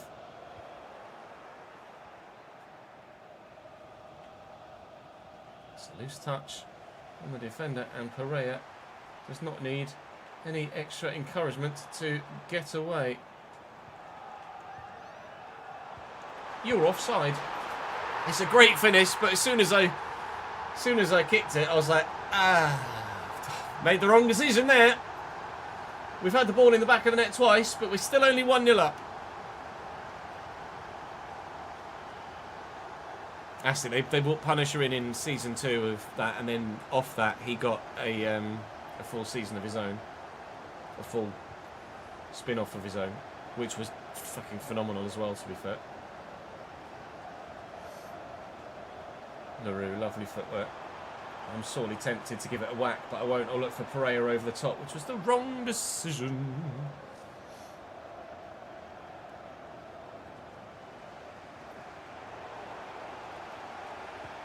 I was trying to backheel that to LaRue, but never mind. For Sarah. Might actually have a bit of luck with Nelson Viper in this one. Durdov can tuck in here and then do the defender with some footwork, which is exactly what he's done. We could score a second. Sold the fullback. Knowing Durdov's left-footed, he will have thought he's going to drive inside here and shoot. No. Gonna go that way. Round the other side of him. Commit him one way, go the other, and on his weak foot, pile drive it into the back of the net. Keeper no chance. Lille 2 against the Parisian side again.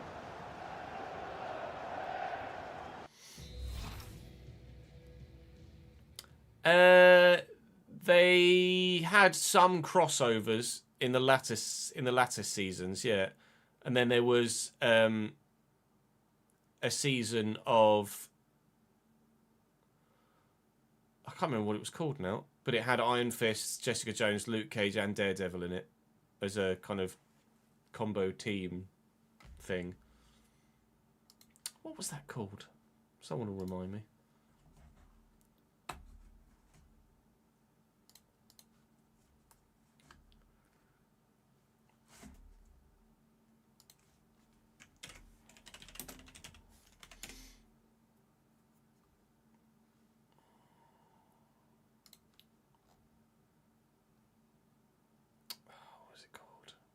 Defenders. I think it was Defenders.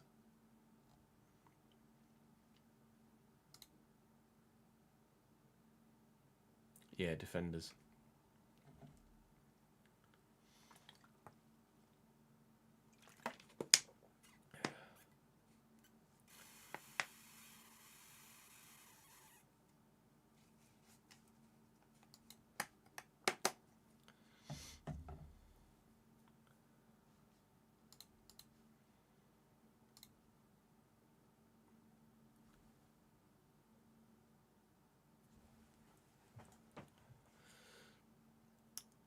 Yeah, I'm not sure if that website had them all in chronological order, ads. I think it might have done. I have to scroll up or check links in our Discord DMs.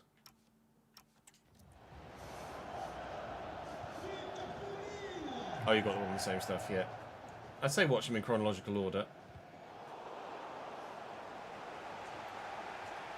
Although, obviously he didn't do that in real life.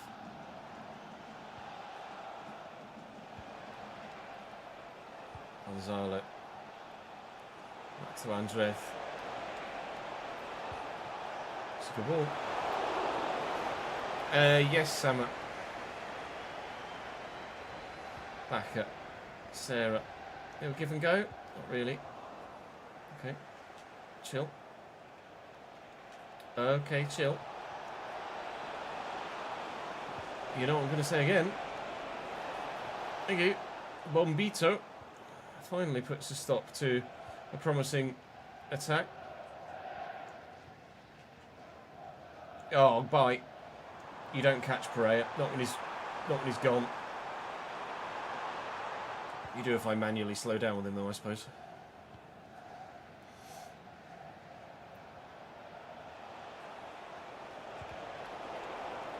Probably could have stayed on my feet there and kept it. Oh, I read that and still couldn't get that. Cosibal, that's a lovely ball. Taking advantage of Mitchell Bakker being slightly out of position. Cosibal got to that. Run round the corner.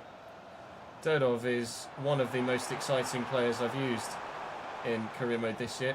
Oh, and if that had found the right angle for the pass, it would have been just superb to send Pereira in for a third. I think we're still going to get the victory here. Definitely if they are going to build like that. But maybe not if I keep giving it back to them in that sort of fashion. Kozubal, the highest rated player at 84, trying to pick me apart. Finds the right pass. Cabal still.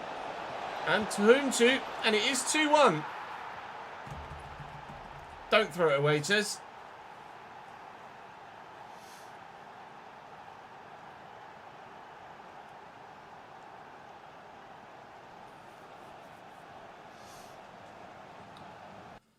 Let's make some changes.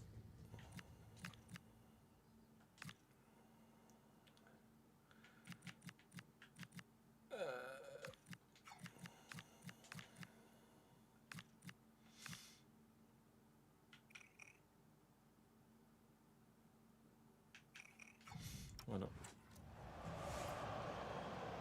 Yeah, Punisher was really good.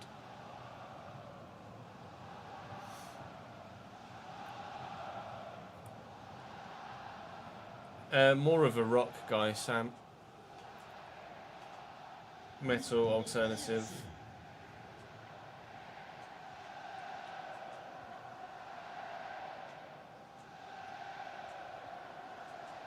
Egan Riley and Coffee and Durdorf. He's left the defender for dead again. He'll never play in this division again if he keeps playing like this. Oh, bloody Nelson Viper.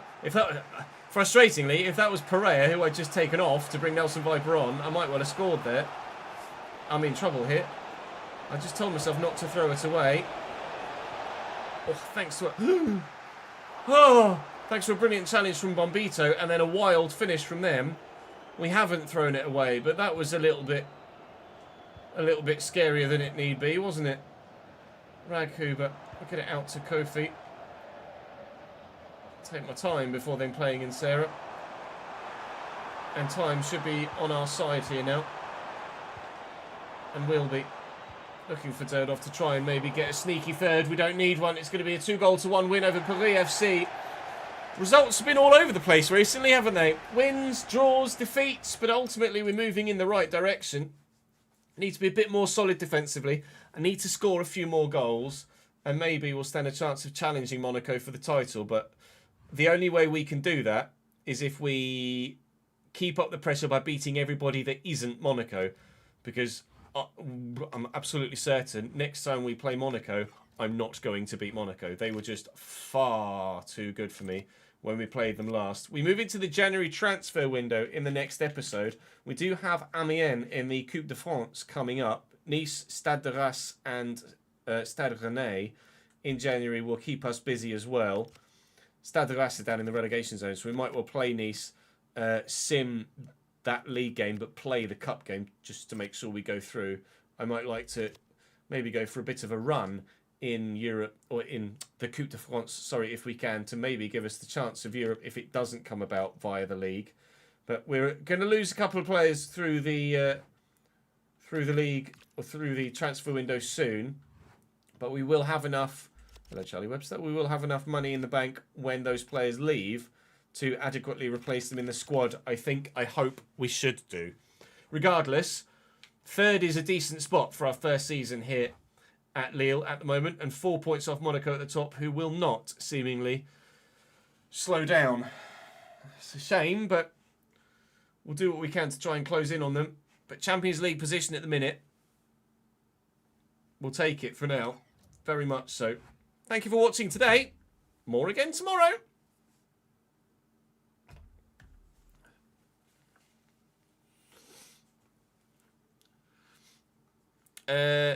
I think there is supposed to be another Punisher series coming, yeah.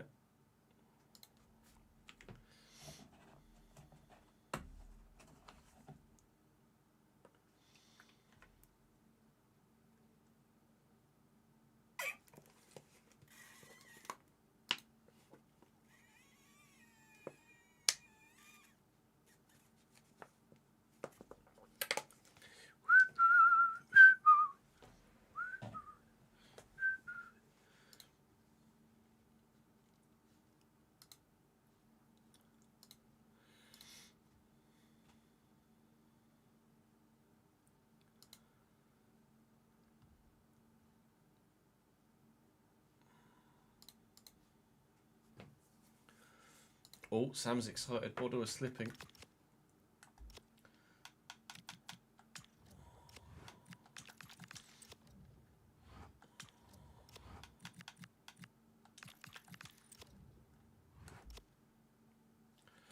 Let me save that as, I think, Lille 6.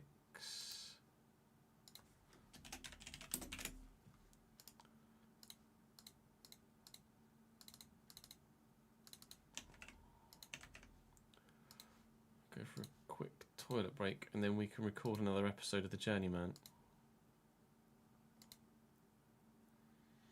Yeah, Lille 6.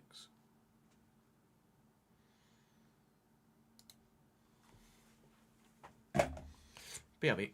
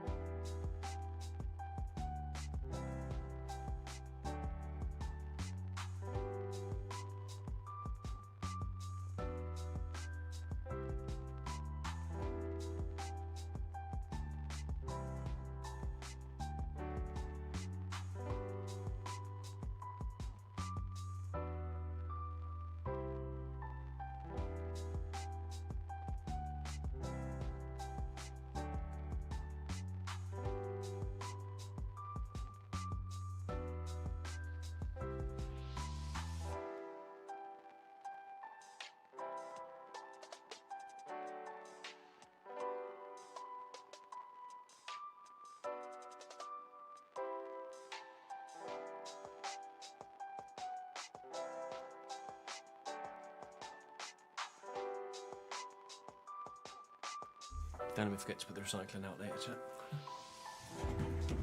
Don't let me forget.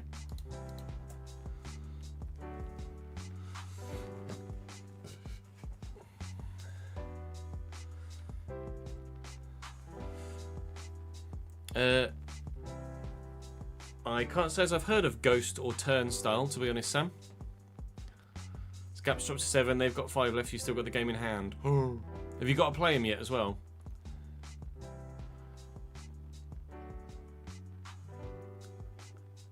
I'm not sure if you can revert the update, CB. I don't think it's possible. You're going to have to wait till... you have to wait for the mods to be updated. I'm pretty sure you can't revert back a version.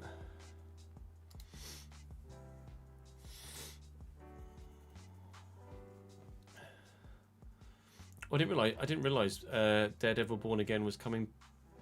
Season 2 was out like next month. Hot diggity damn. Avengers Endgame re-release on the 25th September. Okay.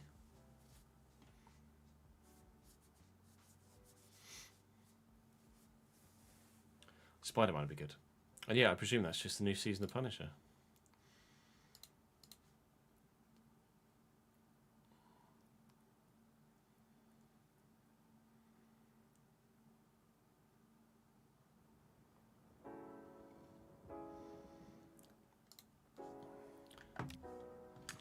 Boom, boom. Your message from who? Didn't even know he was in my squad. Is he the goalkeeper? Yeah. You want more money? Yeah. No. Sorry. So we're losing Saavedra to Leo. And what I would like is a attacking midfielder, I think. Let me start recording. Oh, there's a tool that allows you to roll back, is there? I was unaware of that.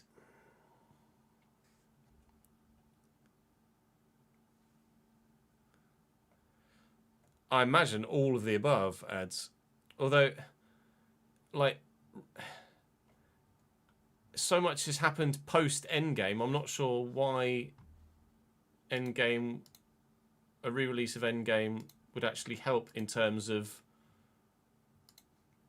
updating people on the story. So it sounds like a bit of just a cash grab, but it was great in the cinema.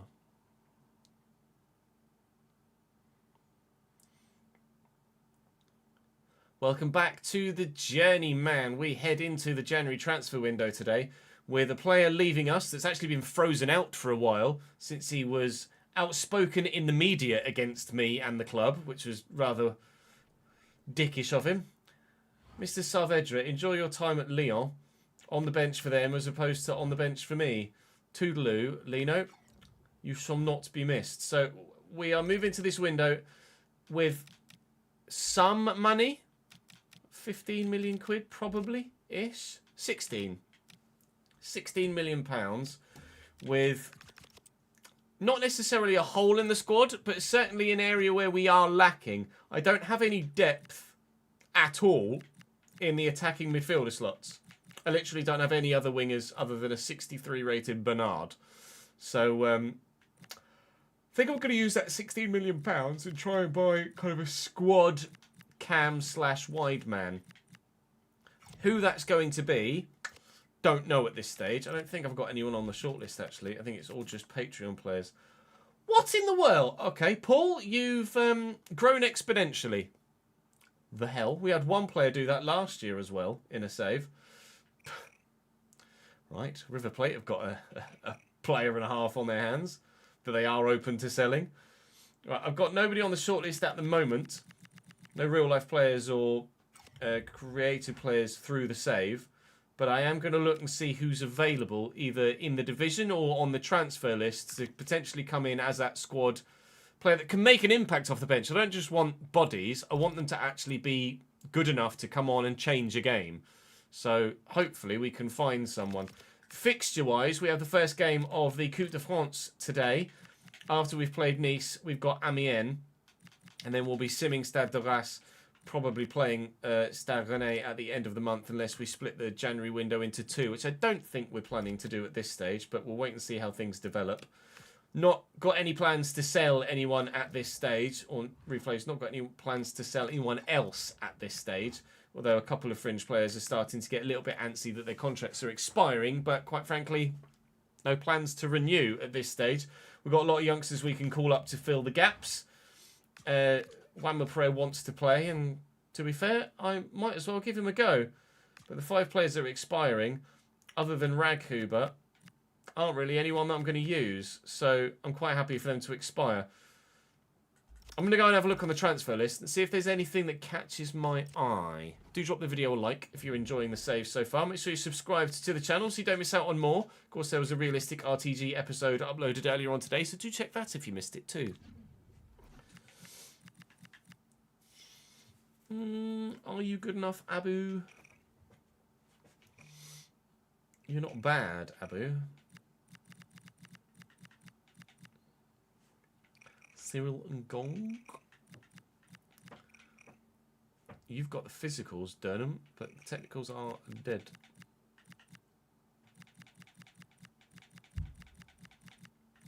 .78 rated, 34-year-old Marco Asensio. Technically, great. Physically, not so much. He said he didn't realise how important Magneto was to fans. He thought he'd been just been playing a villain this whole time. Oh, really? Oh, writers want Doomsday to kind of be a direct sequel to Endgame in some way. Oh, we'll wait and see, I guess.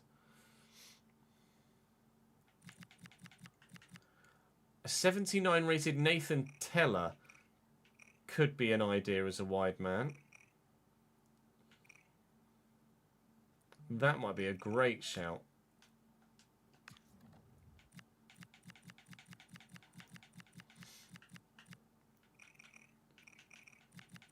Organic through the save as well. I don't mind that at all. We'll see if there's any wide men / wingers.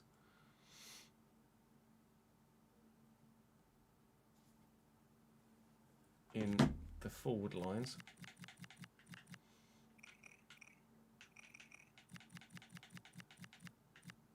Hello, Kalen.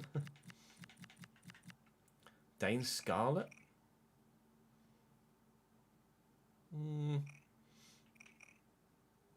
Is Dane Scarlett a game changer? I don't know. I don't think so. What? Got potential to grow though.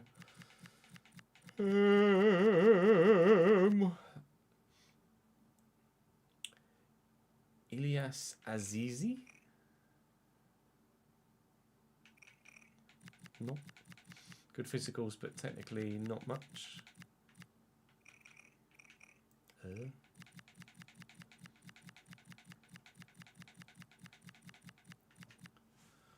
Terem Moffi. It's alright as a striker. I have strikers though. I want a wide man that can play cam. Let's have a look at who's. In fact, let's have a look. Just have a look at all loan listed players.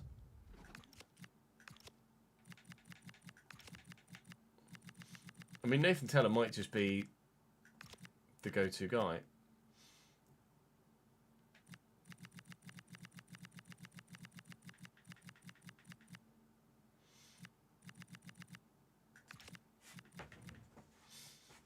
Aaron Fondfelder.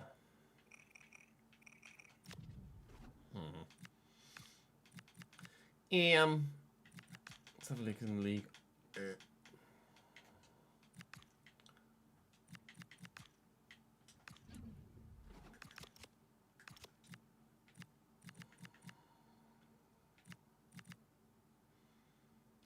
Gaboho wasn't playing for Toulouse. I can't afford him though, that's annoying.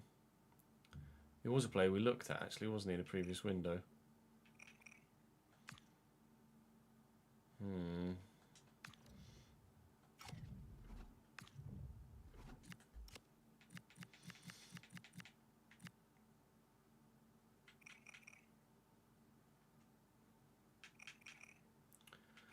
Julian Vignolo.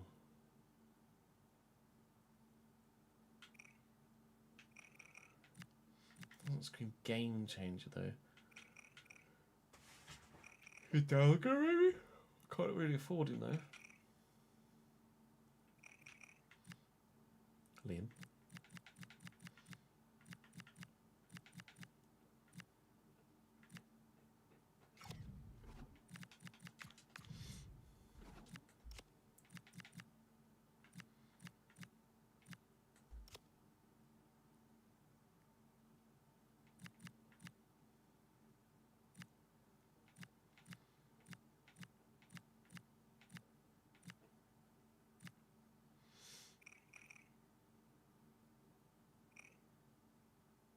Better for the lulls, yeah. Saxon looks half decent.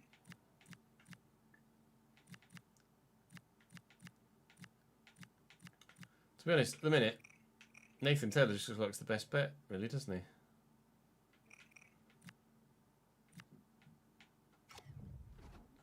You might just do Nathan Taylor.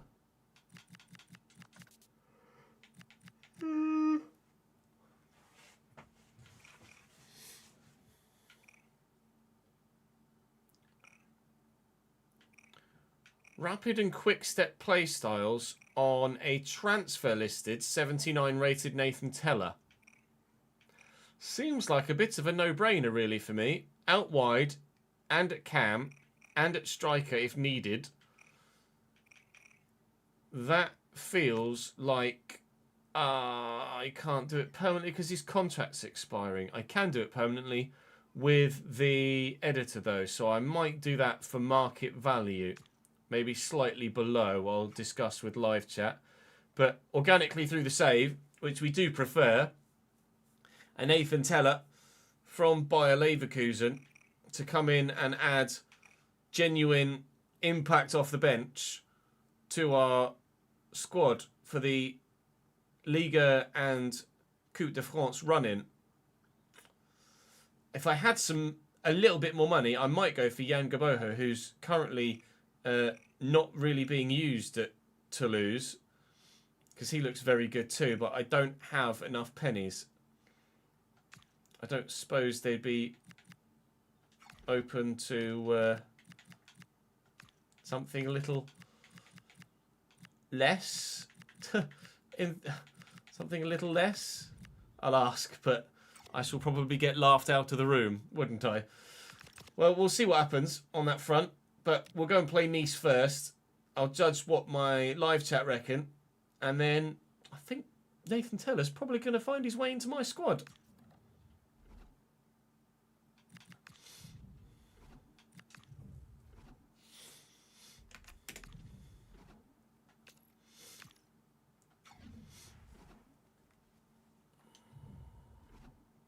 Start with the fucking 3 backs.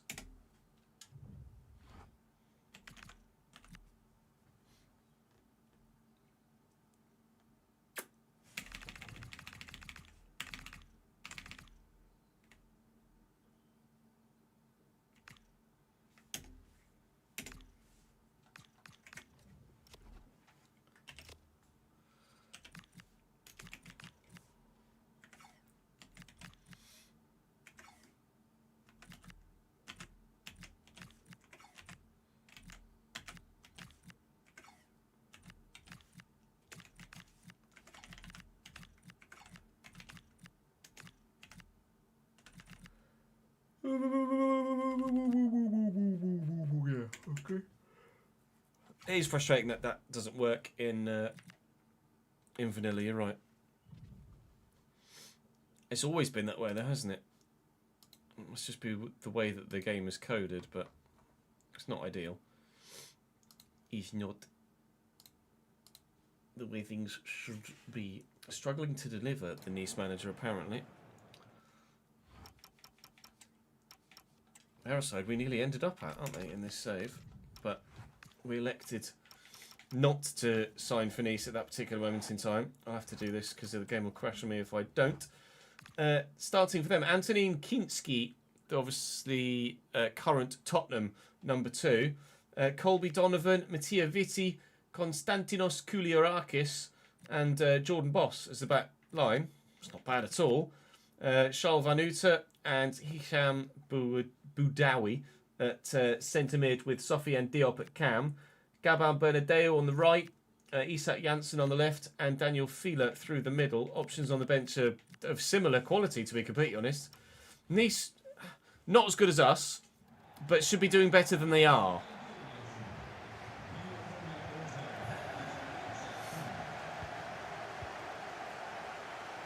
Egan Royally.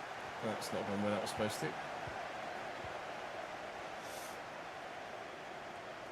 Janssen. Into Boss, who apparently is quite quick.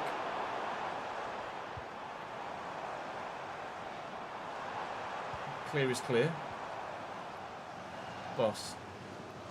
Nicely to Janssen. And a good turn. And a good ball. And Fieler. Oh, I feel a little bit under pressure in the opening 5 minutes here against Nice. Very much so. Come on, controller. I think we might be in a little bit of trouble if they keep this up for a full 90 minutes. Bernadeu with the throw. Sofiane Diop keeps it under control and in play and out of his possession. Sarah, Leroux, and on. Look at the space on the far side for Derdov. Swing it out there. Absolutely killed defenders in the last episode. Looking for Viper here, even though it had me in control of someone else, frustratingly. Nelson Viper might have been able to get to it if it had let me have him as the cross was coming into him. Janssen's quick, very quick, and again he's got a squared ball. Dedic in the way. I cannot deal with Nice at the minute. Diop, Bouadi, Boudawi, sorry, struggling to even say his bloody name. Sarah, Leroux. Sarah again. Correctsas. Oh, Bombito, a familiar face.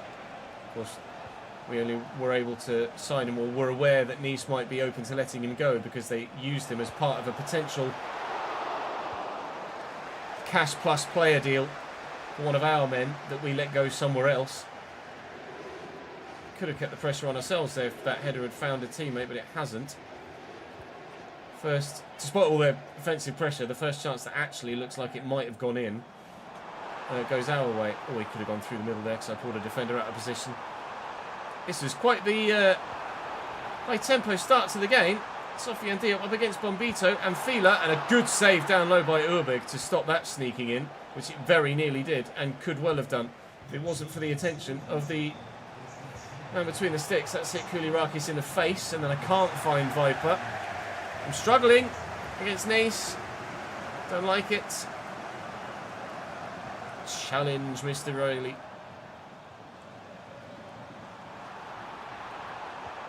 Oh, it's gorgeous. Get out. Get out. Gone. Miss it.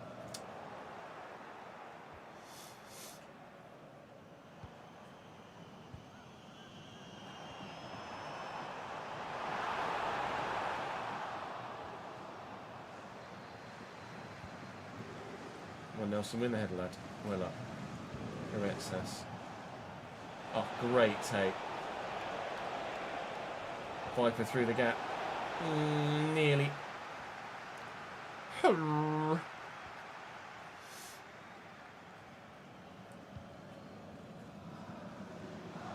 Uter, well in Leroux. Right, they caught themselves out here. Really caught themselves out. Oh, such a bad ball, Correctsas. Such a bad ball. So much room to try and play Derdov in on the far side, and he's just gotten it wrong. Nice ball by Viper, though. Oh, and he's worked the space brilliantly. Can he do it again? Of course he can. It's Derdov. Derdov! Good save by Kinski. I really like Derdov, and I've said it before. I'm going to say it again. He is genius. Such a tricky winger. Oh, I know what to play that inside and then try a little triangle to Viper. Never mind 0-0 at half time, but this is a hell of a game. Bloody hell. Bloody hell, fire.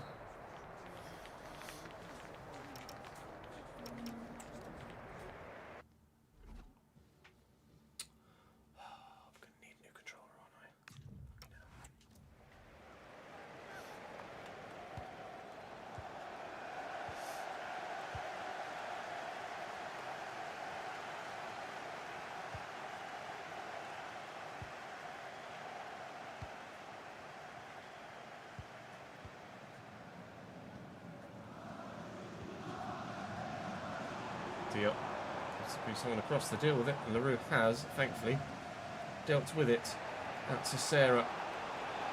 Only way through. Feels like it's going to be on a counter-attack like this. Please. Oh, I just wanted to cut that back. Up we go. Well up, CJ. Lovely header. Durdov. Please. Oh, ho, ho, ho. Would have been the best goal ever.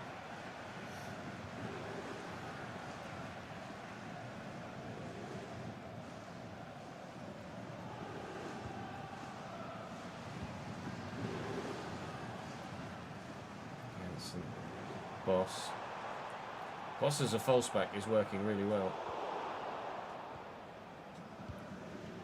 Oh, nicely done actually. I wasn't planning on going to Koretsas there, but it's a kind of a challenge from Donovan is what that is. Dealing with the throw.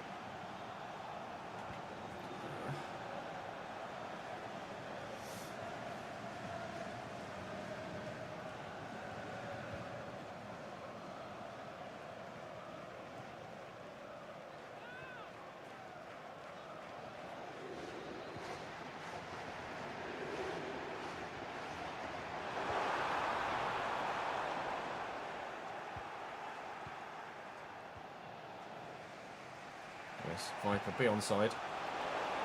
It's a poor take. But it was at least onside.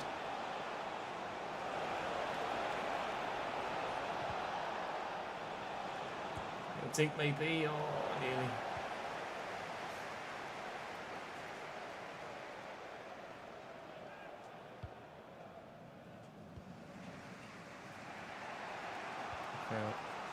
LaRue.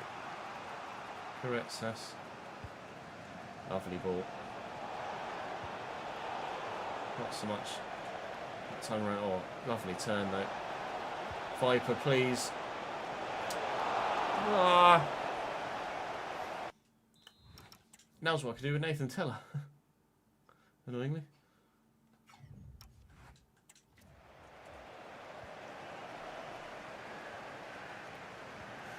Well in. Ruben Riley. Sarah. Into LaRue in the middle. Through to Viper. Out to Sarah. Oh, Nelson, you've done just enough, mate. And so has the goalkeeper. It's not the first time Kinski's made a particularly impressive stop to ensure the scorelines stay level. It's just not going to fall for me. I thought that was the moment.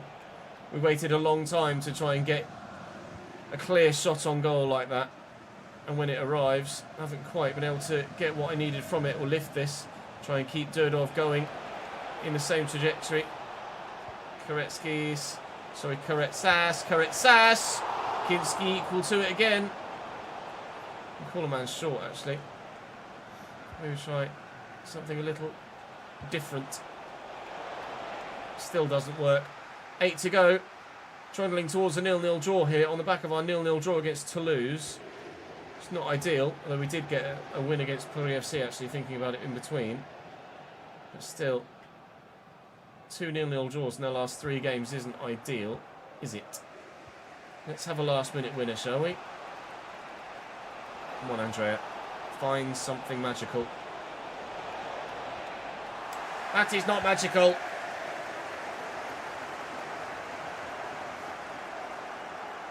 This could be, though. Run, Nelson. Run, Nelson. Oh! Okay.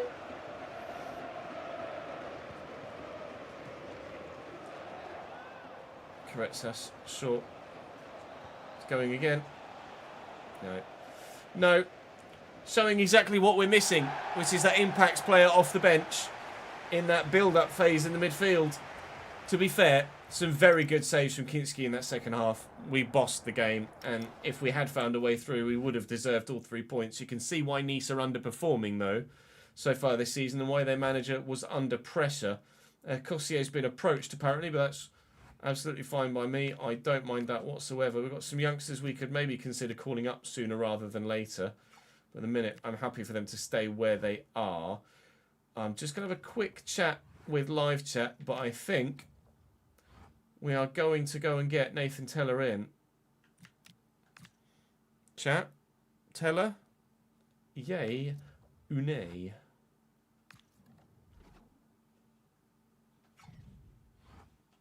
I think yay.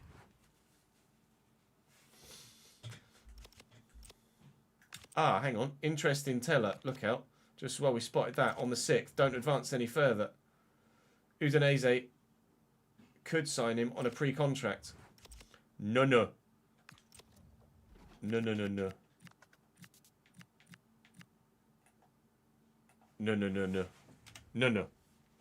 No, you don't.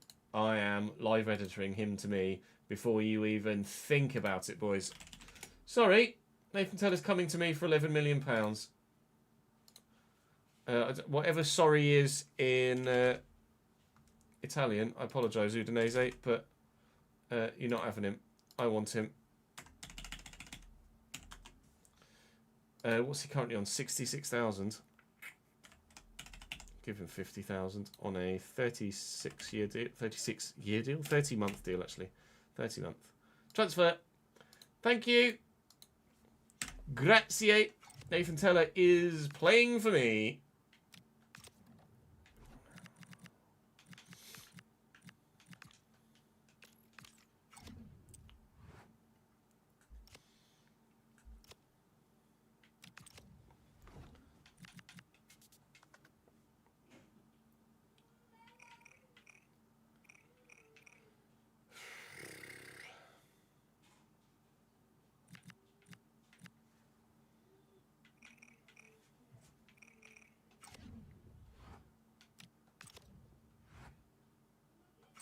CBA.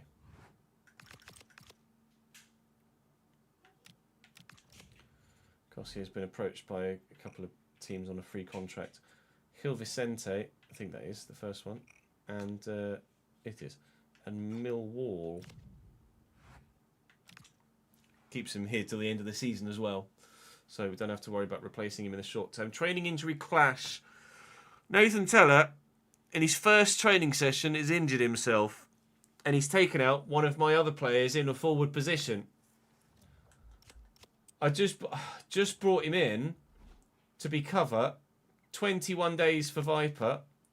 98 days with a broken leg! New signing, breaks leg immediately. And he's out for 100 days.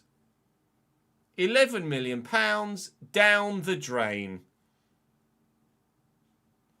You couldn't have scripted that. Oh my God. That's the worst piece of luck I've had for a very long time.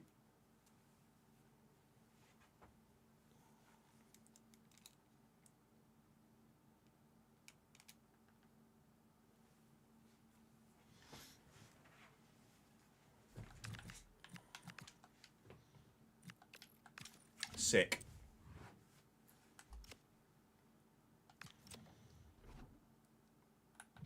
Well, fuck. Mr. Olamide, thank you very much for the follow, mate.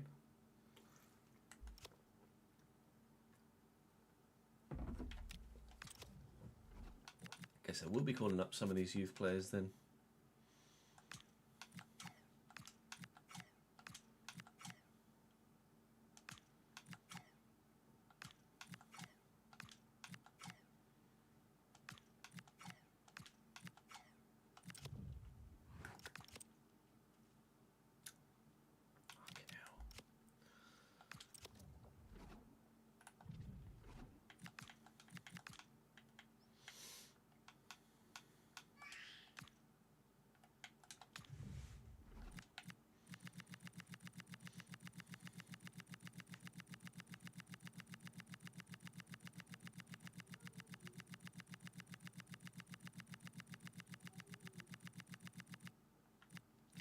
.74 was the best I saw in there.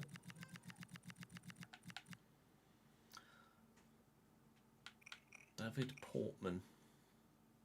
Who actually... David Portman actually looks pretty good. I'm going to make a rather knee-jerk signing as a free agent here to sign David Portman. quite frankly, I need him. Oh, I didn't want to offer you important. That's annoying. I wanted to go rotation. Oh, that's him annoyed. Never mind. I'm sure we'll be out the club before he starts to actually complain. How about... No. How about I'm getting all the controller inputs wrong here? 13,000? Fine, that'll do. Well, we've got the cover now. Oh, God, that's so annoying. I will have a look and see if there's anything else available on a free. Because that's really the only option available to me right now.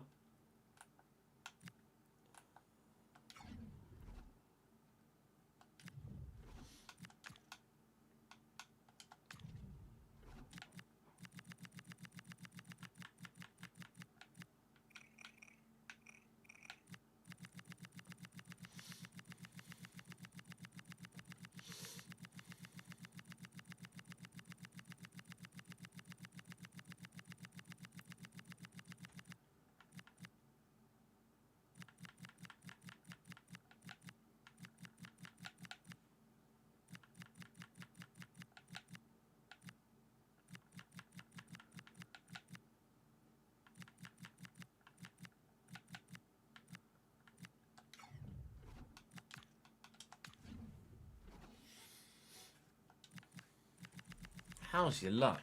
Fucking hell. Lorenzo Bernardesconi. Or Bernasconi. No.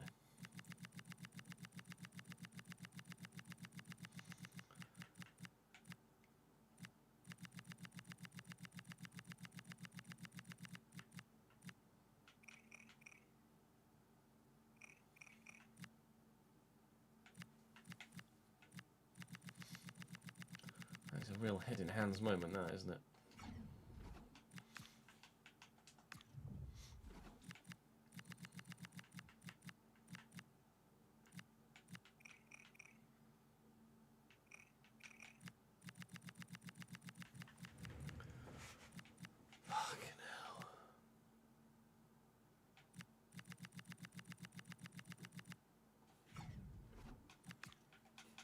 Unbelievable, Jeff.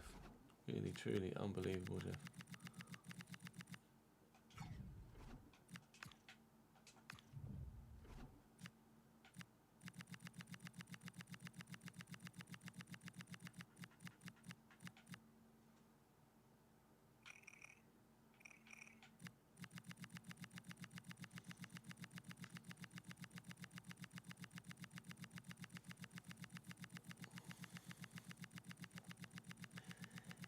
Hello, darkness, my old friend.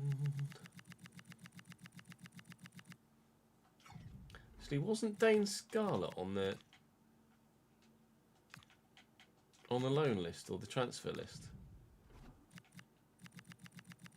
Dane Scarlett is available for transfer. I don't know what I've got in my budget. I don't think much at all. But I could loan Dane Scarlett. Hello. Basic terms. Short term. 50-50? 50-50. 50-50. Alright, we might have recovered it a little bit. Dane Scarlett is going to be the man. I just remembered that out the back of my brain from when we were looking on the transfer list earlier. Kosia will depart and go somewhere else, but that will be at the end of the season. It's going to leave on a free.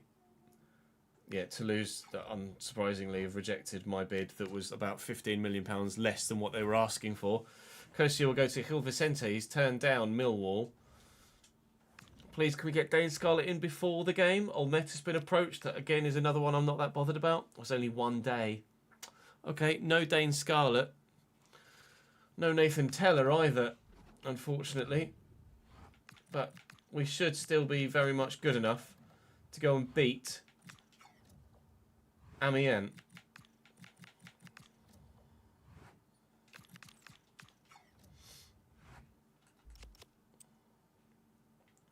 What are the chances, chat? What are the chances? Honestly, how is your luck?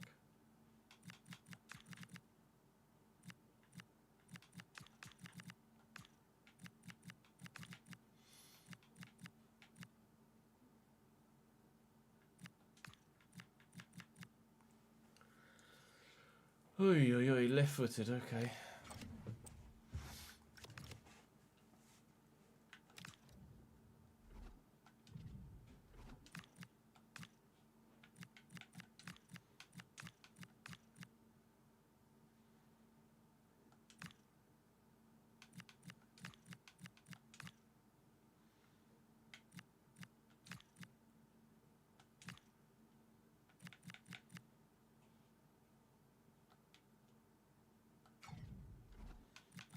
Don't have a 3-back Amiens, please, for the love of God.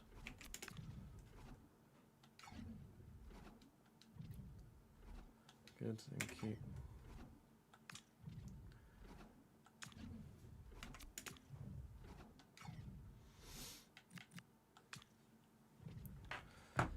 Holy sweet moly.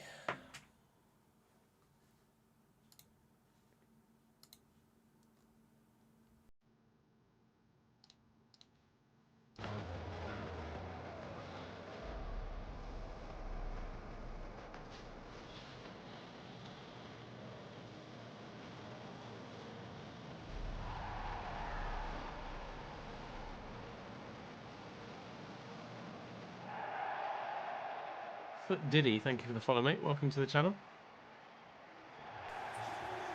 Coupe de France, Amiens versus Lille.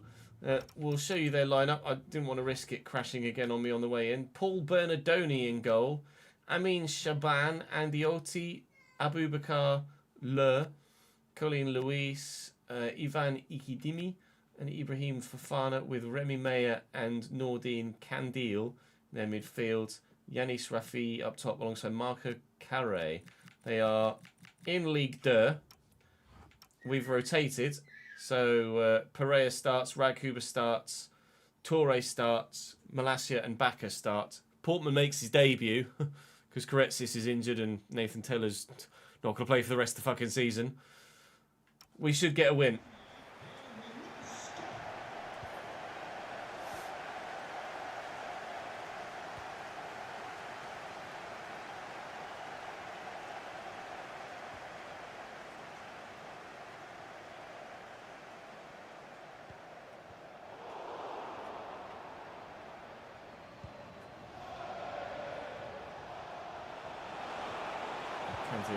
That's not 1-2.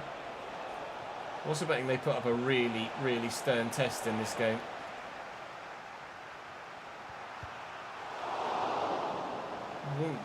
You wouldn't bet against it, would you, based on the opening 7 minutes?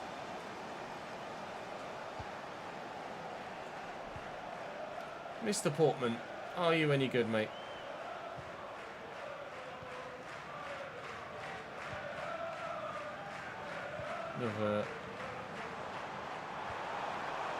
I'll bring it down. He did what I asked of him, to be fair. Raghuber, Portman. Raghuber, LaRue. I get that whole low block feeling again, like we did against Toulouse. Similar kit as well, actually, in terms of style, whilst obviously not colour. Mayer, I've read that. Did get it with Bacca in the end. Mr. Durdov, be better, please. Also pay attention to your runners.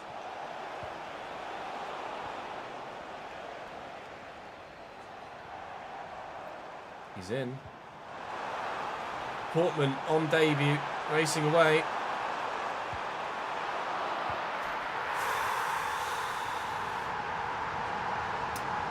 We've not found an incredible new signing. I got a bit lucky there, and it opened up very well. He just so happened to have enough pace to get away, but he's made an impact. Thank you for the follow, Foot Diddy. Foot who?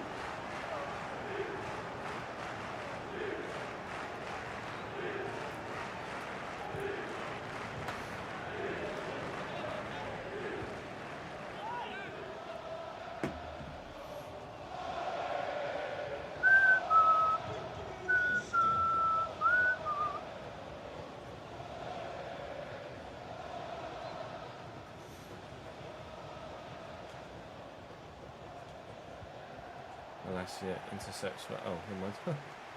Meh. Mayer. Wigan Riley. Nearly. Tried to just drop the shoulder. Didn't quite work.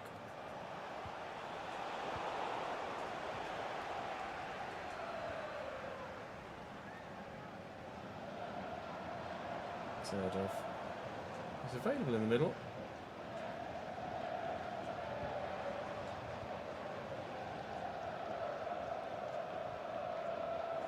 Not wide to Durdov. I'm just taking my time in the build-up here.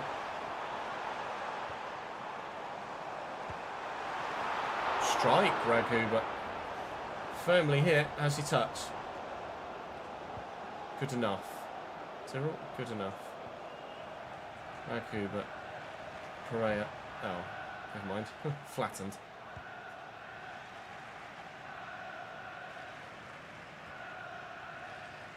Oh, if I win that back, I'm in with Pereira on the counter. Can deal. He's away from Bacca. It's a really tasty ball as well. Third off to Portman. Let me run, please, Wanma. A better one, please, Wanma.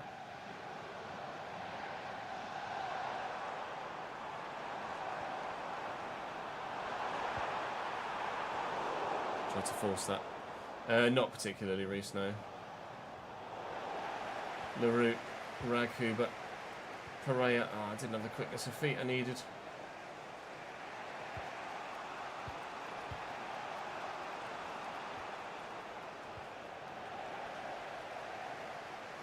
Shaban. Digs a cross out. Bacca's won it well. It's going to be 1-0 at half time.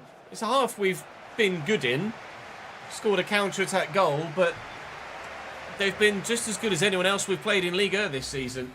Amiens so far. Annoyingly.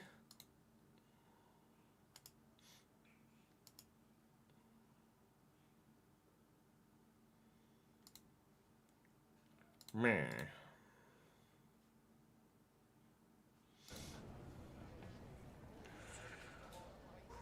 Flagging, chat. Flagging. I definitely feel that it's the end of the day. Flagging.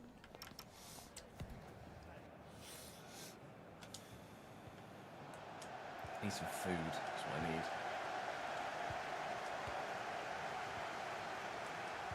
Back up. Durdov. LaRue. And Sarah. To be fair, Viper's physical frame might actually significantly help us to find a second goal here if we can get him into a good position. They've got a couple of tall centre-backs, particularly their left centre-back there with the pink boots on. Oh, nearly though. Played Portman in for a second. Win that, please. Great turn. Shame he didn't take the ball with him. LaRue. A little bit of space. Pereira. Oh, the turn, the pace, the finish on the end of it would have been perfect. Unfortunately, not to be. Remy Mayer goes off for them and Ryan Lutin comes on. I'm going to make a change as well. We will do Pereira for Viper. We'll just try and brute force it through the middle.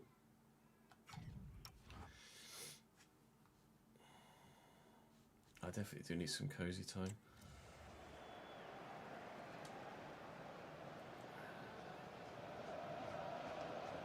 Some more Lucasade. Winners. And there's two of you underneath it. Someone had to get there. Durdov to back up. Forward from fullback. Looking for Portman. Finding Portman. Whose shot is blocked.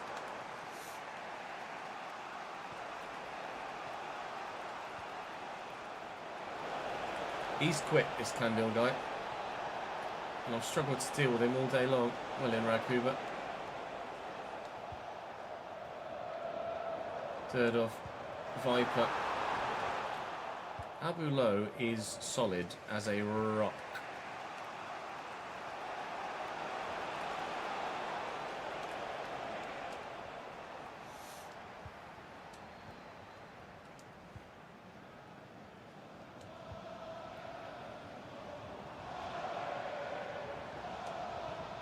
It's in the middle. I haven't been able to get Durdov into this one much at all. Definitely feel more effective when Durdov is playing well. Portman. 1-2. Then look for Viper. Ah, the footwork didn't work.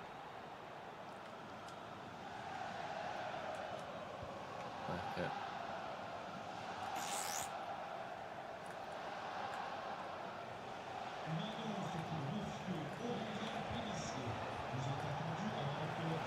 Carré.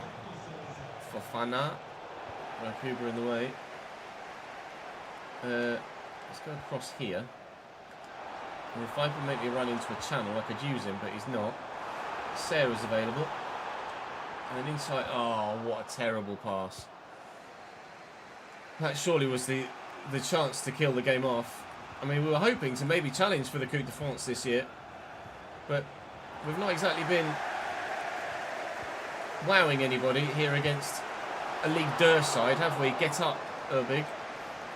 Only 1-0. We've not been wowing anyone in the league against the actual League 2 sides recently either. Form was looking like it was on an uptick, and then we've just kind of stagnated a little bit. In a minute, I'm relying on the new man, Portman. Bernardoni, though, seems like he's got decent reactions. He might only be 71 rated, but that is twice he's denied Portman from close range. Looking for Durdov through the gap. Well, that hasn't worked either. Maybe Amiens are just actually pretty decent. But I think it's more me playing like poop than it is them outperforming. Something about this Lille side just hasn't really clicked regularly, has it? Since we arrived. We've got some good players. And on paper, it's a very highly rated team compared to most of the rest of the league. But doesn't perform that way most of the time. Luton. Nail him. Let's try and waste some time. The extra free kick that might come as a result of it. But there's the final whistle. Strong result from the fans. But strong response, sorry, from the fans. That was a tough game. Sorry, Amiens. I feel a little harsh knocking you out in such a fashion, but the result as a whole went the way you would have anticipated it would do. Stade de Reims are our next opponents. Next cup game has been drawn, and it's Lorient. That's who we started the season with, isn't it, Lorient? Or might even have been, at the very least, who we started our time at the club with. I think we started the season with Lorient. I think that was the 3-2 defeat, wasn't it? Oh no, it was Stade Rennais that we lost 2-0 to at the beginning. I think Lorient might be my first game in charge at Lille. We do have Stade Rennais coming on the back of this anyway. So, chance for a little bit of payback against them, obviously, with that aforementioned 2-0 defeat. This is going to be someone coming in. It's Dane Scarlett in on loan from Spurs. Thank you for 6 months.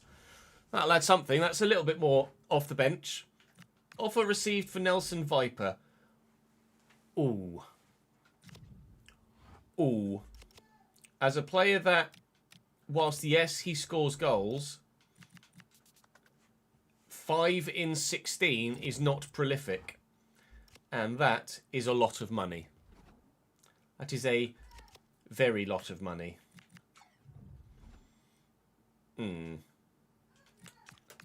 Buy Nelson. Pay 80. Pay 70?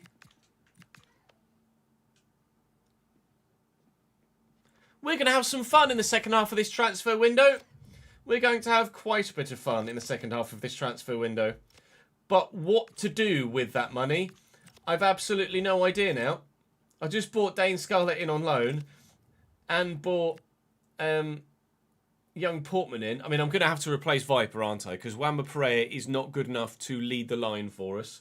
So I now need a striker that is going to take this side to glory and score a lot of goals. Who that might be, I don't know. Olmeta's going to Burnley. Temptation to call the episode here and wait for your feedback is quite high. 15 mil for Bacca is probably something I shouldn't really immediately say no to, but I think I'm going to. Because I'm going to want the bodies. He wants to leave, though. Do I let him? Do I let him go and try and find a replacement backup fullback as well? Maybe? I don't think so, though. I think Backer's probably good enough to just hold it. I mean, I've got Malacia, so I could let him go. I don't have a backup right back, though.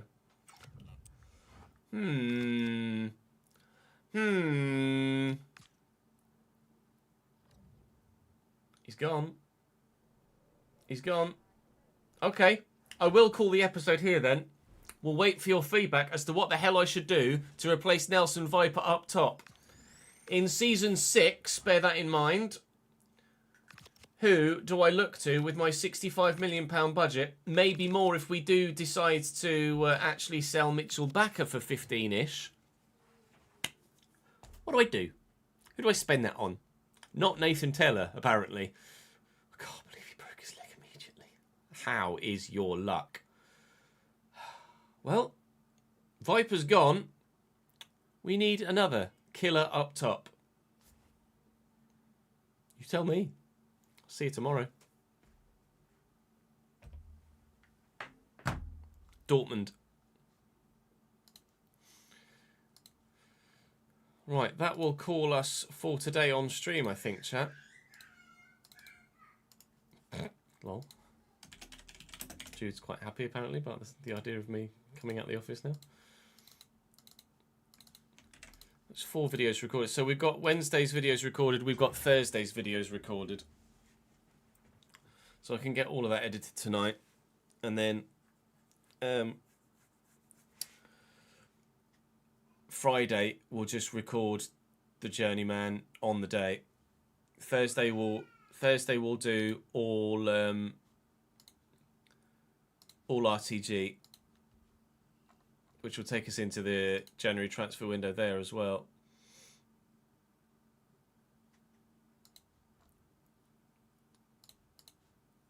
But yeah, productive day. Even if it feels slightly worse for wear as a result. We are not live tomorrow. I have updated the schedule to show that we're live Thursday and Friday and Saturday. Friday is the more usual time of like 11 till 4-ish.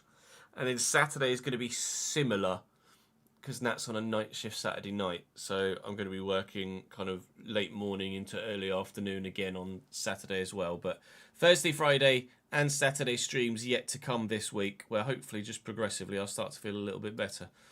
And then maybe we can get in the rig next week. Certainly on Thursday next week anyway for Creator Series, but fingers crossed before as well. But I'm not gonna risk anything. Thank you very much for watching today, guys. I appreciate your support as ever, all the time. 5.5 hours of your love returned. I'll see you on Thursday.